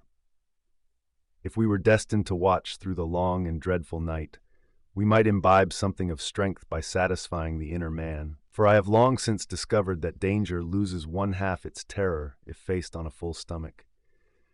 Another water-soaked sailor entered, one of the crew, whom I made at home and forced to partake of food and drink. By degrees they all assembled, 7, counting Robbins, who came last. There were 5 missing, including the cook and poor Carl Wagner. I shuddered when I thought of their fate, thought of that maddening abyss of foamy waters.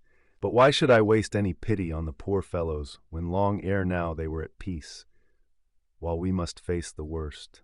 How the minutes dragged, and each hour was an eternity. I looked at my watch again and again.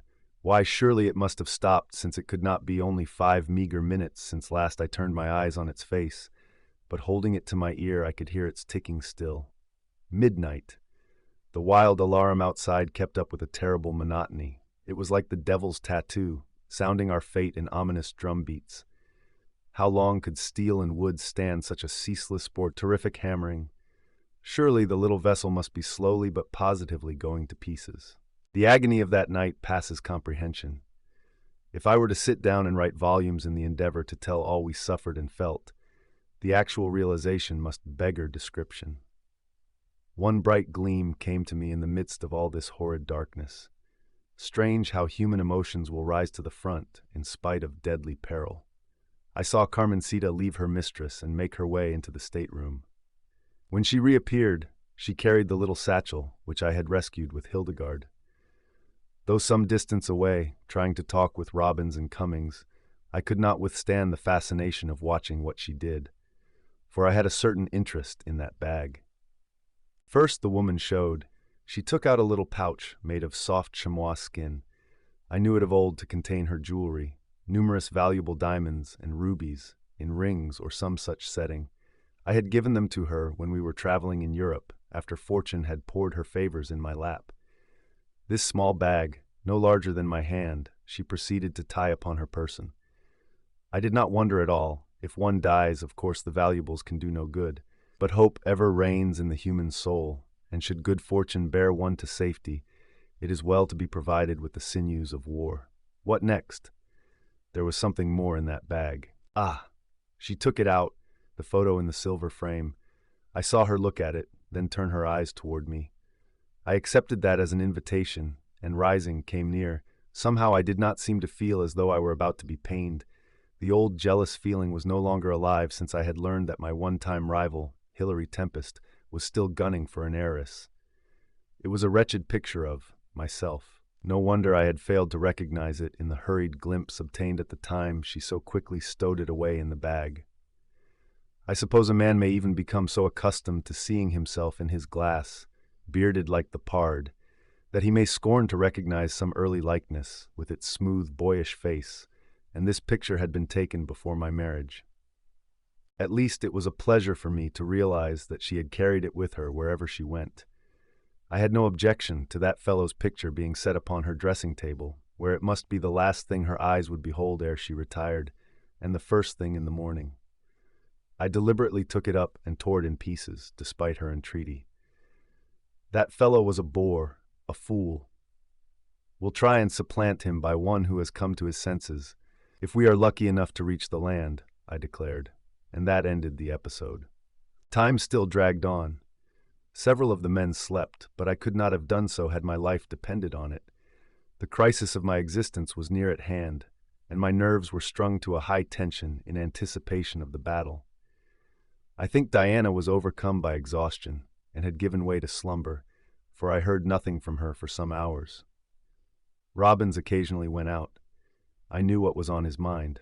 Ostensibly he meant to look at the weather, but in reality it was his mission to discover just how the doomed yacht was standing her pounding. "Well?" I asked. It was almost 4 o'clock, and in 3 hours we would have daylight. He shook his head. "Storm increasing?" I demanded. "No, going down slowly, but the hulk is almost ready to break in two. Wheelhouse already gone, decks washed clean, and even the bulwarks broken into bits. The finish is in sight," was what he said to me. It gave me a numb feeling of pain. How eagerly I prayed for delay, at least until dawn, for it is so much easier to face danger when one can distinguish its terrors, perhaps see the shore, to reach which every nerve must be strained. Every time he went out after that, I anxiously awaited his return. 5, 6 o'clock. Would it hold until daylight? Hildegarde guessed how matters stood, and she sat there smiling at me. God bless her!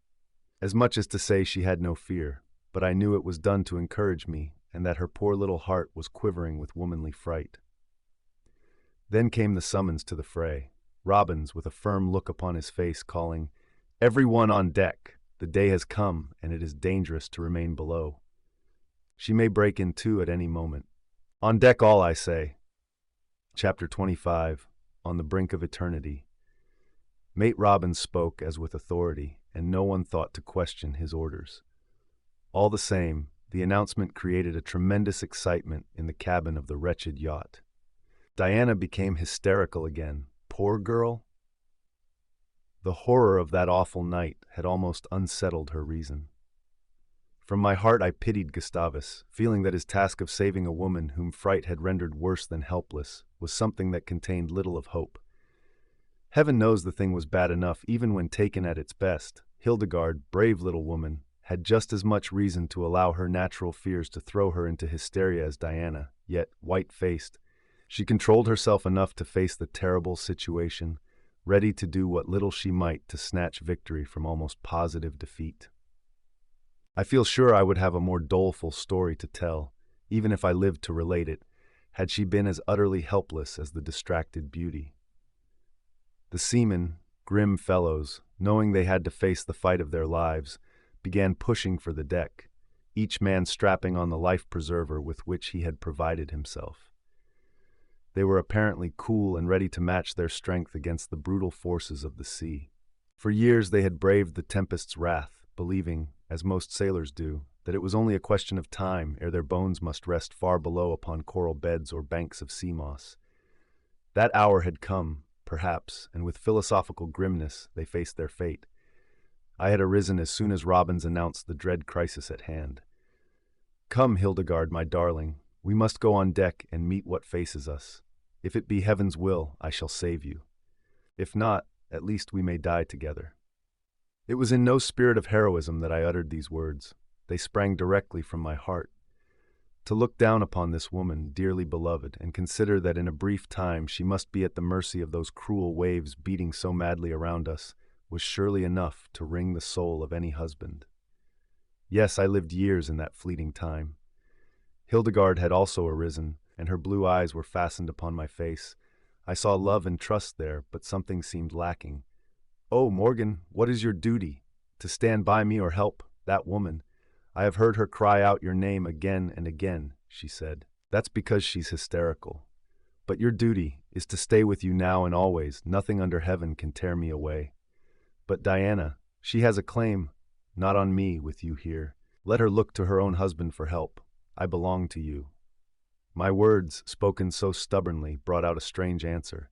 Hildegarde uttered a cry. It was not of fear such as Diana's wails. Oh, no, something entirely different.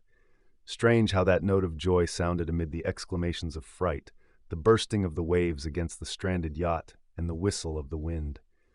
"Oh, Morgan, he her husband. Yes, these 15 months and more," I cried, as the truth dawned on me, and I saw as in a flash what the grave barrier was that in her mind had stood between us. "Forgive me," I thought. "They told me you had gone away with your old flame. Morgan, here with death facing us, tell me that you forgive me, for I love you, indeed better than ever before in all my life." Well, I even forgot that the yacht was going to pieces under us, and that death on a white horse was riding very near, eager for victims. A man may ignore even such important facts as these when the clouds suddenly part to allow the warm sun a chance to thaw out his frozen heart. For the first time in our lives we understood each other then. I saw upon her face such ecstatic love that it were even worth the terrible danger to enjoy such a moment of bliss. Eagerly I opened my arms, and she sprang to their shelter. Please heaven, never to leave it again, save to cross the dark stream to eternity. It was strange to see us heart to heart in that moment of dread uncertainty. I doubt very much whether a more remarkable reunion had ever occurred on earth. The clouds were all gone. She was mine alone, be the time of my possession minutes or years. I strained her to me, and she looked up from my arms, just as I had fondly pictured her doing, with an expression of angelic joy upon her face. The daylight was creeping in through the open cabin door, shaming the dim lamplight that had been our comfort all through that dreadful night, and rested with almost a benediction upon her sweet face. Gustavus had managed to get his wife on deck, swathed as she was in cork belts. Alas, I knew too well their multiplicity would avail her little unless she could use common sense while battling with the waves. We were alone in the cabin. Robbins had carried off little Carmencita, and I felt she would be saved if mortal power could effect it. The yacht gave a tremendous shudder under the impact of a big wave, and instantly a hand of ice seemed to clutch my heart, for I believed the very end had come, and that disintegration was at hand. But there was yet time. It aroused me, however, to a consciousness of my duty, which was to neglect no opportunity for advancing our cause. Our chances would be infinitely better on deck than when confined to the cabin, should the yacht break and be engulfed in the boiling sea. "Come, beloved, we must get out of this. The only hope we have is to avoid being caught in the wreck when the awful moment arrives."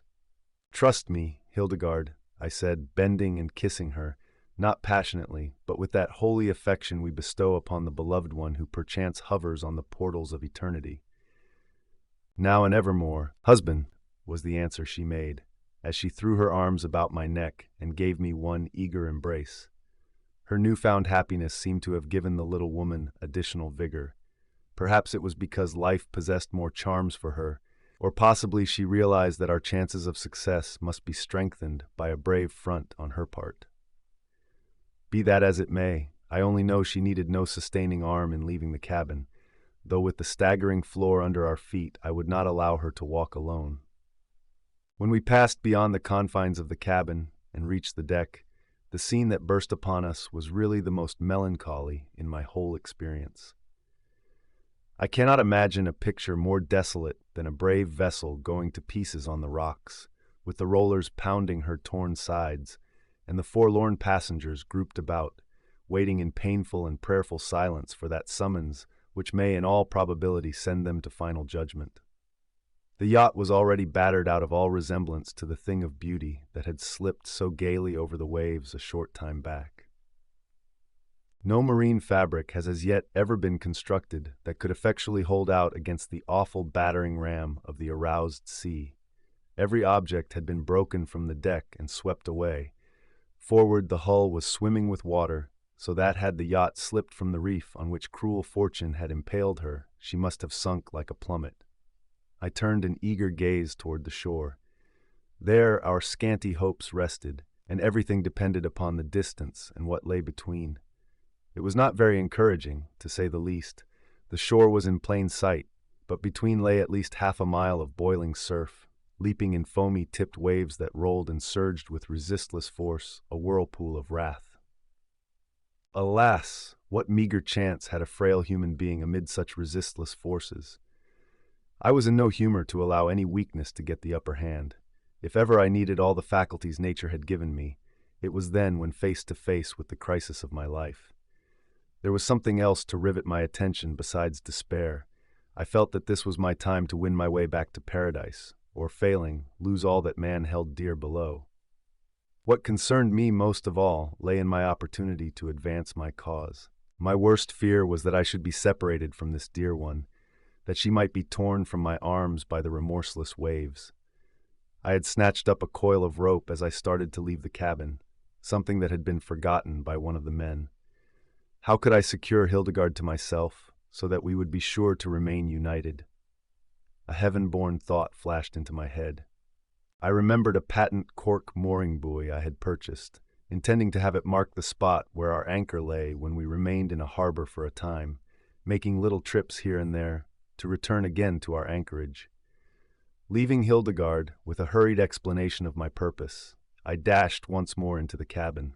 The painted thing had never as yet been used, and had served merely as a decoration. Tearing it loose and dragging it after me, I made once more for the door. It was then the yacht rolled frightfully, quivering in every timber like a stricken thing. I was overwhelmed by the dreadful fear that the end had come, and Hildegarde was alone and unprotected. Down went the buoy, and I whirled through the rock doorway to the deck, all my nerves wrought up to the utmost pitch. But, heaven be praised, that shiver was not her last, and another chance remained. Hildegarde still crouched where I had left her, and I could go back for the buoy upon which my hopes depended. So I brought it forth. Had I been alone, it should have been for Diana. I would have scorned taking advantage of its floating powers. But Hildegarde came first, since she was all the world to me. Gustavus was doing what he could under the directions of Robbins. The night had brought out all that was grand in his disposition, and he stood there a hero, too, shorn of all the petty foppish ways in which he delighted to masquerade. When I came to her again, the little woman gave a cry of pleasure that struck to my heart. She had the utmost faith in me and my ability to save her. Alas! I realized when I looked out upon that churning sea what a broken reed it was upon which she leaned. Quickly I secured her to the buoy. It would sustain her weight, and might be the happiest thought of my life. Little did I think, when carelessly purchasing it in a French maritime town, to what blessed use it would eventually be put. Then a portion of the rope was used to secure me to my precious charge. I took off my shoes and tied them to my belt, that I might be the better able to exert my whole powers in the water. The break-up had been providentially delayed, but none of us indulged in any false hopes. Although the sea might not be so riotous as on the night before, it still possessed the cruel power to beat the racked frame of the yacht to splinters. So we only waited, eating our very hearts out in suspense. At last the awful crisis burst upon us. I felt a tremendous shock, heard the crash and groan of timbers, caught Diana's last despairing shriek, and had only time to clutch hold of Hildegarde when the waters engulfed us. Chapter 26. Through the Undertow. The shock was nothing to me. I had really been anticipating it so long. I kept my senses in a creditable manner, for well I knew everything. Her life, my own, depended upon coolness. For a brief space of time we were under water, and then both came to the surface. One danger was past. I had dreaded lest some portion of the wreck might be hurled upon us with murderous force. But, wonderful to say, I saw nothing of any timbers or anything at all after being swept into the sea when the deck had broken up. That blessed buoy deserved all the appreciation I could ever bestow upon it, for surely it was a good investment. Hildegarde knew something of swimming, having always been fond of the water, and this knowledge stood her well now. I could see that she was not choking, as a novice might have been when overwhelmed by a gigantic billow. Now began a struggle for life. I had much to fight for, everything that could nerve a man to deeds of valor, for love leads the world as an incentive. Desperately I fought. There were times when it seemed as though the end were nigh, when the relentless waves almost tore me away from my precious charge, in spite of my care in binding myself to her. How tenaciously I clung, with set teeth and hands that almost cracked under the pressure. Then the tension would relax, and I was able to recover my breath to some extent, preparatory to the next wild plunge.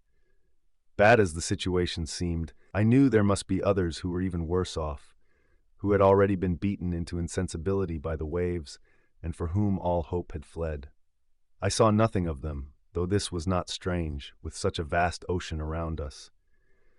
For Hildegarde my fears were greatest. Alone I would have fought a good fight, but not having the holy incentive that nerved my arm now, I might have yielded up the ghost. Hildegarde was suffering now. It made my heart bleed to realize my utter helplessness to assist her, for whom I would have shed every drop of my blood. She choked more than once as the seas repeatedly broke over us, allowing scant time to catch a breath, and I raged with a fury that was perhaps childish, to realize how unable I was to shield her against their lashing. All this while we had been drifting with the rollers, and must be drawing near the shore. Eagerly I watched my opportunity, when upon the crest of a billow, to strain my water-soaked eyes toward where it should be. Painful though my vision had become, thank heaven, I saw the blessed shore. It was also close at hand, though before I could hope to gain its friendly shelter, the worst struggle of all must be gone through with, for the deadly sea-puss forms where the retreating undertow meets the incoming waves, and riotous war ensues. And when, crowned with victory, I should stagger out of the foamy yeast, clasping in my arms that form so precious, would there still be a sweet spirit within that earthly tenement, or might my embrace but hold the lifeless clay of my best beloved? Always must it remain more or less of a mystery how I reached the shore. I remember the struggle, and how hopeless it seemed when the sea-puss had me in its whirling grasp, how futile my endeavors appeared, no matter how madly I strained. Then there came a change. I had been, as it were, plucked as a brand from the burning. A roller freed us from the undertow and tossed us shoreward. My feet touched bottom. It was but a secondary anchorage, and then I was borne off again, but somehow it rekindled hope that had well-nigh died. Again I watched my chance. Again I felt that magic thrill, and bursting into a supreme effort planted my toes in the shifting sand, holding my own against the rush of the receding water, holding the painted buoy and its precious burden, which had broken loose from the rope. Those seconds were fraught with momentous issues. Almost exhausted as I was, I found it the battle of my life to persist to the end, but it chanced that the wave upon which we had been borne was the first of a trio, the others following unusually speedily upon its heels. They saved the day. Like driftwood almost, I was lifted up, carried shoreward, and deposited on my knees in the sand. Then came the last wave, washing me still farther up the strand.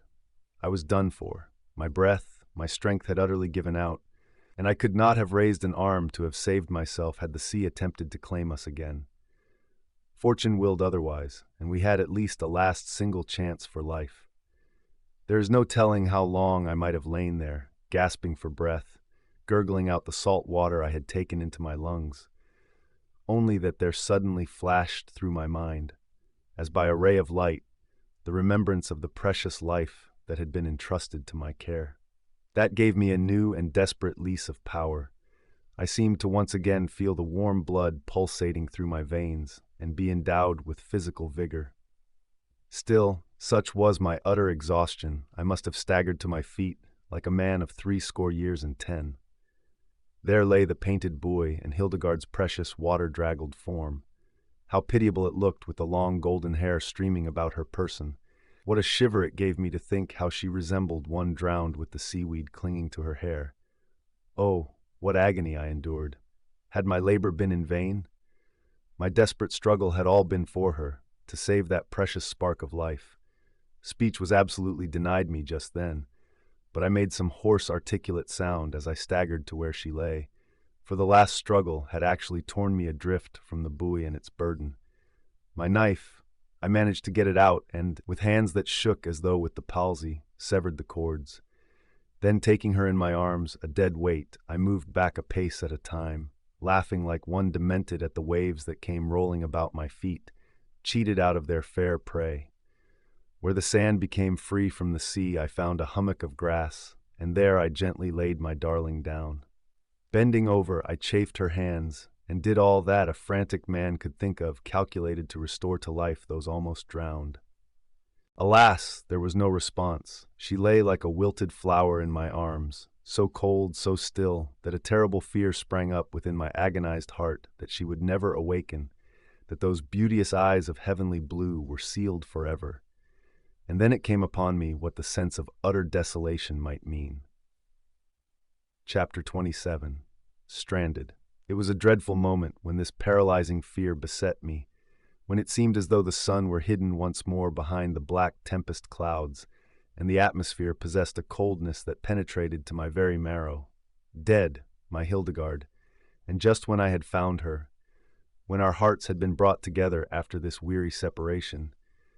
Dead, and I held only the beautiful clay in my arms, the spirit having taken its upward flight. Bitter indeed were my feelings while I crouched there, pressing her close to me.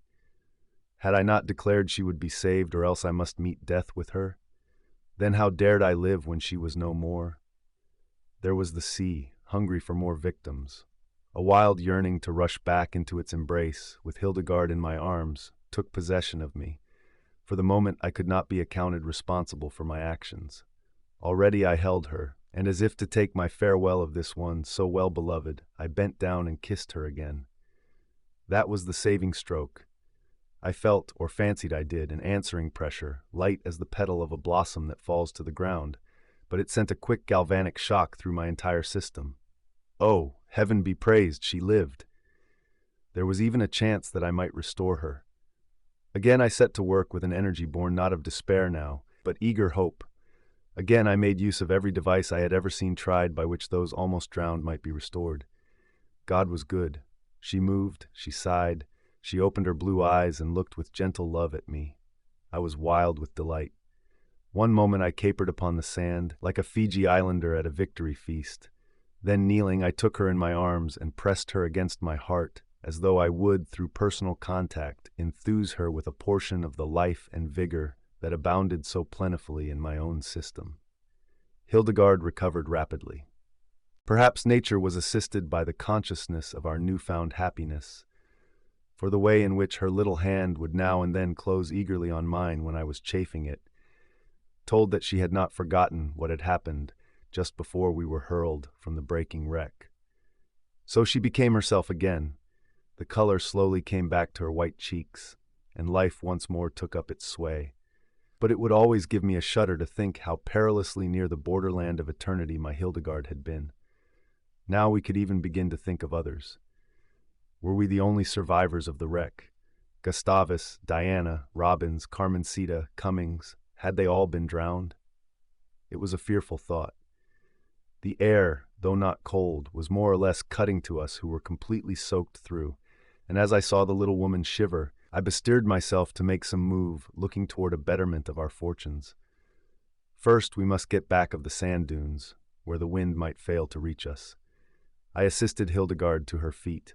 She was very weak, but growing in strength with each passing minute. All might be well if we could only manage to dry our bedraggled garments in some way. One last eager look I cast up and down the beach, but not a living soul could I discover. Far away some object lay upon the sand, which I suspected might be a body, but I dared not take Hildegarde there, and would not for the world leave her just then. The living had even more need of my services than the sacred dead. In the distance I discovered trees, among them many stately palmettos. This gave me an idea which promised much. In one of my pockets I always carried matches. They were in what was called a waterproof safe, and if one out of the lot could be induced to strike fire, we would soon have a glorious blaze, before which we might find good cheer and a chance to dry our garments. So we trudged on. The exercise did us good in more ways than one, since it stirred up our blood after the harrowing experience in the cold grasp of the sea. For myself I cared naught. I was a man and had buffeted hard fortune many a time, so that I knew how to take things as they came. But I felt a wonderful pity for the brave little woman at my side, knowing how rough it was on her. I kept an arm around her, and many times managed to give assistance. We talked as we slowly neared the trees, talked of many things that concerned us, for there were to be no longer any secrets between those whom heaven had so miraculously reunited. Both of us were ashamed of the past. We each tried to shoulder most of the blame, and ended by mutual forgiveness. I had to stop and ratify the contract with a few fond kisses, while her face grew luminous with delight. Strange how selfish human nature is. There we could talk of happiness, when perchance our friends lay upon the fatal beach, cheated out of even life itself. But what could you expect of an almost helpless wayfarer who had been kept out of paradise for years? To such a man there is excuse for many things when an angel opens the gate and invites him in. Now and again I could see Hildegarde look pained, and I knew what brought the shadow upon her face. She remembered Diana, the coquettish beauty, for whom her last gleam of jealousy had gone forth, and the thought of the cruel fate that had come upon the bride of a year hurt her cruelly. I did not dare allow myself to think upon the matter at all. Time enough for self-reproaches and bitter regrets when she was in safety. Until then my every faculty belonged to her. At length we reached the trees. I saw that Hildegarde suffered on account of the weight of her soaked garments, and I insisted on carrying her the last 100 yards despite her protests. Finding me obdurate, she gave in, and as if to make the burden as light as possible, locked her hands around my neck. Ye gods! Such was the fierce happiness that gave me artificial strength, I could have staggered a full mile thus. It was as though I had partaken of a magic elixir that nerved me to wonderful deeds of valor, for love works amazing things. Once under the trees, I set her down on a grassy knoll, and proceeded to gather many of the dead leaves from the palmetto. These, with their long, dried stems, make wonderful torches that give out fierce heat. Now for the matches. I rubbed the box dry, snapped it open, and to my joy found the contents perfectly preserved. Immediately a blaze sprang up, increasing to a roar, and Hildegarde, approaching, held out her chilled hands approvingly to the heat. My duty in keeping up the fire caused me to be almost constantly on the jump, but our garments steamed, and soon we began to feel better. I began to consider our situation. Where were we? On what coast? And how near civilization? I had money with me, but no means of defense against wild animals save a knife. Looking back and cudgeling my brains to do a little figuring, I reached the conclusion that after changing our course, we must have come back about as far as we had gone the other way. Consequently, the chances were we might have been wrecked upon the coast of Tabasco, and not a great distance from that wicked though gay capital, Berlin. Now I had pretty good and substantial reasons for never wanting to see Old Bolivar again. There were those in the Central American metropolis who owed me a grudge, and a pretty healthy one at that, which they would be only too glad to pay. Indeed, I had myself sworn a pretty stiff vow to visit every other quarter of the earth before thinking of setting foot again in this, the scene of my recent adventures. But so little do we know of what the future holds in store for us, that here I was on Tabasco soil again inside of 30 hours, and mighty well pleased to be there too. If necessary, I was even willing to take chances and enter Bolivar. Hildegarde would require attention and a change of clothing. We could act cautiously and keep our presence secret, watching a chance to slip on board some American fruit steamer and thus escape. Oh, I felt bold enough to dare almost anything now that I had my own to battle for. Life was worth living, the world seemed little short of heaven, and nothing daunted me. We had been drying ourselves more than an hour before the hot fire when I heard voices and saw two men approaching. They were the ordinary half-breed natives, growers of bananas, perhaps. I called to them in Spanish, and they approached. Then I told them we had been washed ashore from a vessel wrecked in the recent storm, and asked for shelter until we could proceed to the city. Upon inquiry, I found Bolivar was only a few miles away, just as I suspected. The men looked surprised. I wondered why they exchanged such strange glances, but their invitation to provide for us was hearty enough. So we slowly accompanied them to their cabin, which was a good mile away. Here, amid the great green fronds of a banana plantation, we found a wretched hovel with a woman in charge. Hildegarde was worn out. She only wanted to get a cup of coffee and eat a ripe banana, when, dropping upon a homemade cane chair, she fell into the sleep of exhaustion. I was ready to give in too, but first I wished to talk with the men, interest them in the fate of my comrades, and promise a reward if they brought any of the poor fellows, dead or alive, to the cabin, the price to be doubled if they lived. They were profuse in their manifestations of almost servile willingness to carry out my ideas, and hurried away toward the beach. Alas, I did not know the treacherous character of these miserable half-breeds, who unite the very worst qualities of the two races they represent. So I, too, settled myself in a chair, utterly tired out.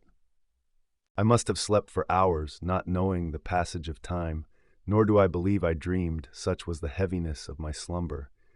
Then suddenly I awoke. Someone was shaking me. I opened my eyes in amazement, unable to immediately comprehend what it all meant, for the wretched little cabin was swarming with the gaily garbed soldiers of Bolivar's brave army, and directly in front of me I saw one whom I had very good cause to wish at the other side of the world, in Bombay or Cape Town, or even Cathay, anywhere but here, in fact, for in this stout person I recognized the awful Alcalde, or mayor of Bolivar.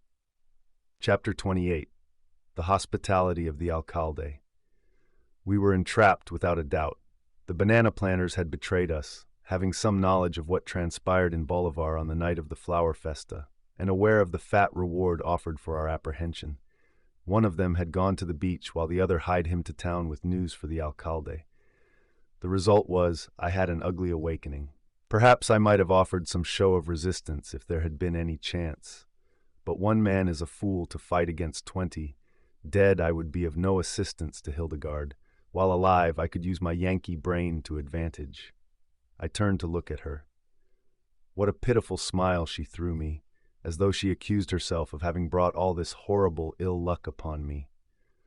I determined to keep up a brave face for her sake as well as my own, and immediately called out some cheering words. At any rate, while our situation might not be all we would desire, it could have been much worse. I thought of my gallant fellows, perhaps strewn along that pitiless beach, and somehow the remembrance made me feel more thankful. There was an American present, a man with the face of a parson, but whom I knew to be a cold-blooded old rascal, Hildegarde's father, the man for whom she had done so much, but whose avaricious soul hankered constantly after more, and who had plotted with his colleague, the mayor, to possess the remainder of her fortune. What would they do with me?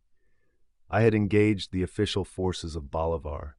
My friend had tumbled the sacred person of the mayor in the dust, and altogether I might be looked upon as a very dangerous firebrand in the camp.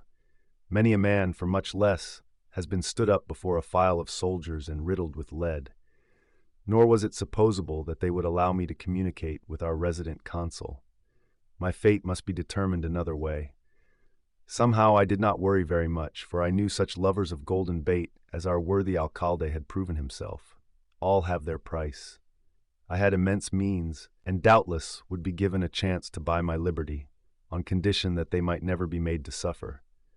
And Hildegarde, I would not move my little finger to save my life if she were not considered in the deal too. There was no use in angering the man in whose hand my fate lay, so I simply told him I was willing to accept of his hospitality. My nerves somewhat staggered the old chap, but he grinned in a self-satisfied way and gave me to understand, in very forceful Spanish, that I had done enough 6 times over to merit death, and that he would take my case into consideration.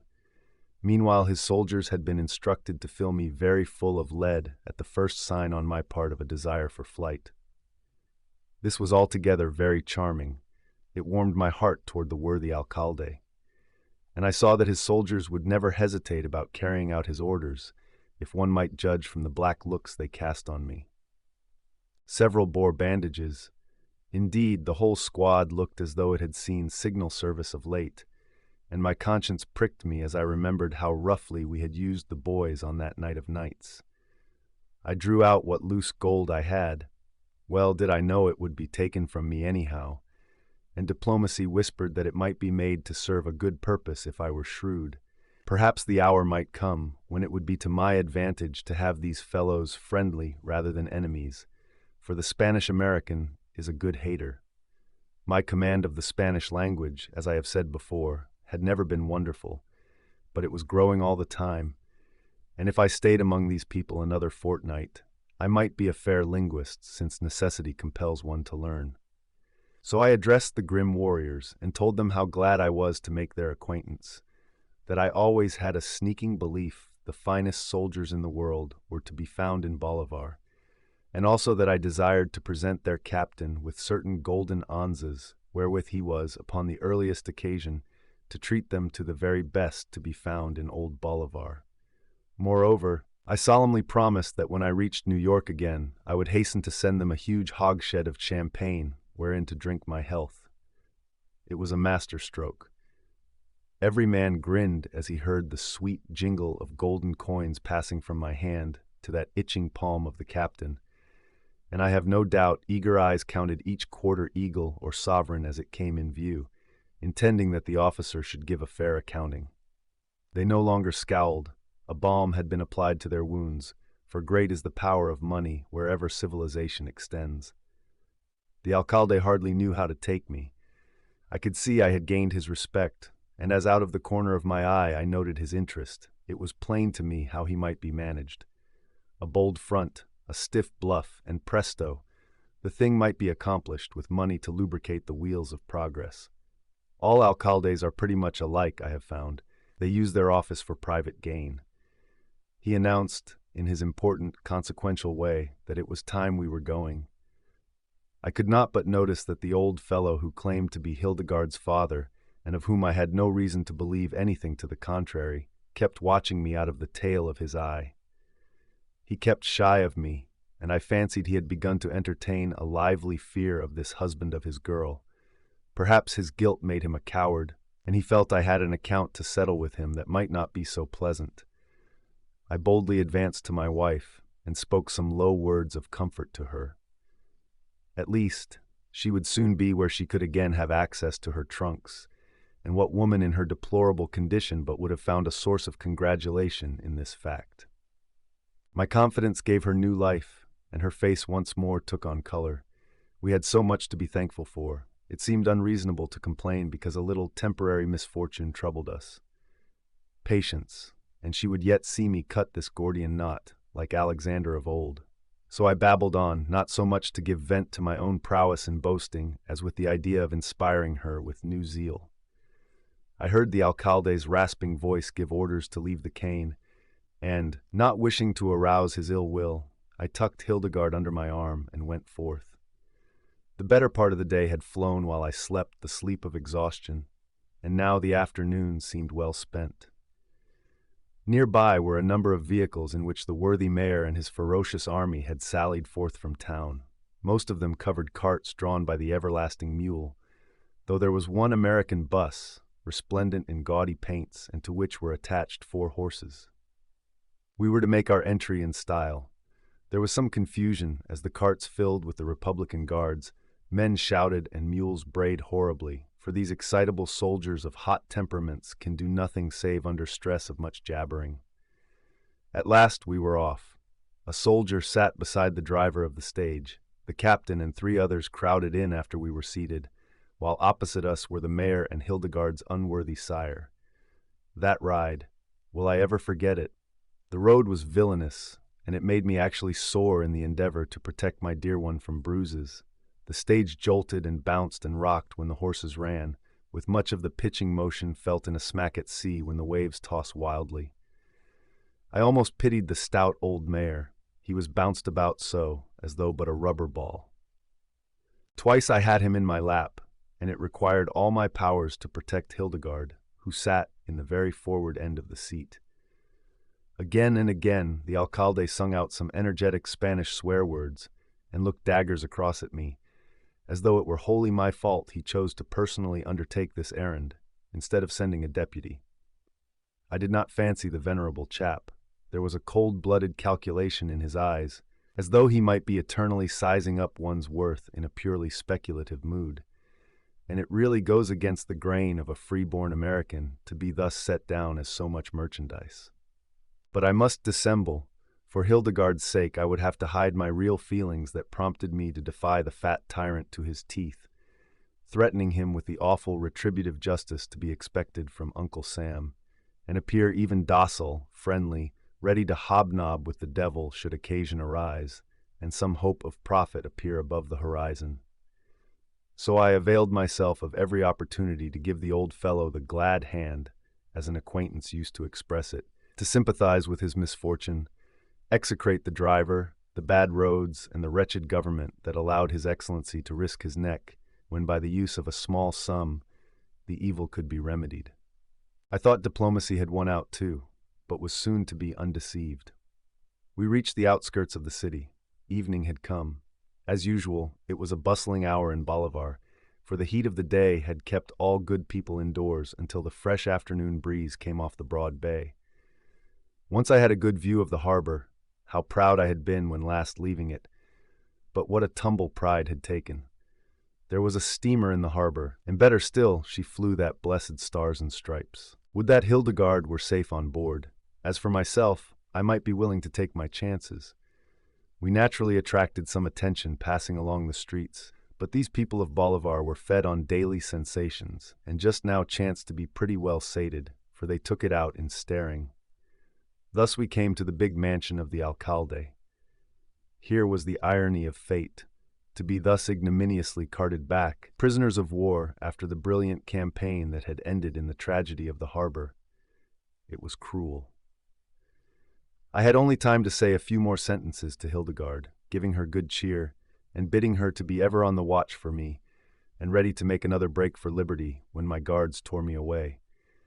Between them I was marched down a flight of stairs and along a dark corridor.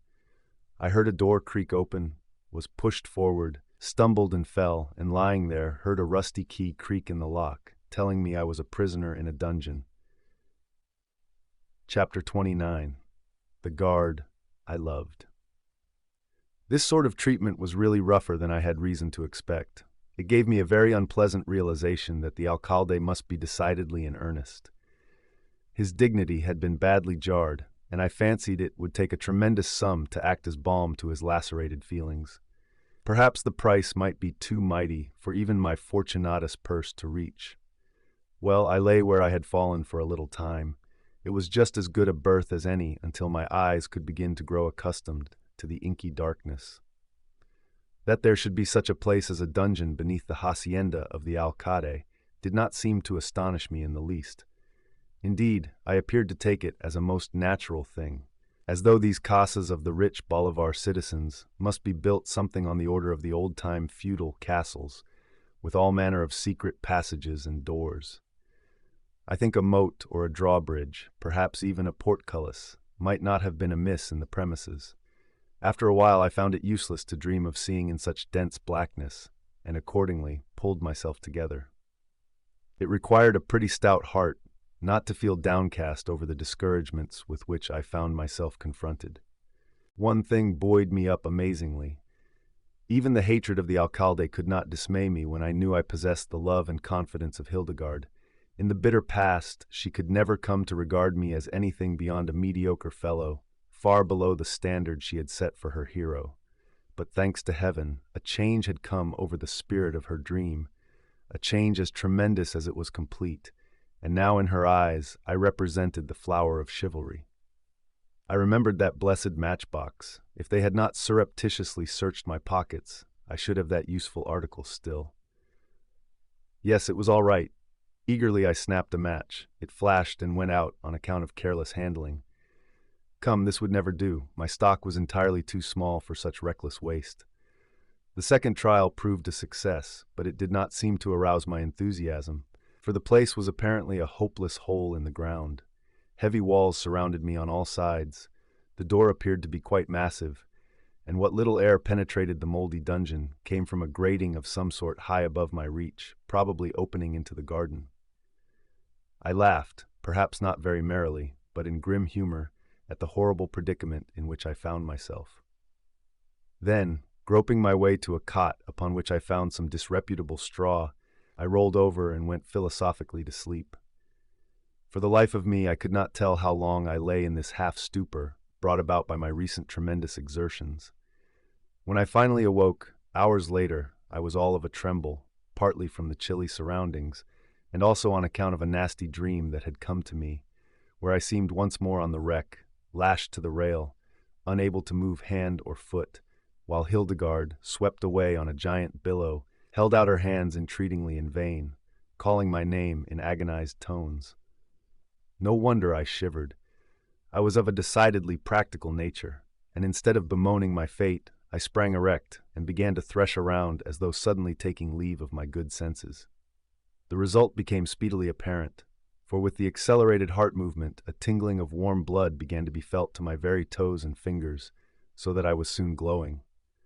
I wondered what time it was. They had not robbed me of my watch, but it had seen rough usage in the sea, and I hardly expected to find it going. To my surprise, upon holding it up to my ear, I heard the busy ticking. It required the sacrifice of another match to tell me it was 7 o'clock, but the game was really worth the candle, for I rejoiced that the day had arrived. After a while I had a visitor. The jailer was a heavily armed retainer of the Alcalde, whose piratical appearance was apt to discourage one from all thought of attempting to overpower him and secure his outfit. I pretended to be cheerful, and even joked with the fellow as well as my knowledge of Spanish allowed.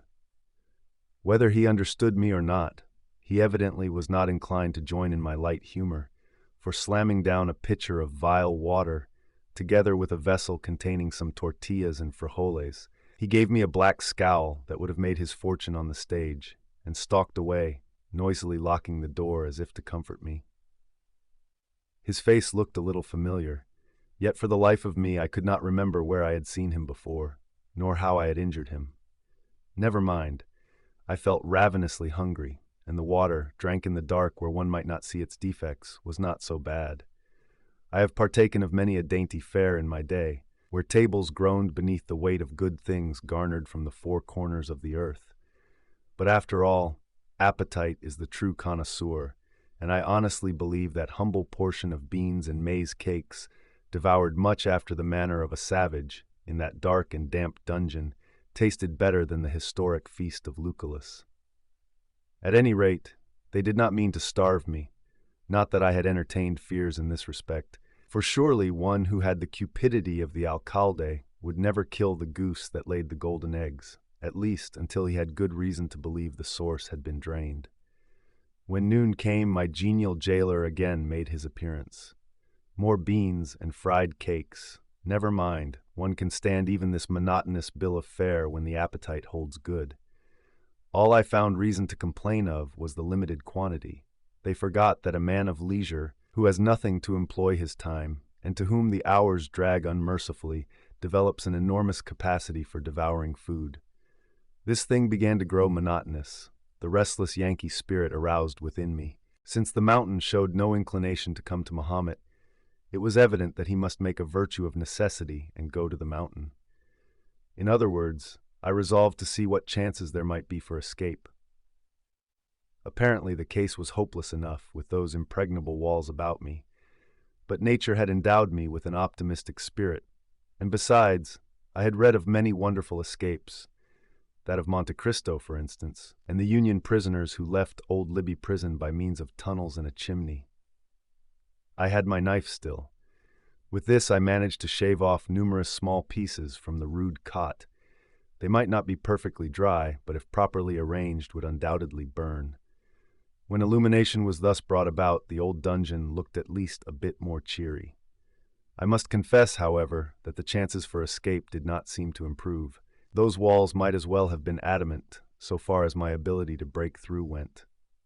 Perhaps with patience and a year of time, one might have dug a hole through, but I was not a life prisoner, like Edmond Dante, and my case would evidently meet with speedy settlement at the hands of the irate Alcalde, who was laying his wires to get all that was possible out of the game. That meant, very plainly, that more urgent measures would have to be adopted if I hoped to desert my palatial quarters.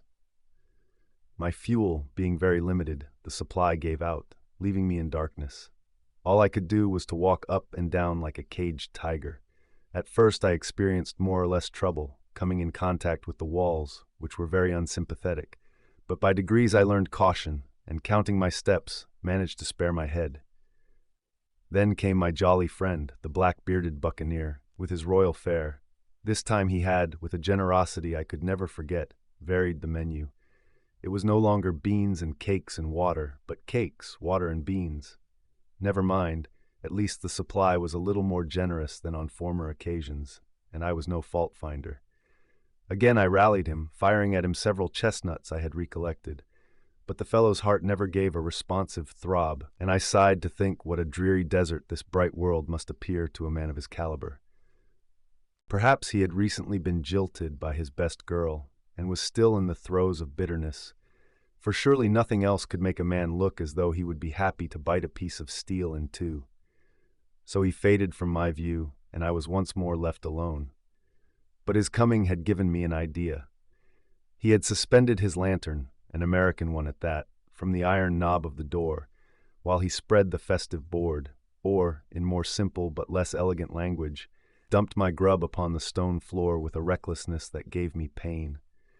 My attention had been attracted toward the door, with the result that I fancied it would repay me for a close examination. So, after disposing of the last remnant of my supper, bestowed through the courtesy of the Alcalde, bless his benevolent heart, I set to work examining that same door. Here I squandered 3 more of my precious matches, but the investment paid me. Indeed, I almost came to worship at the shrine of those little wooden brimstone-tipped gods. Never had I dreamed they could appear so valuable, and more than once I vowed that, freed from this trouble, I meant to never suffer for lack of a sufficiency again, if I had to start a factory or even buy up the whole iniquitous match trust. The door was a great big sham, a hollow mockery. Apparently it was a massive affair, capable of resisting a battering ram, but in reality time had played such havoc with the oak, aided and abetted by some mysterious boring worm, that it was the easiest thing in the world for me to bury the blade of my pocket-knife in its fiber. This was joy indeed. My old run of luck had not yet reached the end of its tether, and I rather guessed I was still in the game. And the way I slashed into that humbug of a door was a caution. I made the rotten stuff fairly fly in a shower, so that twice I had to stop my work and indulge in a sneezing spell on account of the particles of wood dust in the air. Never mind, the hole grew apace and would speedily be large enough to accommodate the prisoner who yearned to try his wings. Then my rising hopes received a rude shock, for upon the stone flagging of the corridor I heard the distinct sound of approaching footsteps. A curse upon that meddling, black-muzzled jailer. Chapter 30. To the rescue. Somehow I did not care to bother my hand in speculations concerning the pirate, or why he came to see me at this uncanny hour. What did it matter whether his suspicions had been aroused, or a sudden desire to be more congenial had flowed into his icicle heart? He was coming, my little game must be disclosed, and the consequences turn out badly for me. I could do nothing to prevent it. Acting under an impulse, I groped around until I found the rough cudgel, which I had wrenched loose from my beautiful rustic cot. Perchance a foolish freak might tempt the curmudgeon to thrust his shocking head through the inviting hole I had made in his old door. and if I could manage to drop that bit of cypress with more or less emphasis upon his caput, it would be well. There was little time for suspense. I could see the light and hear the jingling of those rusty keys. Of course, he could immediately discover the grand opening. I listened to hear him exclaim, for as yet I was not certain Cerberus could claim a voice, since he had utterly refused to answer civil questions or acknowledge the age of the musty jokes which I had showered him with. Sure enough, I did hear a voice, but it gave me a tremendous start. Had I been in gross error, and was this black-muzzled Tartar only a renegade Yankee in disguise after all? For he had cried out, "Great Scott!" Somewhere I had heard that exclamation used many times. Why, sure enough, it was my old friend, that heart of oak, mate Robbins. But poor Robbins was dead, and therefore it could not be he who jangled those keys. Now he bent down, and I mechanically raised my cypress flail, though dubious about the propriety of using it. A second later I dropped the cudgel nervelessly to the floor, for someone had said, "Hello, there, Morgan, old boy, are you on deck yet?" That was either Robbins or his ghost, and if the latter, then a pretty healthy specimen of a spectre, as I found when he had succeeded in unlocking the door and shook me heartily by the hand. I was still a little mystified, because the man who wrung my arm like a pump handle was rigged out quite bravely as a citizen of Bolivar, and might have passed for such on the public plaza. But it was Robin's voice, and I was willing to take the rest for granted. Strange to say, I felt a little bit of chagrin at his coming just at that time. You see, my heroic battle with that sturdy old fraud of a door had all been for naught, and had this friend shown up half an hour earlier, he might have saved me an immense amount of labor. Nevertheless, I was royally glad to have the dear fellow with me, and to learn, first of all, that he was in the land of the living, when I had all along been dismally picturing him as food for the sharks. So I returned his hand squeeze with interest, and prepared to bombard him, not with the nutty jokes I had fired at Cerberus, but real questions, with a decided bearing upon the situation. He was bound to answer after a fashion, and thus I learned that he had escaped the fury of the sea, with Carmencita, learned of my capture, gone with the child to the house of her relatives, who belonged to the secret revolutionary party. The Outs are always plotting to overthrow the government in that country, so there is constantly a revolution slumbering beneath the surface, had been warmly received into their councils, and assisted to lay the wires looking to my rescue. This seemed to bring him down to the present, when he appeared before me. I would have enjoyed hearing the details, but he declared this would take much time. You see, I've had the very old deuce of a time since getting ashore, and there's a lot to tell that can keep. "We want to act now," he said. "Right, Robbins. Act is the word, but I'm in a poor way to assist," I declared. "How so? Not wounded, I hope?" I hastened to assure the honest fellow I was in the pink of condition, which perhaps was hardly the truth, but that my anxiety arose from the lack of proper weapons, such as a man usually delights in when preparing to defy a whole city.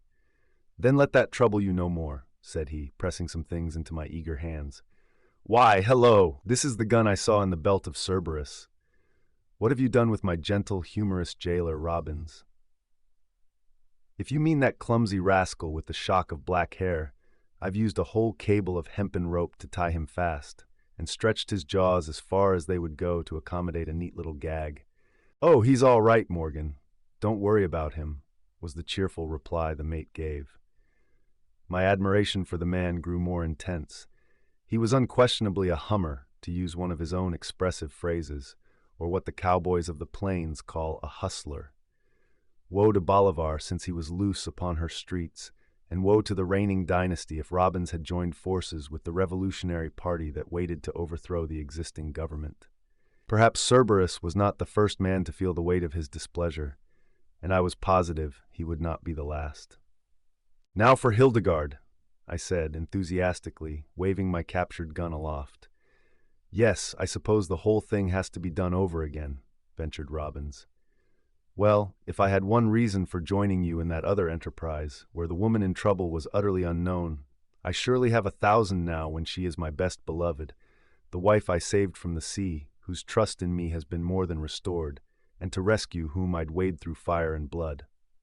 "Bravo," said Robbins, who always admired in others anything bordering on the theatrical, albeit he was such a practical old chap himself, and could never be made to believe he had done anything great. Bravo, Morgan. Those sentiments do you honor. And here's one ready to back you up, though the way be blocked by the whole army. Bah! I've subsidized them already. They have accepted my gold and look to fairly swim in champagne when I reach New York. Don't worry about the army, my boy. There are others, was what I flung at him. Plenty of them. In fact, I think the old army will have its hands full this night, and the green badge they wear turn to a crimson one by the morning, said this dark conspirator mysteriously. I caught his meaning, especially since I knew something about these sudden face-about changes liable to occur any day in the average impulsive young republics of Central America. They are the greatest theaters in the world for remarkable dramatic events. It's a revolution, then, I remarked. Yes, and a gay one, too, you bet, he returned with a sagacious nod of his sombrero. And you are in it, you Robbins? Up to my neck. Not 48 hours landed in the country. Well, you are a Yankee, sure enough. Have they put you up for president, my boy? He grinned. It was quite audible. Well, hardly, and me not knowing Spanish as she has spoke, Jen. Toriado is in line for that honor. What? Our old acquaintance, the man we abused so handsomely. Well, it seems to me we're between the upper and nether millstone, and stand a good show of being most beautifully pulverized. They're all against us. Not quite. Fortune and little Carmencita, a good combination, you notice, have raised us up a few friends who'll do their level best to see us out of the place safely. That one's easy enough. All they have to do is to take us by boat out on the harbor and deliver us on board. Great Scott, you forget your yacht is a wreck, strewn on the shore. No, I forget nothing. I never shall forget the sad incidents connected with that catastrophe. Poor Gustavus, poor Di, and then Cummings, a man to whom my heart went out. There's only one bright spot in it, Robbins. That wreck reconciled my wife to me, and I would go through it all again for that reward. I don't blame you, Morgan. Excuse me for such familiarity, sir, but I somehow can't forget we were shipmates together on the Pathfinder. Morgan it shall be to the end of the chapter. Let that rest. Now it's time we made a move, I reckon. What say you? 1 minute. It's well to understand. Half the battle lies in work that is planned out to a detail before the first gun is fired. What would you? Restraining my ardor to reach the side of my best beloved. You mustn't rest in ignorance. Just now you spoke of the harbor. Why should our escape lead us a second time in that quarter? Why, because I saw a fruit steamer there that flew the American stars and stripes, and once under the old flag we can snap our fingers at the Alcalde, the army, in fact, the entire country. Well, she's gone, he said quietly enough. That gave me a sad shock. The steamer gone. When? Where? Hang the luck? To Jalapa, the other fruit port across the mountains. That is a knockdown argument, Robbins. I leave the case in your hands. So long as we take my Hildegarde with us, I'm ready to follow you through Hades, if necessary. Perhaps it won't be quite as bad as that, though I've an idea we're not going to get through without some hard raps. But you shall see for yourself. Now, if you're ready, follow me. Chapter 31. A Revolutionist. The attachments of home did not appeal to me in this instance. To tell the honest truth, I was extremely well pleased to escape from the place in which my person had been confined for the space of more than 25 hours, nearer 30, I think. Robbins had come to me like an angel of light, an angel with a flaming sword, who would lead me to fields of glory and to Hildegarde. Hence, I followed him with an eagerness no words of mine could describe. He had his bearings all right, and went at the business with the air of a man who knew just what he wanted and meant to get it. Naturally, I was not a little curious to understand how he came to be in the house of the Alcalde. I might have fancied, from his dress, that he had obtained some sort of position in the hacienda of the mayor, but that seemed too absurd for belief, considering that he possessed so wretched a command of the Spanish language. Had it been myself, now, there might have seemed some reason for it, although I could even remember a few instances where my lack of proficiency in that respect had given me more or less trouble. In good time all would be made clear. I made a shrewd guess that Carmencita and her revolutionary friends had a goodly share in the enterprise. Robbins had saved the child from the sea, and his reward came in the shape of assistance. Thus we reap what we sow. My emotions while traversing the gloomy corridor were of a more lively character than when last I tramped its length, in the custody of the soldiers.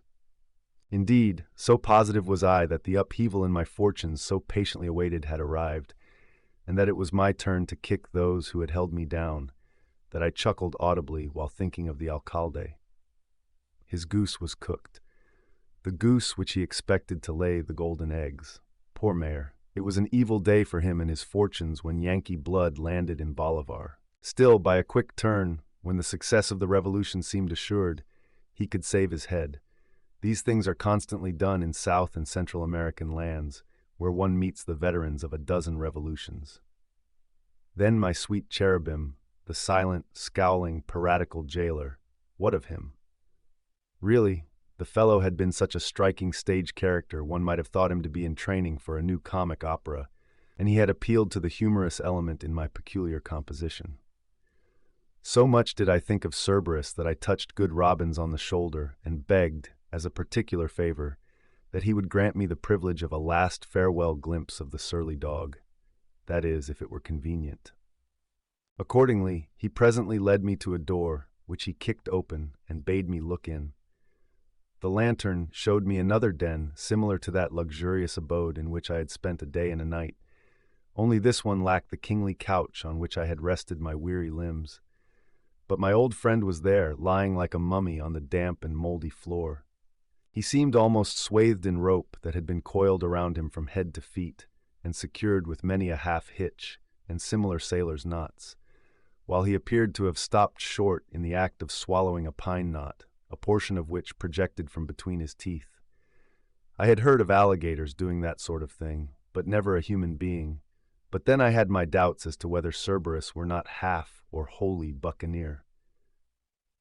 Perhaps I should have felt sorry for the poor devil, but somehow I could not.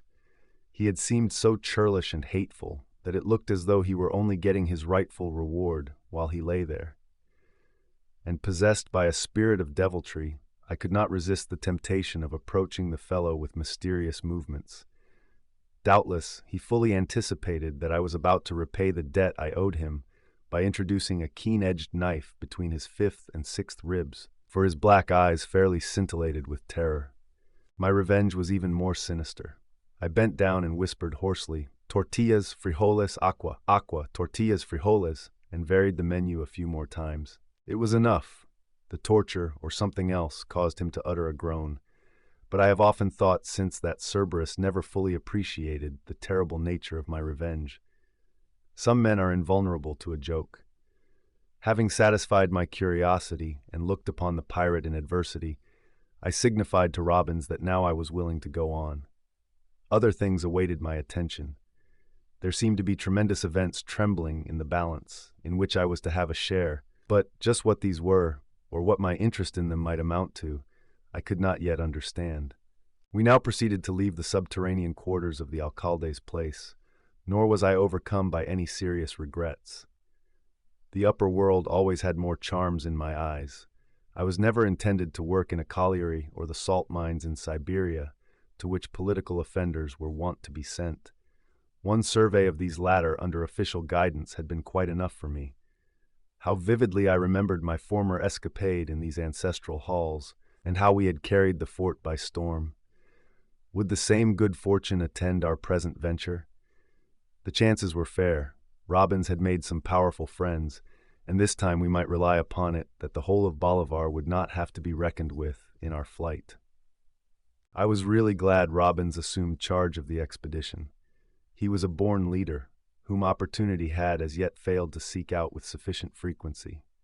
That was all done away with now, for I was fully determined he should from this hour never lack for a berth where he could hold command. There were other steam yachts, and I could, if I chose, invest a cool 100,000 in one, for that Mediterranean trip, with Hildegarde at my side, held out fascinations to my hungry soul. The golden eggs the Alcalde did not get could be put to this good service. "Is it Hildegarde now?" I whispered, hoarsely in Robin's ear, for a vague fear had arisen to give me disquiet, a fear lest he might have become so wrapped up in the schemes of the Revolutionists that he would feel compelled to employ the first of his time to their cause. In that event I would have gone it alone. Now his ready answer reassured me. "Hildegarde first, my lad, and all the time. My work depends wholly on her safety. If they find her a refuge, I've promised that both of us are with them, heart and soul," he said. That meant, of course, that I was to become a revolutionist. Well, I would have done much more to ensure her safety, adopted the calling of a contrabandista or smuggler, yes, even that of a pirate, if by so doing I could serve that little woman. My re-entrance into paradise had apparently loosened the screws of my brain box a trifle, which must be the excuse for any trace of extravagance of which I appeared guilty. Why, not to be a revolutionist down in this country meant not to exist. At one time or another, everybody was that. So I rested content.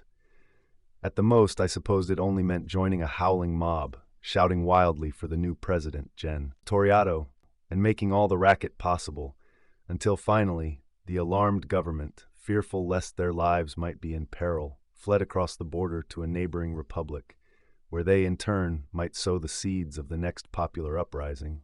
Why, that would only be fun after all, and I could look on it as compensation for the abject manner in which I had chased through these same streets on a former occasion. Yes, I would be a revolutionist, and experience the wild exhilaration that possesses a Central American free state in the throes of an upheaval. I had done more than that for mere love of adventure in the past. Surely, I could endure what came my way now, since it was for a higher and far more worthy cause, love of a woman. I wondered if she were confined in the same suite of rooms where Carmencita had led us on the night we defied Old Bolivar. Robbins must be growing quite familiar with the Alcalde's home quarters by this time. He had prowled about it so extensively. I could not but admire the positive ease with which he led me to the little court where the fountain flashed, and the scent of flowers hung heavy in the night air. He never hesitated, as though at a loss to tell where his course lay. There was a flight of stairs leading to the long balcony or porch fronting the upper story, allowing the occupants of those chambers an opportunity to sit where they could look down upon the enchanting scene below. Twice we had met servants hurrying about their business, but Robbins was warned in time and hustled me out of sight. I would not have been astonished if he had made a gesture that would bring these fellows to their knees, for the spirit of a budding revolution appears to permeate even the households of the head officials. Nothing could surprise me after this, for was I not in the land of enchantment, where one knows not what a day or hour may bring forth? Once we reached the long porch, I began to get my bearings. There was a passage that led to that wing of the hacienda, not fronting on the court of the fountain, the wing that had been the scene of our former adventure. Where was our worthy alcalde and his household? Could they be lingering over their wine, unconscious of the volcano that was arranged to burst forth upon Bolivar this night? Now we plunged into the passage, and were heading, as before, straight to Hildegarde's rooms. My heart beat like the ticking of a watch, and a glow ran through my whole frame. The wizard even knew how to unfasten the door after he had knocked, and as he threw it open, my eyes fell upon the expectant face of my darling. Chapter 32. We investigate the Azotea. Hildegarde gave a cry of joy at sight of me, advanced a step, holding out her arms, and springing past Robbins, I snatched her to my heart. Bless her, she did not shrink back from me in the least, and yet I am sure I must have presented a far from fastidious appearance at that moment, not having been given an opportunity to tidy myself up after my immersion in the sea. Perhaps I looked a little heroic. Perhaps she remembered that all had been done in her cause, and this glorified me in her eyes. It was just as well. Surely we had little time to think of these things, when freedom must be our first aim. Robbins appeared to look at it in a different light. I imagined he felt sorry to see so fair a creature in the arms of so disreputable a wretch as I must have appeared. At any rate, he came in and locked the door from the inside. "Ah, madam, have pity on him, and give him half a chance to wash up, to brush his hair and look like himself. 24 hours in a dungeon after that swim in the sea. Do you wonder he appears like a tramp?" he said. Then I grew ashamed myself and realized how very tough my appearance must be. But Hildegarde felt no repugnance, only sweet, womanly pity. My poor Morgan, and all for me. Oh, how I love you. Never mind, there is a long future for me to prove it. Come, here are water, soap, and a towel, and here my own brushes. I know you'll feel better for Mr. Robbins' suggestion. Perhaps it may take some of the fierceness out of me, but I reckon I'll make a good enough fighter, even as a gentleman, I remarked, grimly. Somehow, when I saw Robbins nodding eagerly at my words, a dim suspicion floated into my mind that perhaps he had a reason back of this desire to make me presentable. But it was so intangible, I failed to grasp it. I believe that was really the most satisfactory toilet I ever made, for she stood there, holding the towel, and then with her own hands gave me the brushes, while Robbins dusted my clothes with a little whisk broom. 5 minutes completed the metamorphosis, and I felt like a new man. Now, I said, let me greet you as a gentleman, and not as a tramp. She willingly allowed me to enfold her, and held up her pretty mouth to receive my warm kisses, for 2 years is a long time in which to do penance for one's sins, all of which must have been highly edifying to Bachelor Robbins. I remembered him at length and closed the little séance. The twinkle in his gray eyes may not have signified much, but I imagined he was more than a little amused. Now that ceremony is over, I'm ready to carry out any other suggestions of yours, old fellow. They're all good, every one of them, so kindly give your orders. I saw Hildegarde regard me with some surprise, as though she thought I should be the one to assume charge. You see, her ideas had jumped around to the other extreme, and she could not now conceive of my failing in any undertaking, however difficult. You see, my dear, Robbins is engineering this affair. Turnabout is fair play. Besides, while I've been cooling my heels in that blessed dungeon and juggling with the puzzling menu of frijoles, tortillas, and water, he has used his time to advantage, and allied us with the Revolutionary Party, so that we are no longer friendless in an enemy's country. Perhaps tomorrow we may even be touching elbows with the new president himself. Who knows? Plainly, I hardly believe Hildegarde understood one half that I said, but her confidence in me was sublime, and she nodded and smiled as though it were revealed to her as plain as the largest book print. Robbins went to the door and unlocked it. I supposed we were about to make our exit from the casa in an orderly way, reaching the street and proceeding to some quarters already arranged for in this comprehensive scheme of the mate, whence we of the male sex could sally out when the alarm bells gave the signal that every revolutionist should be on the street. It was not to be quite so easy. Fortune had not grown weary of buffeting her votaries, and we were yet to experience the joy of winning what we secured. When I heard the racket from below, I fancied the uprising had burst into a flame prematurely, and that the house of the Alcalde was fated to bear its first fruits. It was not so. Robbins jumped at another conclusion, and as it turned out, his hazard was the true one. My escape had become known through some mischance. Heaven alone knows how. Perhaps some fellow venturing below, with a little scheme of his own on tap that concerned the wine bin of the mayor, had heard the agonizing groans of Cerberus, and, being more valiant than most of his kind, had investigated, with the result of discovery. That was the most reasonable supposition.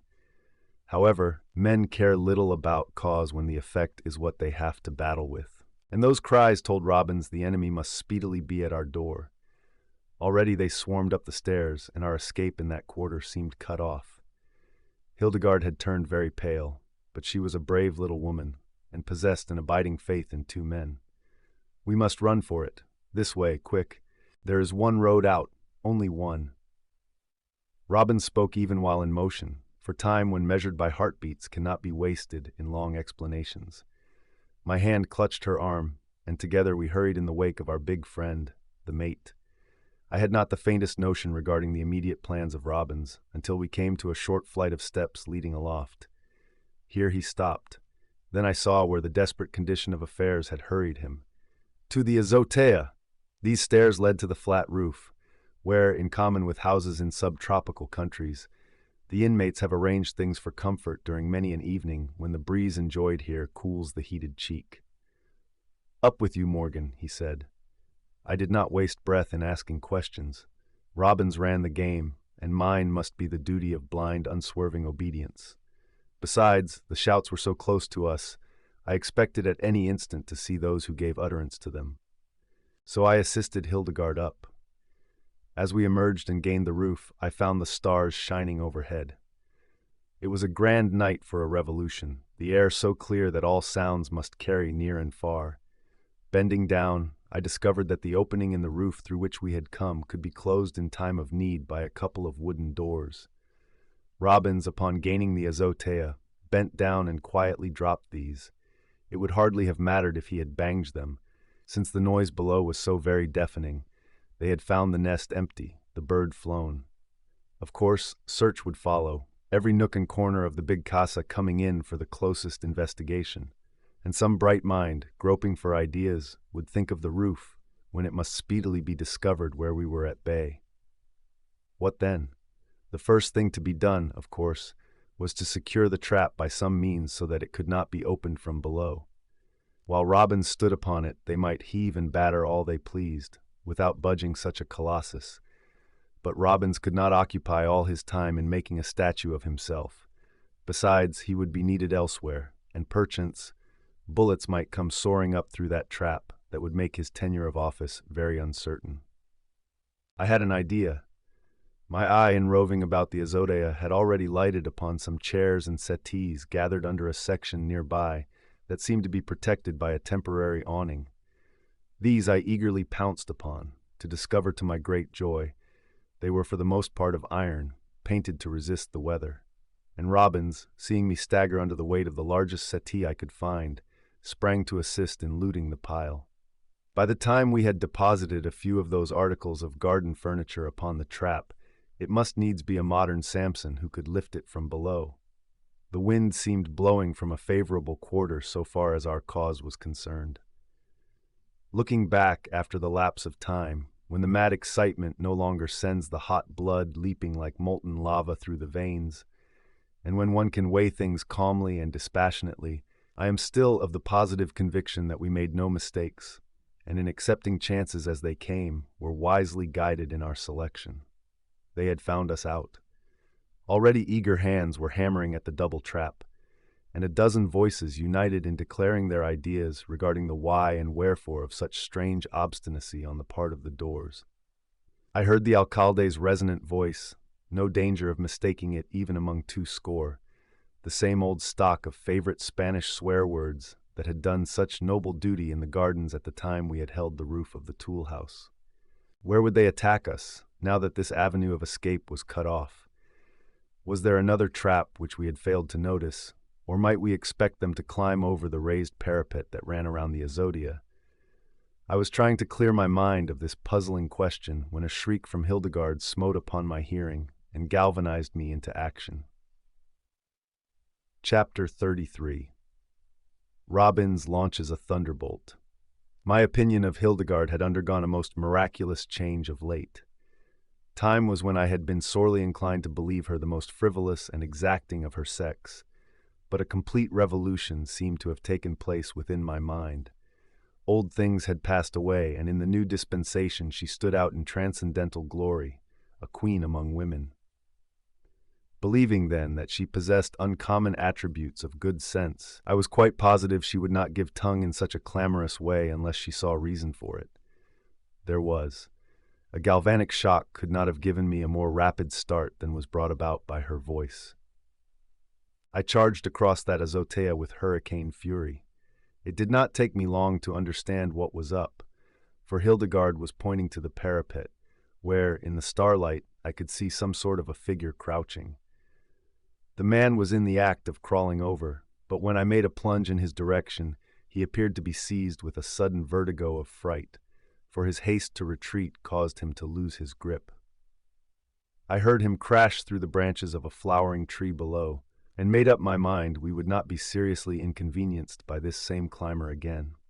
Where one had dared, there might be others.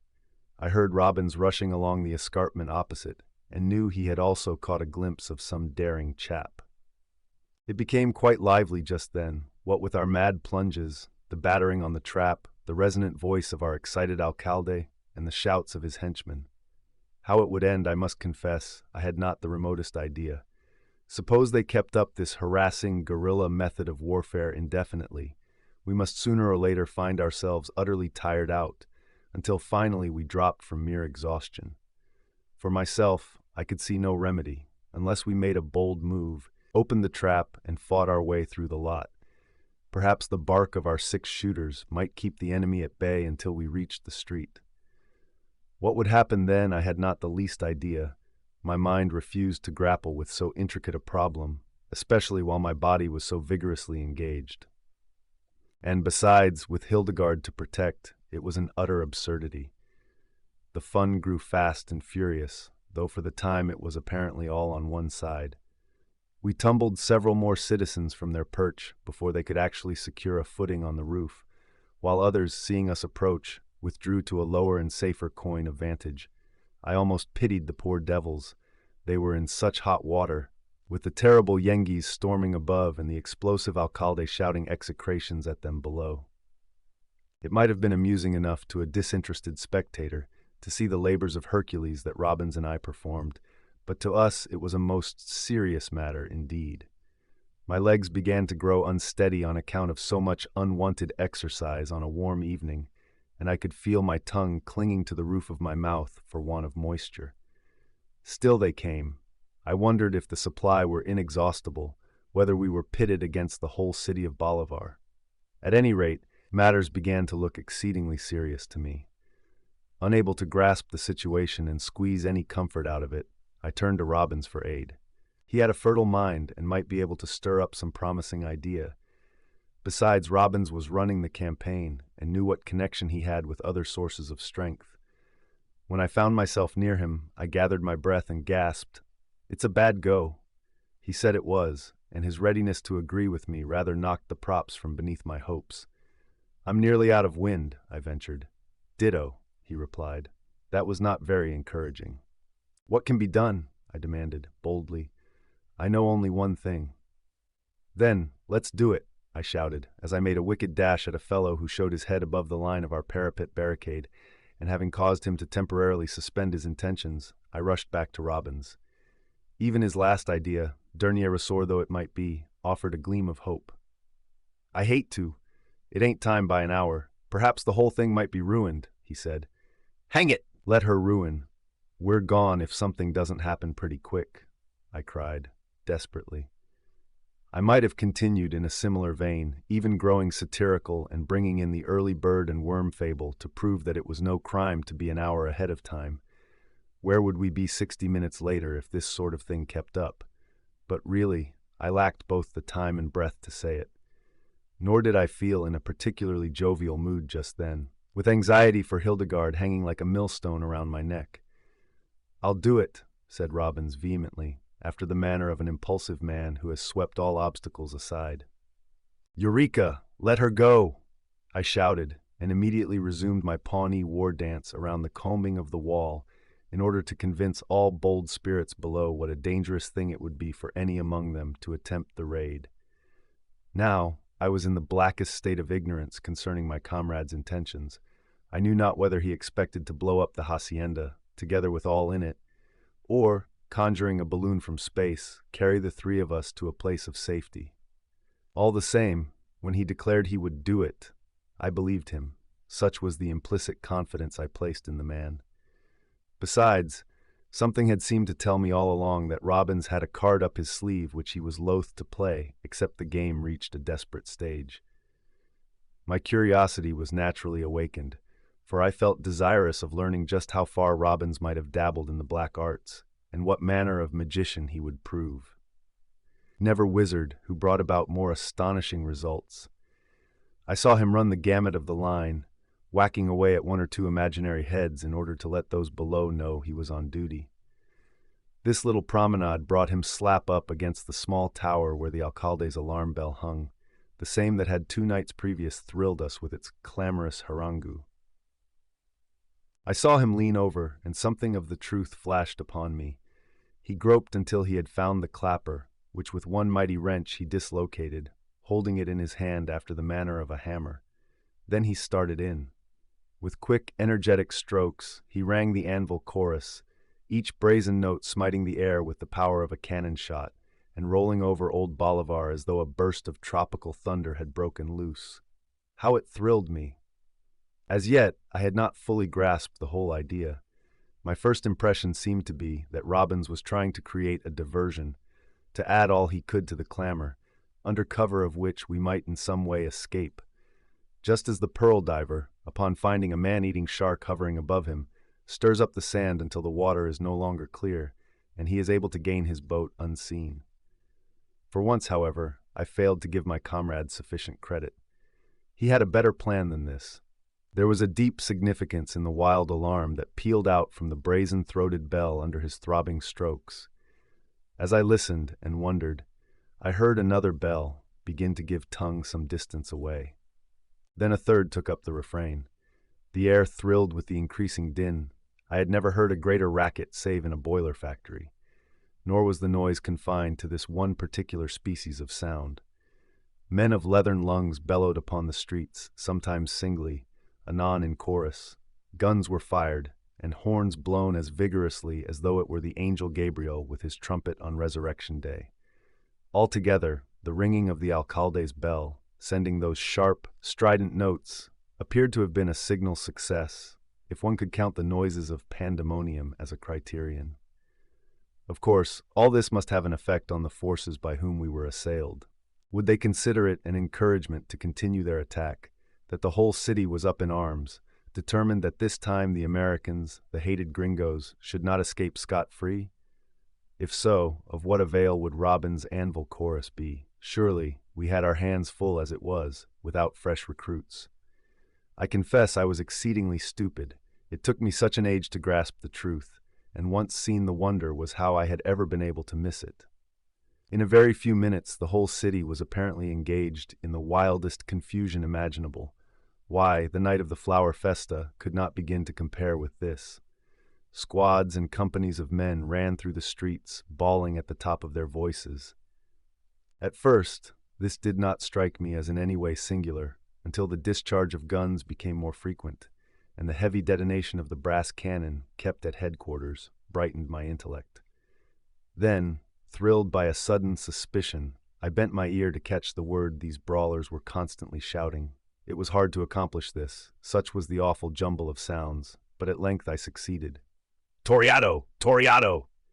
That was our old fire-eating general's name. What Robbins had said flashed into my mind, and in that second of time I realized what the clang of the alarm bell had brought about, and that poor Old Bolivar was wrestling in the throes of another annual revolution. Chapter 34. One good turn and another. Perhaps there did not exist in that metropolis anyone who felt a keener interest in the uprising than myself. True, some men flung ambition into the arena, and like old Gen Toriado, risked life and reputation in the affair. I had the safety of Hildegarde to consider, and surely that was of far more importance than my own individual ambition. Now that I had guessed what Robbins was up to, my position on the Azotea gave me a good chance to ascertain how affairs were progressing elsewhere. The tumult, instead of dying out, increased in volume as new recruits joined the shouting insurgents. What of our own enemies? Not a man jack of them had shown himself since the alarm burst out. Were they gone? Had the coast been left clear? Delicious thought. If true, how quickly had Robin's muscular efforts borne fruit.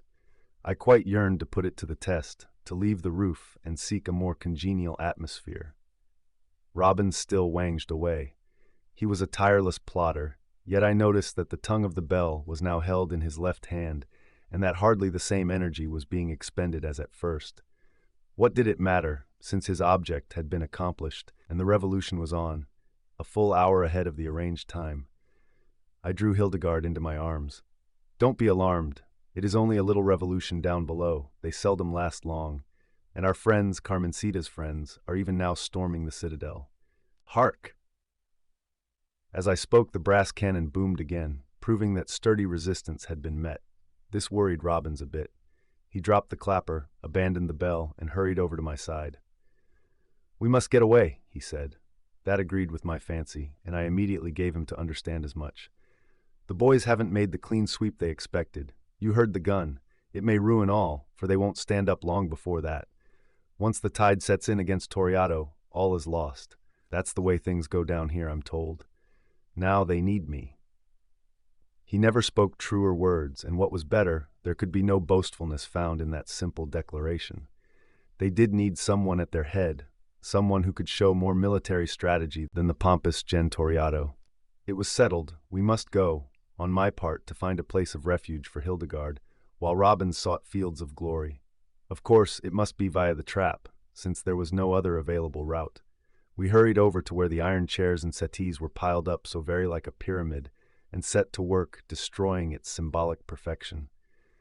When the last impediment had been hurled aside, the doors were quickly raised. I would have led the van, but Robbins pushed me back. "That's my duty," he declared as he dropped out of sight into the breach. I half expected to hear the bark of his gun, but instead came his cheering roar. "All clear below. Avast there, Morgan, down with you." So I drew Hildegarde with me, and we left the roof that had been the scene of this last escapade in our adventures. There was just room for us to descend side by side, and below we found Robbins eagerly waiting to lead the way out. Where was the doughty Alcalde? Where his merry men at this time? A few minutes before they had been storming our fortress with a pertinacity that deserved commendation, and now the place where they had once been knew them no longer. The rooms and corridors of the great casa appeared deserted, and not a hand was raised in protest as our little party made for the main exit. There was no legerdemain about it. Our worthy Alcalde had doubtless passed through many revolutions in his time. He knew only too well what those cries and that tumult portended, and when a change of dynasty was imminent, far be it from him to allow such minor matters as the capture of 2 Yengeese to keep him from weightier business. They were on the street, just as every man in Bolivar was at that hour. When morning came, the result would be unanimous, whether the revolution succeeded or not, for in that region, everyone is outwardly heart and soul with the powers that be. We walked through deserted apartments, we traversed a patio where no sign of porter or watchman might be seen, and thus we came once more to the call. I felt a savage joy at being free. 30 hours in a Bolivar dungeon is about all any ordinary man can stand. And since my rescue, Robbins had kept me so busy that up to the present I was hardly in a condition to realize how much cause there was for rejoicing. The riotous proceedings did not occur near the home of the Alcalde. It was at the public plaza where the exciting drama was being played. I knew Robbins was desirous of immediately thrusting his individuality into the game, and now that the way appeared clear, there seemed really no apparent reason why he should not be allowed to follow his bent. Surely I ought to be able to protect one little woman, armed as I was. I told him this, at which he shouted, "Good, Morgan, it was what I wanted to propose, but hardly knew how you'd take it. Go right along this street until you come to the cathedral. You know the place. I think about there you'll find the girl waiting to conduct you to safe quarters." "Hurrah!" I cried, enthusiastically. "And Morgan, one word more. Go on, a dozen if you like. When you see her safe, come and help win. We'll need you. We owe the boys something for their goodwill, and I want 'em to see you in the thick of it, for I forgot to tell you, they've adopted us, and we're already citizens of this turbulent country." That was just like Robbins, rushing things, and without so much as by your leave. How did he know I would agree to forfeit my allegiance to the Stars and Stripes and join a little picayune revolutionary dot of a Central American republic? Then I remembered that I had been in a bad way when he did this. Such a sacrifice was not of enormous magnitude when one considered that his liberty and life were endangered. I swung around to his way of thinking, that there was conditions requiring heroic measures. I would sooner be alive and a citizen of Bolivar than buried under 6 feet of black soil. "It's all right, my boy. Count on me before long. I couldn't keep out of it, you know. Now, get along with you and silence that gun," as another tremendous discharge made the adobe buildings around us shake. Robbins ran off. I declare, he seemed as happy and frolicsome as a school urchin let loose. Some among us are so peculiarly constructed that they never seem so joyous as when there looms up a chance for a ruction. Hildegarde had come through all right. How she clung to my arm, and with what eagerness she looked up in my face when we chanced to pass under a lamp which some worthy Bolivar citizen had placed above the door of his dwelling. It was worth going through fire and flood to feel that I had won the love and worship of my wife for all time. We walked along the gloomy call in the direction of the cathedral of which Robbins had spoken, and all the way I saw not a single citizen abroad. Without doubt they had been attracted early in the direction of the plaza, where momentous events, big with the future welfare of the country, were being enacted. It was just as well, for I was in no humor to have my motives questioned, and perhaps it might have gone sore with anyone who dared stand in the way. Then the cathedral with its minarets and spires hove in sight. It was lighter now. We had reached another street where it appeared to be public or private policy to keep lamps burning during half the night. I looked around. This place, at least, was not deserted.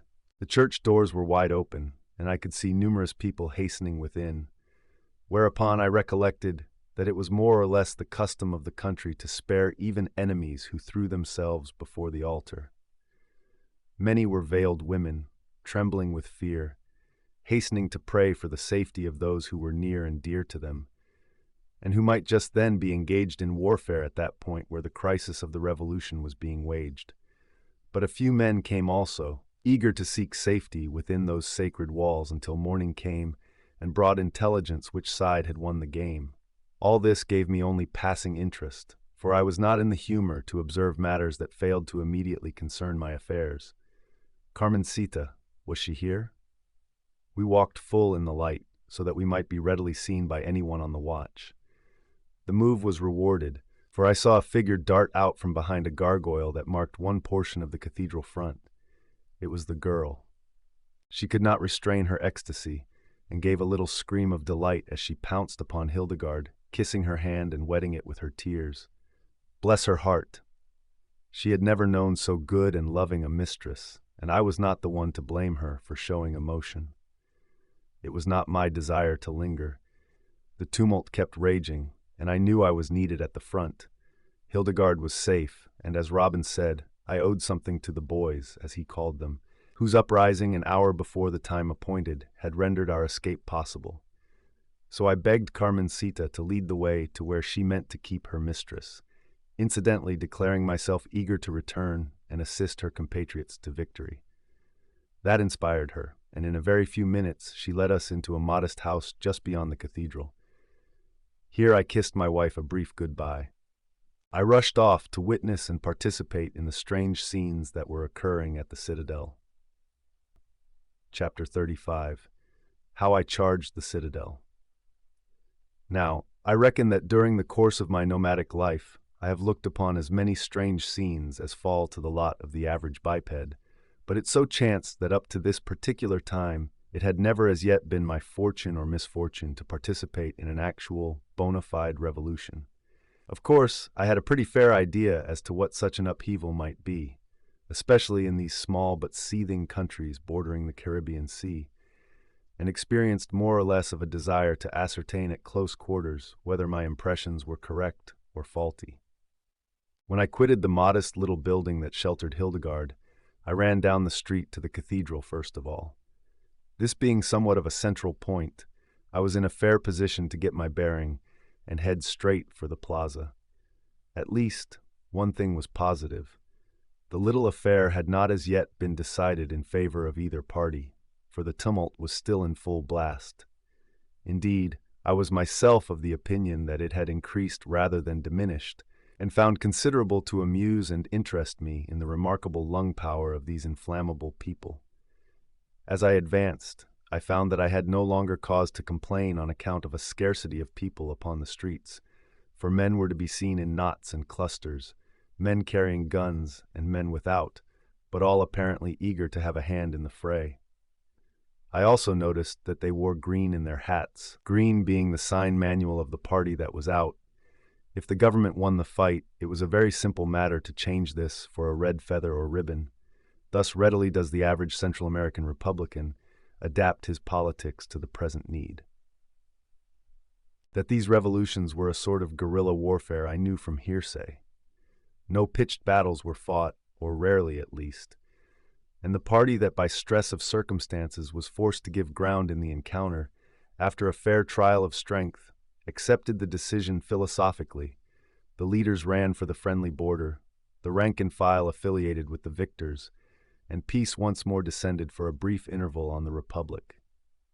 But such a thing as continued peace has not as yet been known in these countries, nor was it in Mexico until the firm hand of Diaz seized the wheel of the ship of state.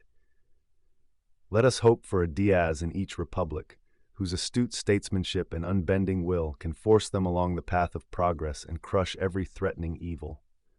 The soldiers holding the Citadel were few in number, but they had the gun. That was what dismayed the enemy, who had never been drilled to face cannon.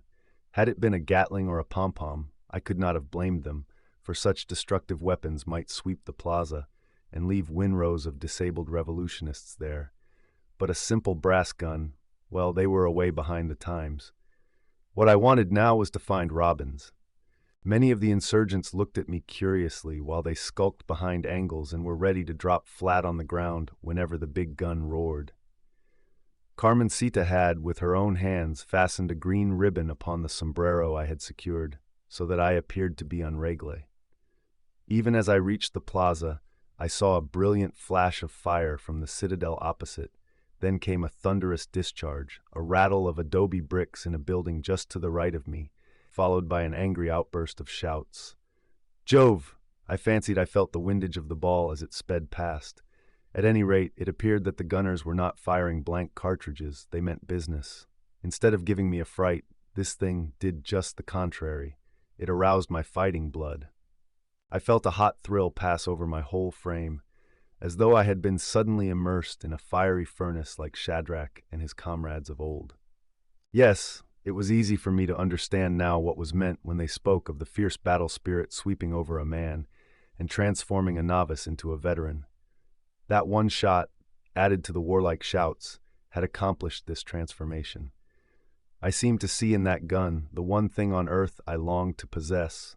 All else faded into insignificance beside it, and I was even willing to undergo every manner of bodily torment and deprivation in order to accomplish its capture.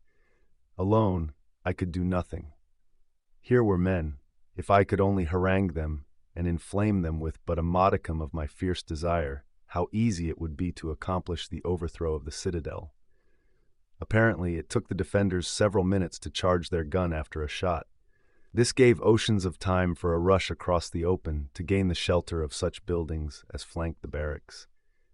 And, wonderful to relate, this simple trick had not been turned, indeed, to all appearances, had not even been considered. Truly, there was a crying need of leaders among these good people, men who had the brain to plan and the nerve to execute. They had fallen into a rut, and even the uncommon bark of a cannon appeared to have paralyzed their powers. Could I enthuse them? At least it was worth the effort. Accordingly, I sprang upon the step of a house around the corner and began to hold forth as best I could. It was necessary for me to bellow at the top of my voice, but this helped to disguise any blunders of which I might possibly have been guilty. The wearers of the green came flocking around. Doubtless, it was no novelty for them to hear a hot harangue, but my style was entirely different from that to which they were accustomed. Instead of urging them on, I asked them to follow me in an assault on the citadel. Moreover, I explained my simple plan. It was an easy task to work upon these fellows, already at the battle pitch. It required few of the orator's tricks to arouse them until they were a shouting crowd, breathing vengeance on the defenders of the barracks, and clamorous that I should lead them into the breach. This was as I wanted it. I asked for nothing more. At the time, I was not moved by any other purpose than a desire to assist these friends, who, in a measure, had been the means of my own rescue, as well as that of Hildegarde. Perhaps, too, I forced myself to believe in the corruption of the government, and that an upheaval might purify the atmosphere. At any rate, I am very sure I entertained no selfish motives, beyond the natural longing of a soldier enlisted for the war, who is desirous of seeing victory perch upon his standard. And yet, although ignorant of the fact at the time, I was making history. Of that more anon. Having raised the fighting spirits of my compatriots to the desired pitch, it would not do for me to let them cool down again. I must strike while the iron was hot. There were at least 20 of them, all told. Whether every man would follow me across the open remained to be seen. So we clustered near the corner, only waiting for the heavy discharge that was to serve as the signal for our rush. I cast one last glance over the scene, so that I might never forget it.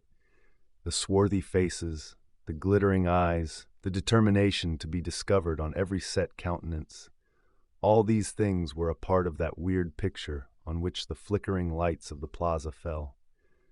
Then came a thunderous roar, a crash of falling masonry, and a house toppled over just where we gathered for the tiger spring, as though the gunners had suspected the danger that lurked around our corner. I remember shouting at the top of my voice, of whirling around the corner, and seeing the whole crowd follow me. Another moment, and we were hustling across the wide square, heading for the barracks. It was not in the nature of things that we could thus dash across the open, with plenty of light to disclose our movements, and expect to escape without a baptism of fire. The soldiers who held the Citadel were armed with good guns, and could send volleys of lead into the plaza, but I had a contempt for their marksmanship, and believed that if my force suffered, it would be through accident. Of course, we took precautions. Every man as he ran leaped from side to side or sprang into the air like a deer. Altogether, I imagine we must have presented a most astonishing spectacle as we thus moved across the open square, where on most nights the military band was wont to discourse sweet music to the keen enjoyment of a different kind tonight. The boom of cannon, the crackling of rifles, the fierce shouts of excited rivals, and perchance the wailing of unfortunates, in whom flying missiles had found a lodgment. This sight, which I would have given something to have seen, I missed, for my attention was wholly taken up with what lay in front. Our sudden and surprising appearance had, I imagine, somewhat disconcerted and demoralized the defenders of the barracks, for we were allowed to cover at least 1/3 of the distance before a single shot was fired. After that, they came hot and fast enough, but sent at random, after the manner of men who had become so rattled that they no longer thought it incumbent to take aim, but simply discharged their pieces. 2/3 over, and now we opened on the home stretch. I kept my eyes on the buildings, determined to know what was transpiring so that I might take advantage of any opening that appeared. One came, but singularly enough, I shrank from it as from the Black Plague, for, through the embrasure in the heavy wall, a shining object was thrust forth, which I had no difficulty in recognizing as the muzzle of the cannon. It bore directly on me, as I could readily see. My ideas of valor and glory did not necessitate my remaining there to accept the compliments of the brass gun. Indeed, I never made a more rapid change of base in my life than when I discovered what I was up against, at the same time whooping out a warning for the men who were supposed to be following pell-mell at my very heels. That was as close to eternity as I have ever come thus far on my journey through life. Even when struggling in the mad surf after the wreck of the yacht, I hardly think I made a more narrow escape, for the windage of the passing ball knocked me flat upon my back. I was not hurt, at least seriously, and, having the same old fierce desire to overwhelm these gunners and take the fort by storm, I struggled to my feet, expended what little breath I had remaining in a shout of defiance, and once more took up my charge. Impulse, not reason, carried me on. I could not have told why I did this thing had the question been fired at me. Perhaps some power beyond my control. Destiny, if you please, was in charge of my affairs. Again the rattle of guns burst out. Flashes came from various parts of the building, and the bullets tore all around me, but I was unharmed. I, who seemed to bear a charmed life, ran on, still shouting defiance, until at length I arrived in front of the heavy door of the Citadel. Then, having covered the ground, I turned to give my valiant band orders to attack, only to find that not a moving figure was to be seen upon the whole broad plaza. Chapter 36. The Last Straw. The discovery appalled me at first. Had they all been borne down by that last cannon discharge, even as I was, and failed to rise again? I glanced hither and yon about the open square, seeking piles of mangled bodies, but strange to say they were not visible. The mystery increased. I could swear the men had started out all right when I did. What, then, had become of them? It is hard to break through established custom, and as soon as the rifles of the besieged began to spit out fire, habit compelled my followers to seek some sort of refuge. They were not there to be killed, if such a thing could be averted. Consequently, some dropped behind the bandstand in the center of the square, while others ran helter-skelter to either side, seeking shelter under the protecting walls of neighboring buildings. I could not blame them, for it had been pretty warm out there. When these valorous souls saw me beating upon the door of the Citadel with a rude battering ram I had picked up, they grasped the situation and began to run in my direction, always bending low, as if in fear of sudden shots.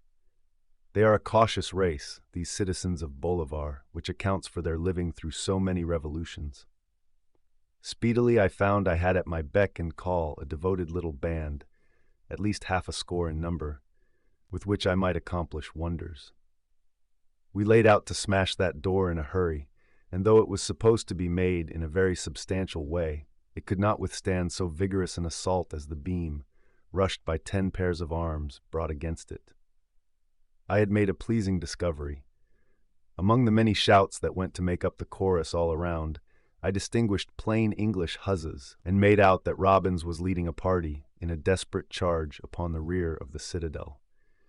Well, that was a hot time in Bolivar, an occasion never to be forgotten in any change of administration the future might bring. Never had so desperate a battle been waged between the opposing forces, never such a charge made as our rush across the open. Guerrilla tactics must be relegated to the past in Bolivar. Henceforth, one would hear of Gatling guns and Mauser rifles, and the party in power would be hard to dislodge, and perhaps with the increased slaughter, the desire to revolutionize might weaken. Thus would Robbins and his gringo comrade have played the part of missionaries. That door, how it hung on.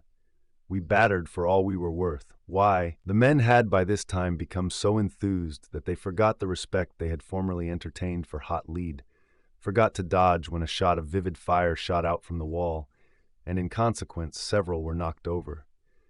Others arriving, eager to be in at the death, were ready to take their places, and the door was already a sad wreck. I encouraged them by precept and example. It was really fine to see how they caught the spirit of the affair.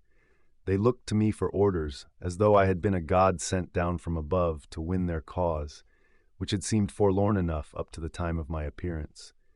I really enjoyed the experience. It does not come to every man to be suddenly elevated to the top of the heap. A few more affectionate taps, and that tenacious old door must let go. Who would have thought it could have maintained such obstinacy after starting so easily? And then, well, unless the brave garrison quickly ran up the white flag, there was bound to be serious trouble in store for them. My hearties had reached that fever pitch, where no mercy would be shown an unyielding foe. The door gave way with a crash, just as the gun boomed for the last time. I could hear Robbins shouting still, and this told me he was in the land of the living. I also had reason to believe he had succeeded almost as well in the rear as we had in front, which complication must convince the government forces their cause was in a bad way. When the last push sent the battered door in, we gave a fierce shout of joy and sprang forward to storm the Citadel. Having gone through such a whirl of excitement, I had no longer any thought concerning myself or my personal safety. Men under these same conditions lead forlorn hopes into the jaws of death, either to lay down their lives or come out heroes for history's pages. I did neither, but all the same, I had the experience and would always cherish the memory of what was the most remarkable sensation of my life. We went in. I was the first man to cross the smashed door.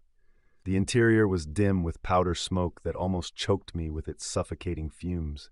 Never mind, we had made a breach through which it could escape readily enough. Through this haze, human figures appeared but dimly, though they loomed up giant-like in size. "Surrender!" I bawled in Spanish. "You are brave men, but the day is ours. We would spare your lives. Surrender!" "Toreado! Toreado!" howled my followers, as they scrambled wildly over the broken door.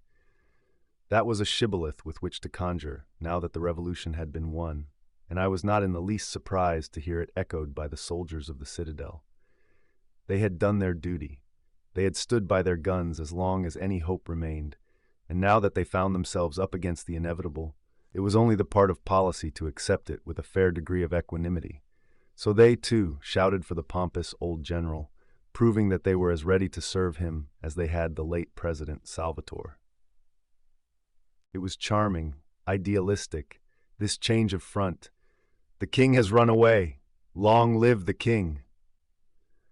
I was somewhat out of breath, which could not be much wondered at, considering all I had gone through in the past half an hour. Now that the fierce conflict was over, and the shouts of anger changing to those of triumph, I discovered how weak I was, and that my knees actually knocked together. Such was the baneful effect of the intense nervous strain. So I leaned up against the still warm cannon to recover a little of my lost powers.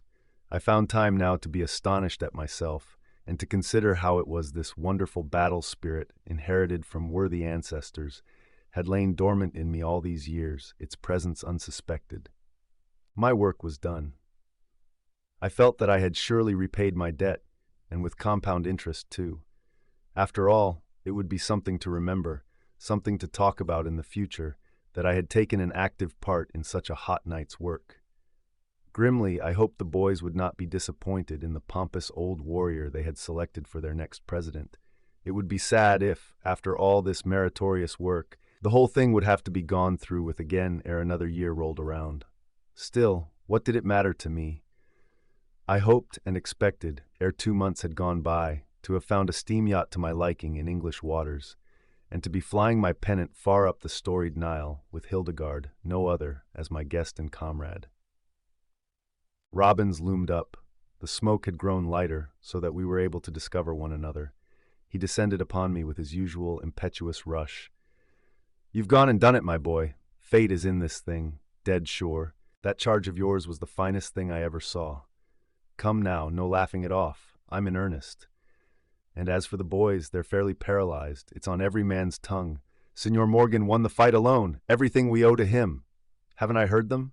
They fairly worship you, my boy. Yes, it's surely fate." That was the way he rattled on. I had to smile. Think of it, just 2 nights before, and these same boys, some of them at least, were hot for my blood, chasing me through the twisting calls of Bolivar and over the bay. Well, they say time brings its revenges. "What of the fort out on the point?" I asked. He snapped his fingers. "Never has held out from a land attack. A messenger will bring him to terms. The whole shooting match is ours, Morgan. It's a big thing for us, I know. At any rate, we've paid our debt and can leave Bolivar in good standing." "Leave Bolivar? I don't know about that. Perhaps our duty is not yet done." "But, President Toriato, he will not try to detain us after we stood by him?" I said this with growing uneasiness, for Robbins appeared so deucedly mysterious.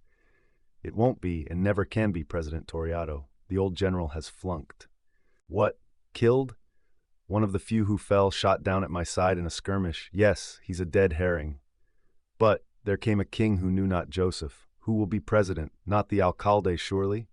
Robbins burst into a guffaw. "Humbug! You ask me who the new party have selected for their leader, their president? Listen, and you will hear his name." He left me and ran out.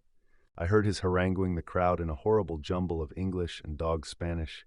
Then came tremendous shouts, and one mighty roar burst upon my tympanums. "Signor Morgan! El Presidente! Signor Morgan! Great Scott, they meant me!" Chapter 37. The Age of Enchantment.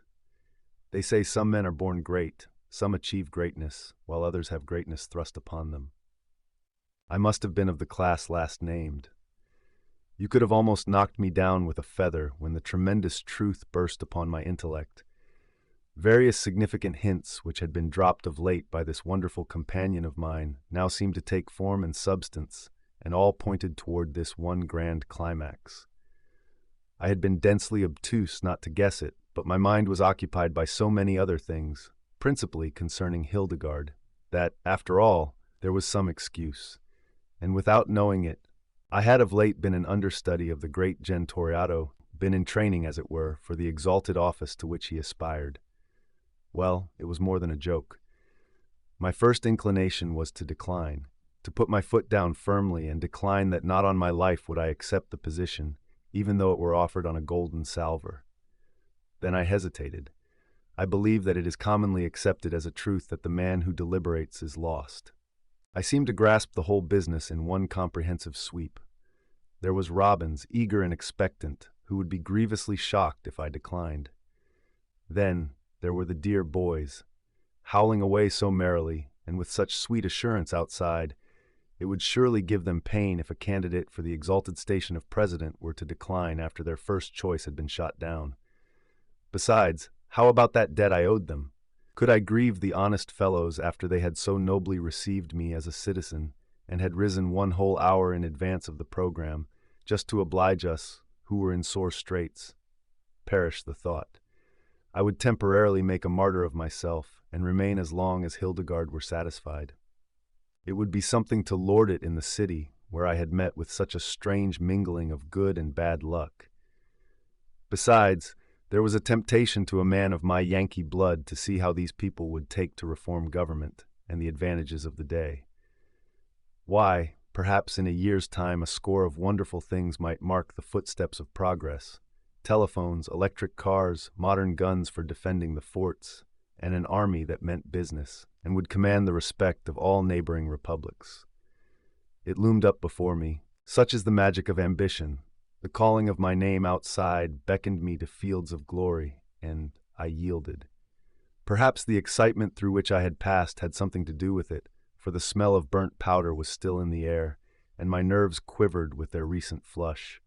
But deep down in my heart, I am free to confess that this sudden ambition was born in quite another desire. Hildegarde would see how grievously she had wronged me in the past, when she contemptuously declared that I must be lacking in those attributes that go to fashion a man into heroic mold. True, I had already proven the falsity of that belief, and her repentance had been sincere. But man is weak, and the temptation to shine, even temporarily, in this fierce light of a public idol was irresistible. A president in an hour, few men could boast such sudden elevation to power. Unconsciously, I drew my figure erect and assumed a consequential air. Upon which Robbins laughed outright, knowing, the sly dog, that the golden bait had been swallowed and that I was hooked fast, but he never guessed the true reason of my acceptance. "Hurrah! It's arranged, then. You'll give them a run for their money," he said, shaking my presidential hand with great enthusiasm, and I really believe he enjoyed my sudden rise to popularity better than if it had been himself whom the good people had selected. "On one condition," I replied soberly. "What's that?" "Your promise to remain and be my right-hand man, Secretary of War." Whereupon Robbins whistled. "Just as you say, Mr. President. If you can stand it, I don't see why I shouldn't. And won't we have fun reforming abuses and bringing about wonderful changes in this country?" You see, Robbins must have been possessed of the same philanthropical spirit that moved me. The mule-drawn streetcar, the dingy lamps on the corners, the slow delivery of messages, and the chaotic condition of the army had all appealed irresistibly to his progressive nature. What he yearned to see, believing destiny had wrought this miracle in my behalf, was a city lighted by electricity, palatial cars driven by the same power, telephone wires reaching in every direction, messenger boys darting over asphalt streets on wheels, and a model little army, well-dressed, armed with the latest weapons, and capable of crushing any incipient rebellion. Then we'll call it settled, Mr. Secretary. Only I reserve the right and privilege of resigning at any time I wish. I have a wife, and she may desire to return to New York when the novelty of seeing me president has worn off, and I would not let her go alone. That's right. Now, let's show ourselves to the boys. They'll expect a speech, I reckon. They'll get all they want, I declared. So Robbins led me outside. It was a proud moment. The plaza had almost filled up with citizens, and every man and woman wore green, which would be the fashionable color now that the revolution had been an accomplished fact. They fairly howled at sight of me, though I am of the opinion many of the same worthy fellows had howled at me quite recently. Perhaps the majority of them were as yet somewhat in the dark as to what the whole thing signified, but they were always ready to join in the general shouting. I felt my position and became imbued with a sense of my responsibilities. Raising my hand, I begged an opportunity to speak a few words, and at the silencio that passed around, the the shouts gradually ceased until not a sound was heard. 500 pairs of eager eyes were fastened upon my face. Then I addressed them.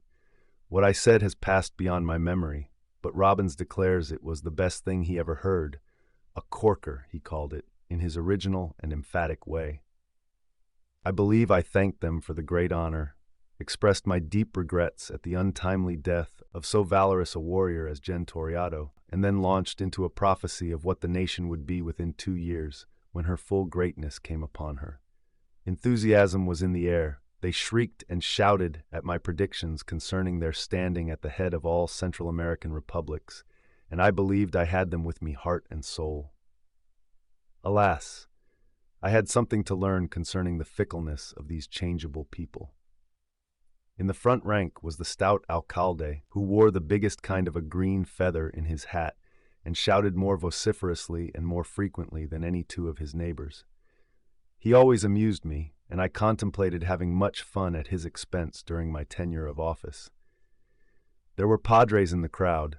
I could see their peculiar shovel-shaped hats here and there, but they did not join in the racket, and I noted that their faces wore frowns. Here, then, was a cause for trouble. They evidently feared I might attempt to bring the Yankee idea of freedom of religious worship to be a part of the national constitution, knocking out the established church. Sooner or later I might expect trouble from these worthies. When my impassioned harangue was finished, and how I wished Hildegarde could have been present to have heard me make that address and see how they cheered me to the echo, I stood there for an hour, shaking hands in the good American way with all comers. They laughed and joked and seemed to take it as a species of novel entertainment. But secretly I promised ere long to spring upon Bolivar and its citizens some surprises that would startle them out of their Rip Van Winkle sleep. My arm grew sore and weary. I was beginning to learn what it means to be a popular president, but of course I would grow accustomed to all these things in time. Robbins did likewise. He seemed to enjoy it hugely, for he did not allow anything like worry or anxiety to disturb the pleasure of the auspicious occasion. At length, when I believe I had shaken hands 2 or 3 times with every man, woman, and child inside the precincts of Bolivar, the function was declared closed. Robbins, as master of ceremonies, called for 3 cheers, and they almost shook the Citadel with the volume of sound. Really, it looked as though the new gringo president had jumped into the affections of the people at a single bound, if one could judge from the enthusiasm they manifested. Sounds are easily made, brawling brooks are ever shallow, still water runs deep. I know that now, if I forgot it then. "Come, I'm tired," I said to the Secretary of War. He gave me his arm, like a true diplomat. I waved my hand to my people and received another series of cheers and yells and, well, what in an American city would be termed catcalls, but which I suppose in Bolivar represented the best effort at applause of a community yearning to be elevated. We walked away in a dignified manner. Already I seemed to feel the carking cares of public office upon me. Yes, I even fancied I saw a skulking figure of a padre dodge around a corner, and the remembrance of the summary way presidents are frequently changed in these hot revolutionary countries gave me a shiver. "Well, how do you like it as far as you've gone, Mr. President?" chuckled Robbins. I told him I was not prepared to answer that question, as I had had no opportunity to analyze my feelings on the subject. Perhaps inside of 24 hours I could tell better. "They gave you a good send-off, Morgan." "Well, yes, but we presidents early learned to measure public applause lightly. Those same boys, as you call them, chased us 2 nights ago, eager for our blood, and may be doing the same thing at some future time," I remarked loftily. Robbins laughed gleefully. "Glad to see you haven't had the wool pulled over your eyes by all that racket, Governor. We must be eternally on the alert down here and meet danger on the wing. You can depend on me to keep in touch with things, and if the kettle boils over soon or late, I'll have the path ready for skipping out." His words lifted a load from my heart, for I was worrying about Hildegarde, should any trouble result from this yielding on my part to the impulse of high ambition.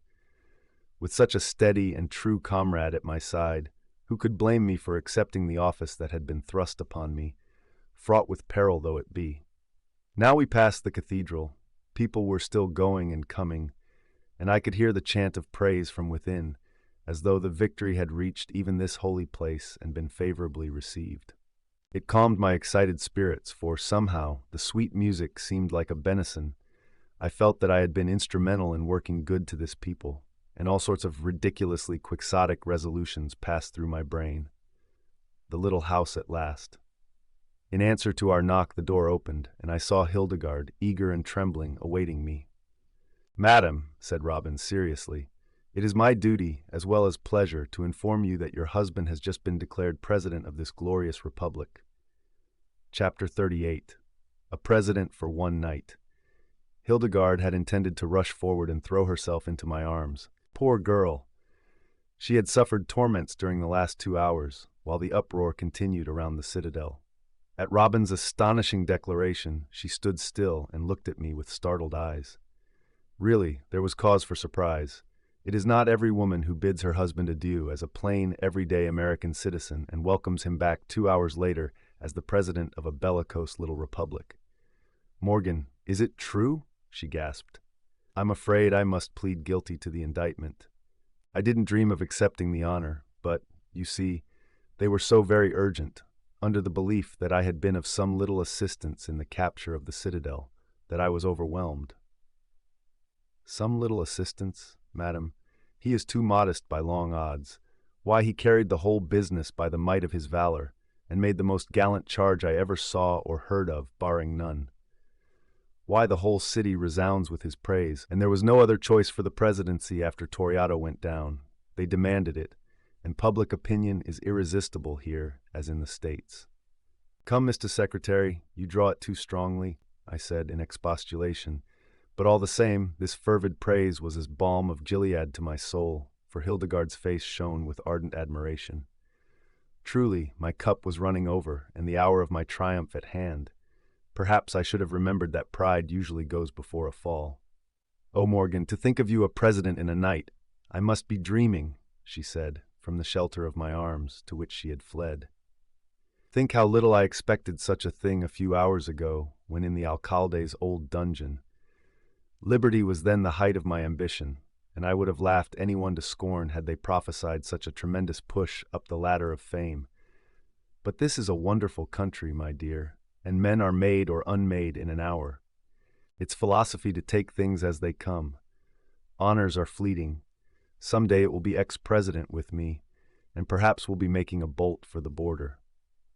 I might have said more in this vein, but I saw that it worried her, and no matter what anxieties might loom above the horizon, I felt that I had no right to burden her with them. Anyhow, she seemed very proud to have a president for a husband. It was an experience few women may enjoy. Her admiration made me forget what I had endured since we separated.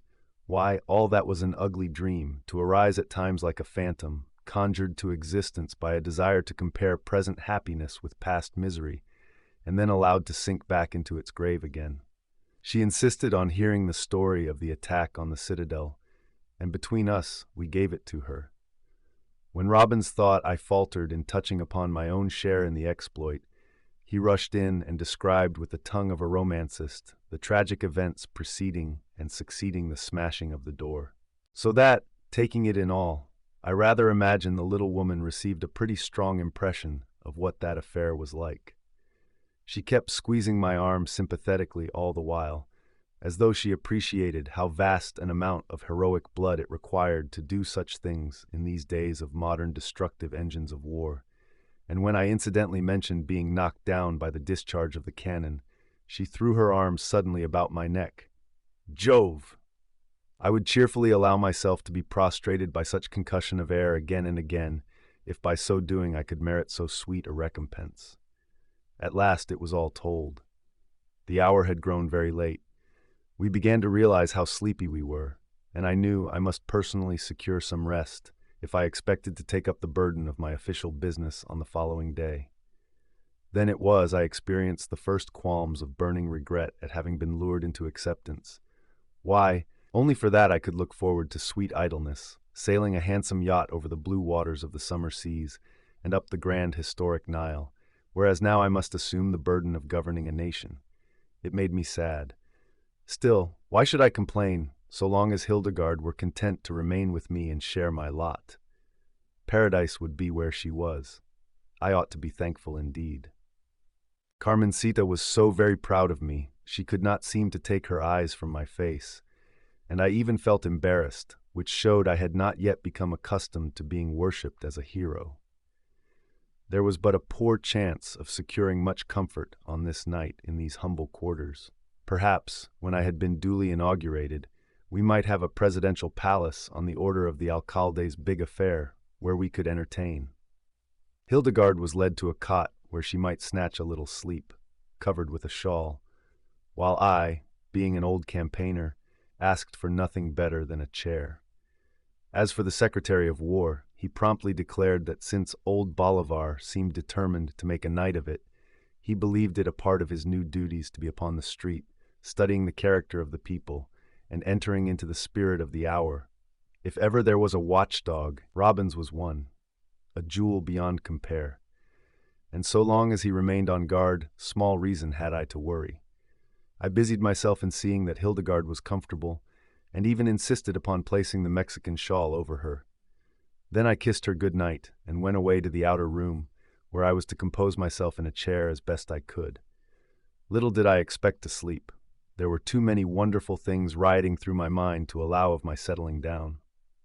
I began to believe that, after all, Dame Fortune, weary of giving me hard knocks, had determined to shower favors in my lap. My recent experience was almost as dazzling as anything from the romantic pages of the Arabian Nights, of which I had been so fond as a boy. Where would it end? Had I done wisely to accept this new burden? Would not my lot have been more abundantly blessed with happiness had I put aside ambition and refused the crown, like Caesar is reported to have thrice done? Now that the thing had been carried through, I was sorry and wished to be free to go where I willed with my sweet Hildegarde, and leave these regions of plots and counterplots, of uprisings and revolutions, and presidents who were made in an hour. Would the city of Bolivar ever quiet down again, I wondered. It was just as noisy as before, and to all appearances the people meant to make a full night of the change in dynasty. Revolutions only occur periodically, and must be taken advantage of. The inhabitants were a queer set. Would I ever understand them? When the novelty had worn off, would their old-time prejudices, fanned into a flame by the sly padres, arouse a storm which might threaten to overwhelm me and my mushroom fortunes? But there was sagacious Robbins to stand between, to swing the army to my side and quench the rising fires. Bah, what need of worry, and on the first night too? All might go well, and a grateful country, yoked to progress, rise up and call me blessed. At least the thought was pleasant. So I sat there and conjured up all these fancies, being in the humor to enjoy them. You see, I had never been a president before, never even had the yearning for office, and the experience was so very novel it quite demoralized me. Other men have worked to that end, have laid wires to gain the office, and pulled them too, so that when the result was attained they only realized their dreams. With me it was so sudden. Sleep? I could not have lost myself had I been offered a premium for so doing. I remember distinctly that 3 times I arose and tiptoed to the connecting door, to peep into the other room. You see, I was a bit skeptical, and wished to assure myself she was there, and that the whole thing was not the fabric of a dream. Carmencita sat beside her in a chair. The child was sound asleep, and yet the smile on her face told that she dreamed pleasant things.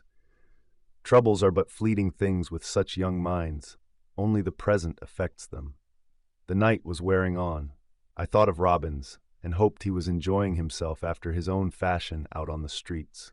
Several times I heard voices without, and once I sat up as a couple of citizens stopped before the door, for I distinctly heard one say in Spanish, "This is the house. I saw him enter."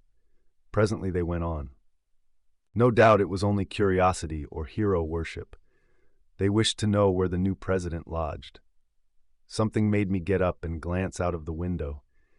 The 2 figures neared the lights by the cathedral, and when I discovered that one of them wore the remarkable hat of a padre, I felt a little uneasiness.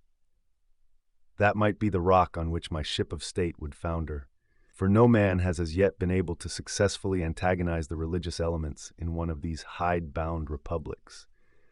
Perhaps half an hour more passed, I could not say exactly, as I had no means of measuring time. Then I heard quick footsteps that I knew must indicate Robbins' coming. Instinctively, I felt there was something wrong, else he would not return in such a hurry. I stepped over and opened the door just as he arrived outside, and as the light in the room fell on his rugged features, I realized that my guess must have been pretty near the truth. There was something out of joint. "Well, what is it, Mr. Secretary?" I asked grimly. "Nothing much, only old Toriato has refused to stay dead. He has reappeared, is haranguing the boys, denouncing us. You are already a has-been, and I reckon they'll soon follow me here demanding tropical vengeance. We must levant, Morgan, my boy." Chapter 39. The Hand of the Wizard. Another kaleidoscopic change had occurred in my fortunes. I think I had been president almost 3 hours, which was quite enough. Some men have not enjoyed the luxury even that long. And singular to relate, my first feeling upon hearing the news of the ex-Secretary of War was something in the line of keen pleasure. I was relieved of a load, so poor Sinbad the sailor must have felt when he finally shook off the old man of the sea from his shoulders. Yes, and in that exceedingly brief space of time, which the hustling Robbins allowed me in order, as he thought, that I might swallow the keen regret and chagrin that a deposed president should by right experience. In that breathing spell, would you believe it, I had a very distinct and very attractive vision of a jaunty English steam yacht plowing the blue waters of the Mediterranean, with storied Algiers in sight, the uniformed captain being Robbins himself, while the passengers consisted solely of 2 persons, myself and Hildegarde, which must have been conclusive evidence as to the lightness with which I held my receding presidential glory. Republics might come, and republics might go, and it was very little I cared so long as they left me Hildegarde. So constituted is man that for the sake of a woman he often counts the world well lost. Robbins considered that I had had enough time to recover from his staggering blow, so he began to speak again. "Are you all right, Governor?" "Splendid," which was really far from the truth because lack of sleep told upon me. "Good, thought you weren't the man to sit down and cry over spilled milk." "Bosh," I said, glad the old farce has come to an end. Rather be an American citizen any day than the uncrowned king of this hot region. "Well then, to business. We must get out." "Why is that necessary? I'll gladly resign in favor of Toriato, bless his fat old heart. No reason we shouldn't be friends." "I tell you he won't have it. Jealous of your popularity, I reckon, or else hand in glove with your charming dad-in-law and sees a chance to make a pile. Anyhow, he's gathering his men to march here and throw us all in prison." "What?" "More dungeons, more tortillas, frijoles, and water. That settles it. Robbins, I'll do whatever you say." "Have you a balloon handy?" I asked in a humorous vein. "No, but I've made sure to have horses ready," was the quick response. I was staggered. It was simply astounding the way in which this wonderful man anticipated things. Here he had been Secretary of War less than 3 hours, yet in that period of triumph, when the ordinary person would have been heedlessly celebrating, my comrade took time by the forelock and made ready for flight. Really, those hot-headed people never knew what a treasure they let slip through their grasp when Robbins was turned adrift. In less than a year, I believe the country would have emerged from its swaddling clothes and made to assume a position among second-class nations. Their loss was my gain, however. "Horses? Then it's over the mountains to Jalapa?" I said quickly. "Exactly. Tell your wife and the little one." Thus suddenly had the thunderbolt fallen, but fortunately I had plenty of reserve nervous energy to meet the new crisis. When I went to the other room, I found Hildegarde sitting up. She had heard voices in the front chamber, and, knowing that this was hardly the appropriate hour for a cabinet meeting, had begun to be curious, as well as to worry. "What is it, Morgan?" she asked. "Sam has been shorn of his locks. I am a back number." It seems old Toriato was not dead after all, so they rallied to him, and I'm no longer the exalted president. "Oh, I'm so glad," was what she said, embracing me. "Are you? That's good. You are no happier over it than I am, for now we can take that cruise to Egypt, if we ever get out of here safely." "Morgan, is there danger?" she said, standing up. "It would be folly to deny it.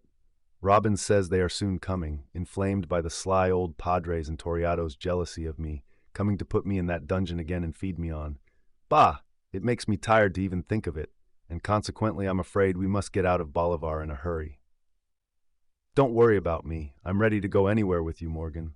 Of course, I kissed her. Who wouldn't? You are a good rider, darling?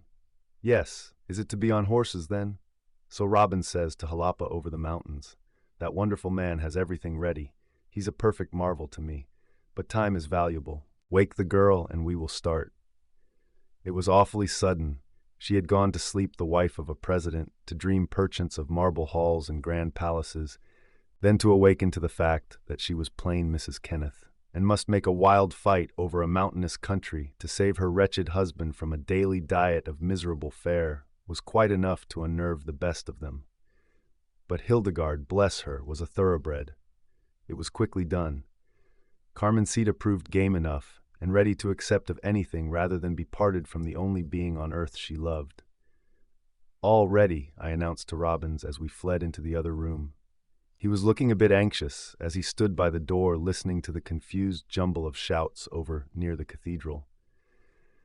At our coming, I thought I saw him hustle something bright and steel-like into his pocket, and could easily guess he had feared there would speedily be use for it unless we made haste. We've just got time. Sorry to have our castle tumbled down so suddenly, madam, but it is always an honor to be the wife of even an ex-president. There they come, by the church. This way, down the call. A miss is as good as a mile, I reckon. There'll be some mad hornets about here presently. Do you think they'll try to chase us? I asked in a low voice as we hurried away. Well, nothing surprises me nowadays, and in this beastly country. That old man, begging the lady's pardon for referring to her dad, is hardly the one to let a good thing slip out of his hands for lack of a few horses and golden ozas to hire trackers. But we'll give him the slip, see if we don't, was his reply. I'm afraid it is true. He is very determined. Why, it was his threat to injure you, Morgan, that made me obey him, said Hildegarde, clinging to my arm closely. Why, I don't believe the old villain had the remotest idea where upon the face of the earth such an individual as myself could be found, or that he was in any position to hurt me. I think the same way now, but at the time he told such a plausible story, I was forced to believe he had it in his power to injure you. Yes, I fear he will never give up the pursuit while he has life. There was no time to say more, but secretly I expressed a fervent wish that something might speedily befall the vindictive old schemer, whom I positively believed to be a fraud, yet whom my wife had accepted as her worthless parent. The approaching party streamed down the call. I could see the shovel hats in the van, and smiled to think how easily the affair had been won by them in the first round. Little I cared. The game was not worth the candle to me. My honors had been unsought, and were relinquished without regret.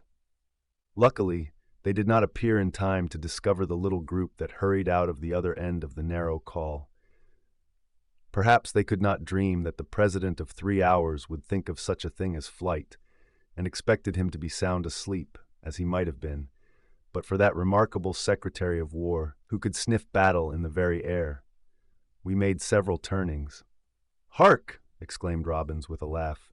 Surely those were angry shouts. The mob had discovered the empty nest, and some of the inmates of neighboring houses might give them points as to the direction we had taken. "It doesn't matter. Here are the horses," said our magician simply. He led them out of a shed. I had to rub my eyes, for I feared this was all a dream, feared that I was a boy again, reading the Arabian Nights, and that when I awoke, gone would be the splendid steeds, my gallant comrade in arms, the fair lady and all. But it was real. The horses curveted and whinnied their delight, and I wondered how Robbins had managed to secure such splendid mounts, forgetting that as Secretary of War he had the power to requisition anything he desired. That would be for the public weal. And only 3 hours in office. Think what he might not have done in a month, a year. Wretched Bolivar. But then, some people never know when they are well off. 2 of the horses had side saddles. I had no idea there was such a thing in Bolivar, but he had ferreted them out. Nothing seemed to escape his scent when on the track. Hildegarde had always been a fine horsewoman, and Carmencita would take to the exercise with the readiness ever shown by confident youth. We were all quickly mounted, and Robbins led the way. Perhaps many an ex-president had quitted Bolivar in the same fashion, but we were only too thankful to shake the dust of the tropical metropolis from our shoes. Chapter 40. Won at last. Of course, they pursued us. It was destined that our escape from Bolivar should be marked by one more dramatic scene, as though to round out the whole tragic business. Daylight was just beginning to break when we clattered past the last scattering adobe huts and struck out upon the winding road that led in the direction of Jalapa, climbing mountains, crossing wild valleys, and presenting many dangerous features to a company without a guide. Once free from the town and its noises, we experienced a remarkable sense of relief, and could we have been assured that no pursuit would be inaugurated, we might have enjoyed the journey very much. That sunrise as seen from the side of the mountain was equal to any I ever witnessed even in Italy. Robbins had even thought of food. He apologized because he had been unable to secure a pack horse on such short notice and load him down with all the paraphernalia of a camping outfit, but we united in declaring what he had done was really astonishing. Given time, I think he would have bagged all the dainties in Bolivar. We ate as we rode, for our enemies were too near at hand, and our horses too fresh to think of making so early a halt. The invigorating air gave us high spirits, and we could even converse about the wreck and the probable fate of Gustavus and Diana, as well as the men, without shuddering. Still, I feared it was a theme that would cast more or less of a shadow athwart our happiness in the future, for it was a bitter thing to think of that bright society woman, one of the most charming of her sex, thus taken away so suddenly and cruelly. Long before noon, Robbins secretly informed me we were being pursued. Somehow, I was not much surprised. Nothing appeared to strike me as singular nowadays. I understood that fate meant to make one more grand bluff at snatching happiness from my arms, and if defeated this time, would be apt to give up in disgust. All I did was to grimly set my teeth together and look down the wild mountain in the quarter whence we had come. Robbins presently pointed out our pursuers. They were a grand squad, and unless my eyesight deceived me, old Gentoriato was at the head. Strange how vindictive the old chap was. Instead of hunting Salvador, who had been president before the coup, and must be chasing hot-footed for the border at this hour, here he was, speeding after me, the man who laid down the reins of government only too willingly when news came that Toriato the Magnificent had not been killed after all, only stunned. "How many?" asked Robbins. "Not far from a dozen, all told." "Pretty big odds if they catch us. We've got a good start. Let 'em come," said he. We joined the others who were ahead. The trail had reached its highest point, and now a descent lay before us. Of course, we could make quicker time, but it was often dangerous to hasten, for the narrow mule path led along the face of precipices where, hundreds of feet below, large trees looked for all the world like bushes, and a brawling stream seemed no larger than a silver ribbon. Here we moved slowly and sedately. I confess my heart was almost in my throat when I reflected that a single stumble would precipitate horse and rider over the brink into eternity. Robbins was berating himself for a fool. He wanted to know what was the use in being Secretary of War unless one could command all the military supplies in the Republic. At first, I could not understand what ailed the fellow, until he pointed out a place where, as he said, a little dynamite cartridge would bring the narrow path into chaotic ruin after we had passed in safety, and thus effectually cut off pursuit. Yes, it was a great pity he had not thought to requisition the whole outfit of the army. Still, we managed to get on. The trouble was, those fellows in our rear, from some cause or other, got on better. Perhaps it came from their not having any women folks along, or because they were more accustomed to such mountain travel, for a chase after a fleeing ex-president is an event of frequent occurrence. At any rate, our lead was slowly but surely being cut down, and it became an open question whether we would gain a safe refuge over the border at Jalapa or be forced to turn at bay. I sincerely hoped the former might come to pass, though grimly determined that, should it be war, we would give a good account of ourselves as American citizens. Hildegarde bore the rough ride admirably. Not a whimper did I hear, though it must have been a cruel experience, especially toward the end, when our pace was fast and furious. Something of this was due to her natural grit, but the fact that she had always been a lover of horseback exercise counted for considerable. As for the girl, nothing could tire her. Her big black eyes glowed with excitement, and she sat her reeking horse like a little centaur. None of us was positive how much farther we had to go. It might be leagues to the border. So much for not having a guide, but truth to tell, Robbins had not been able to discover a single chap in all Bolivar whom he thought he could trust. We only knew that the fellows in our rear were getting too close for comfort, and that the chances for a ruction seemed good. I saw there were but 9 now.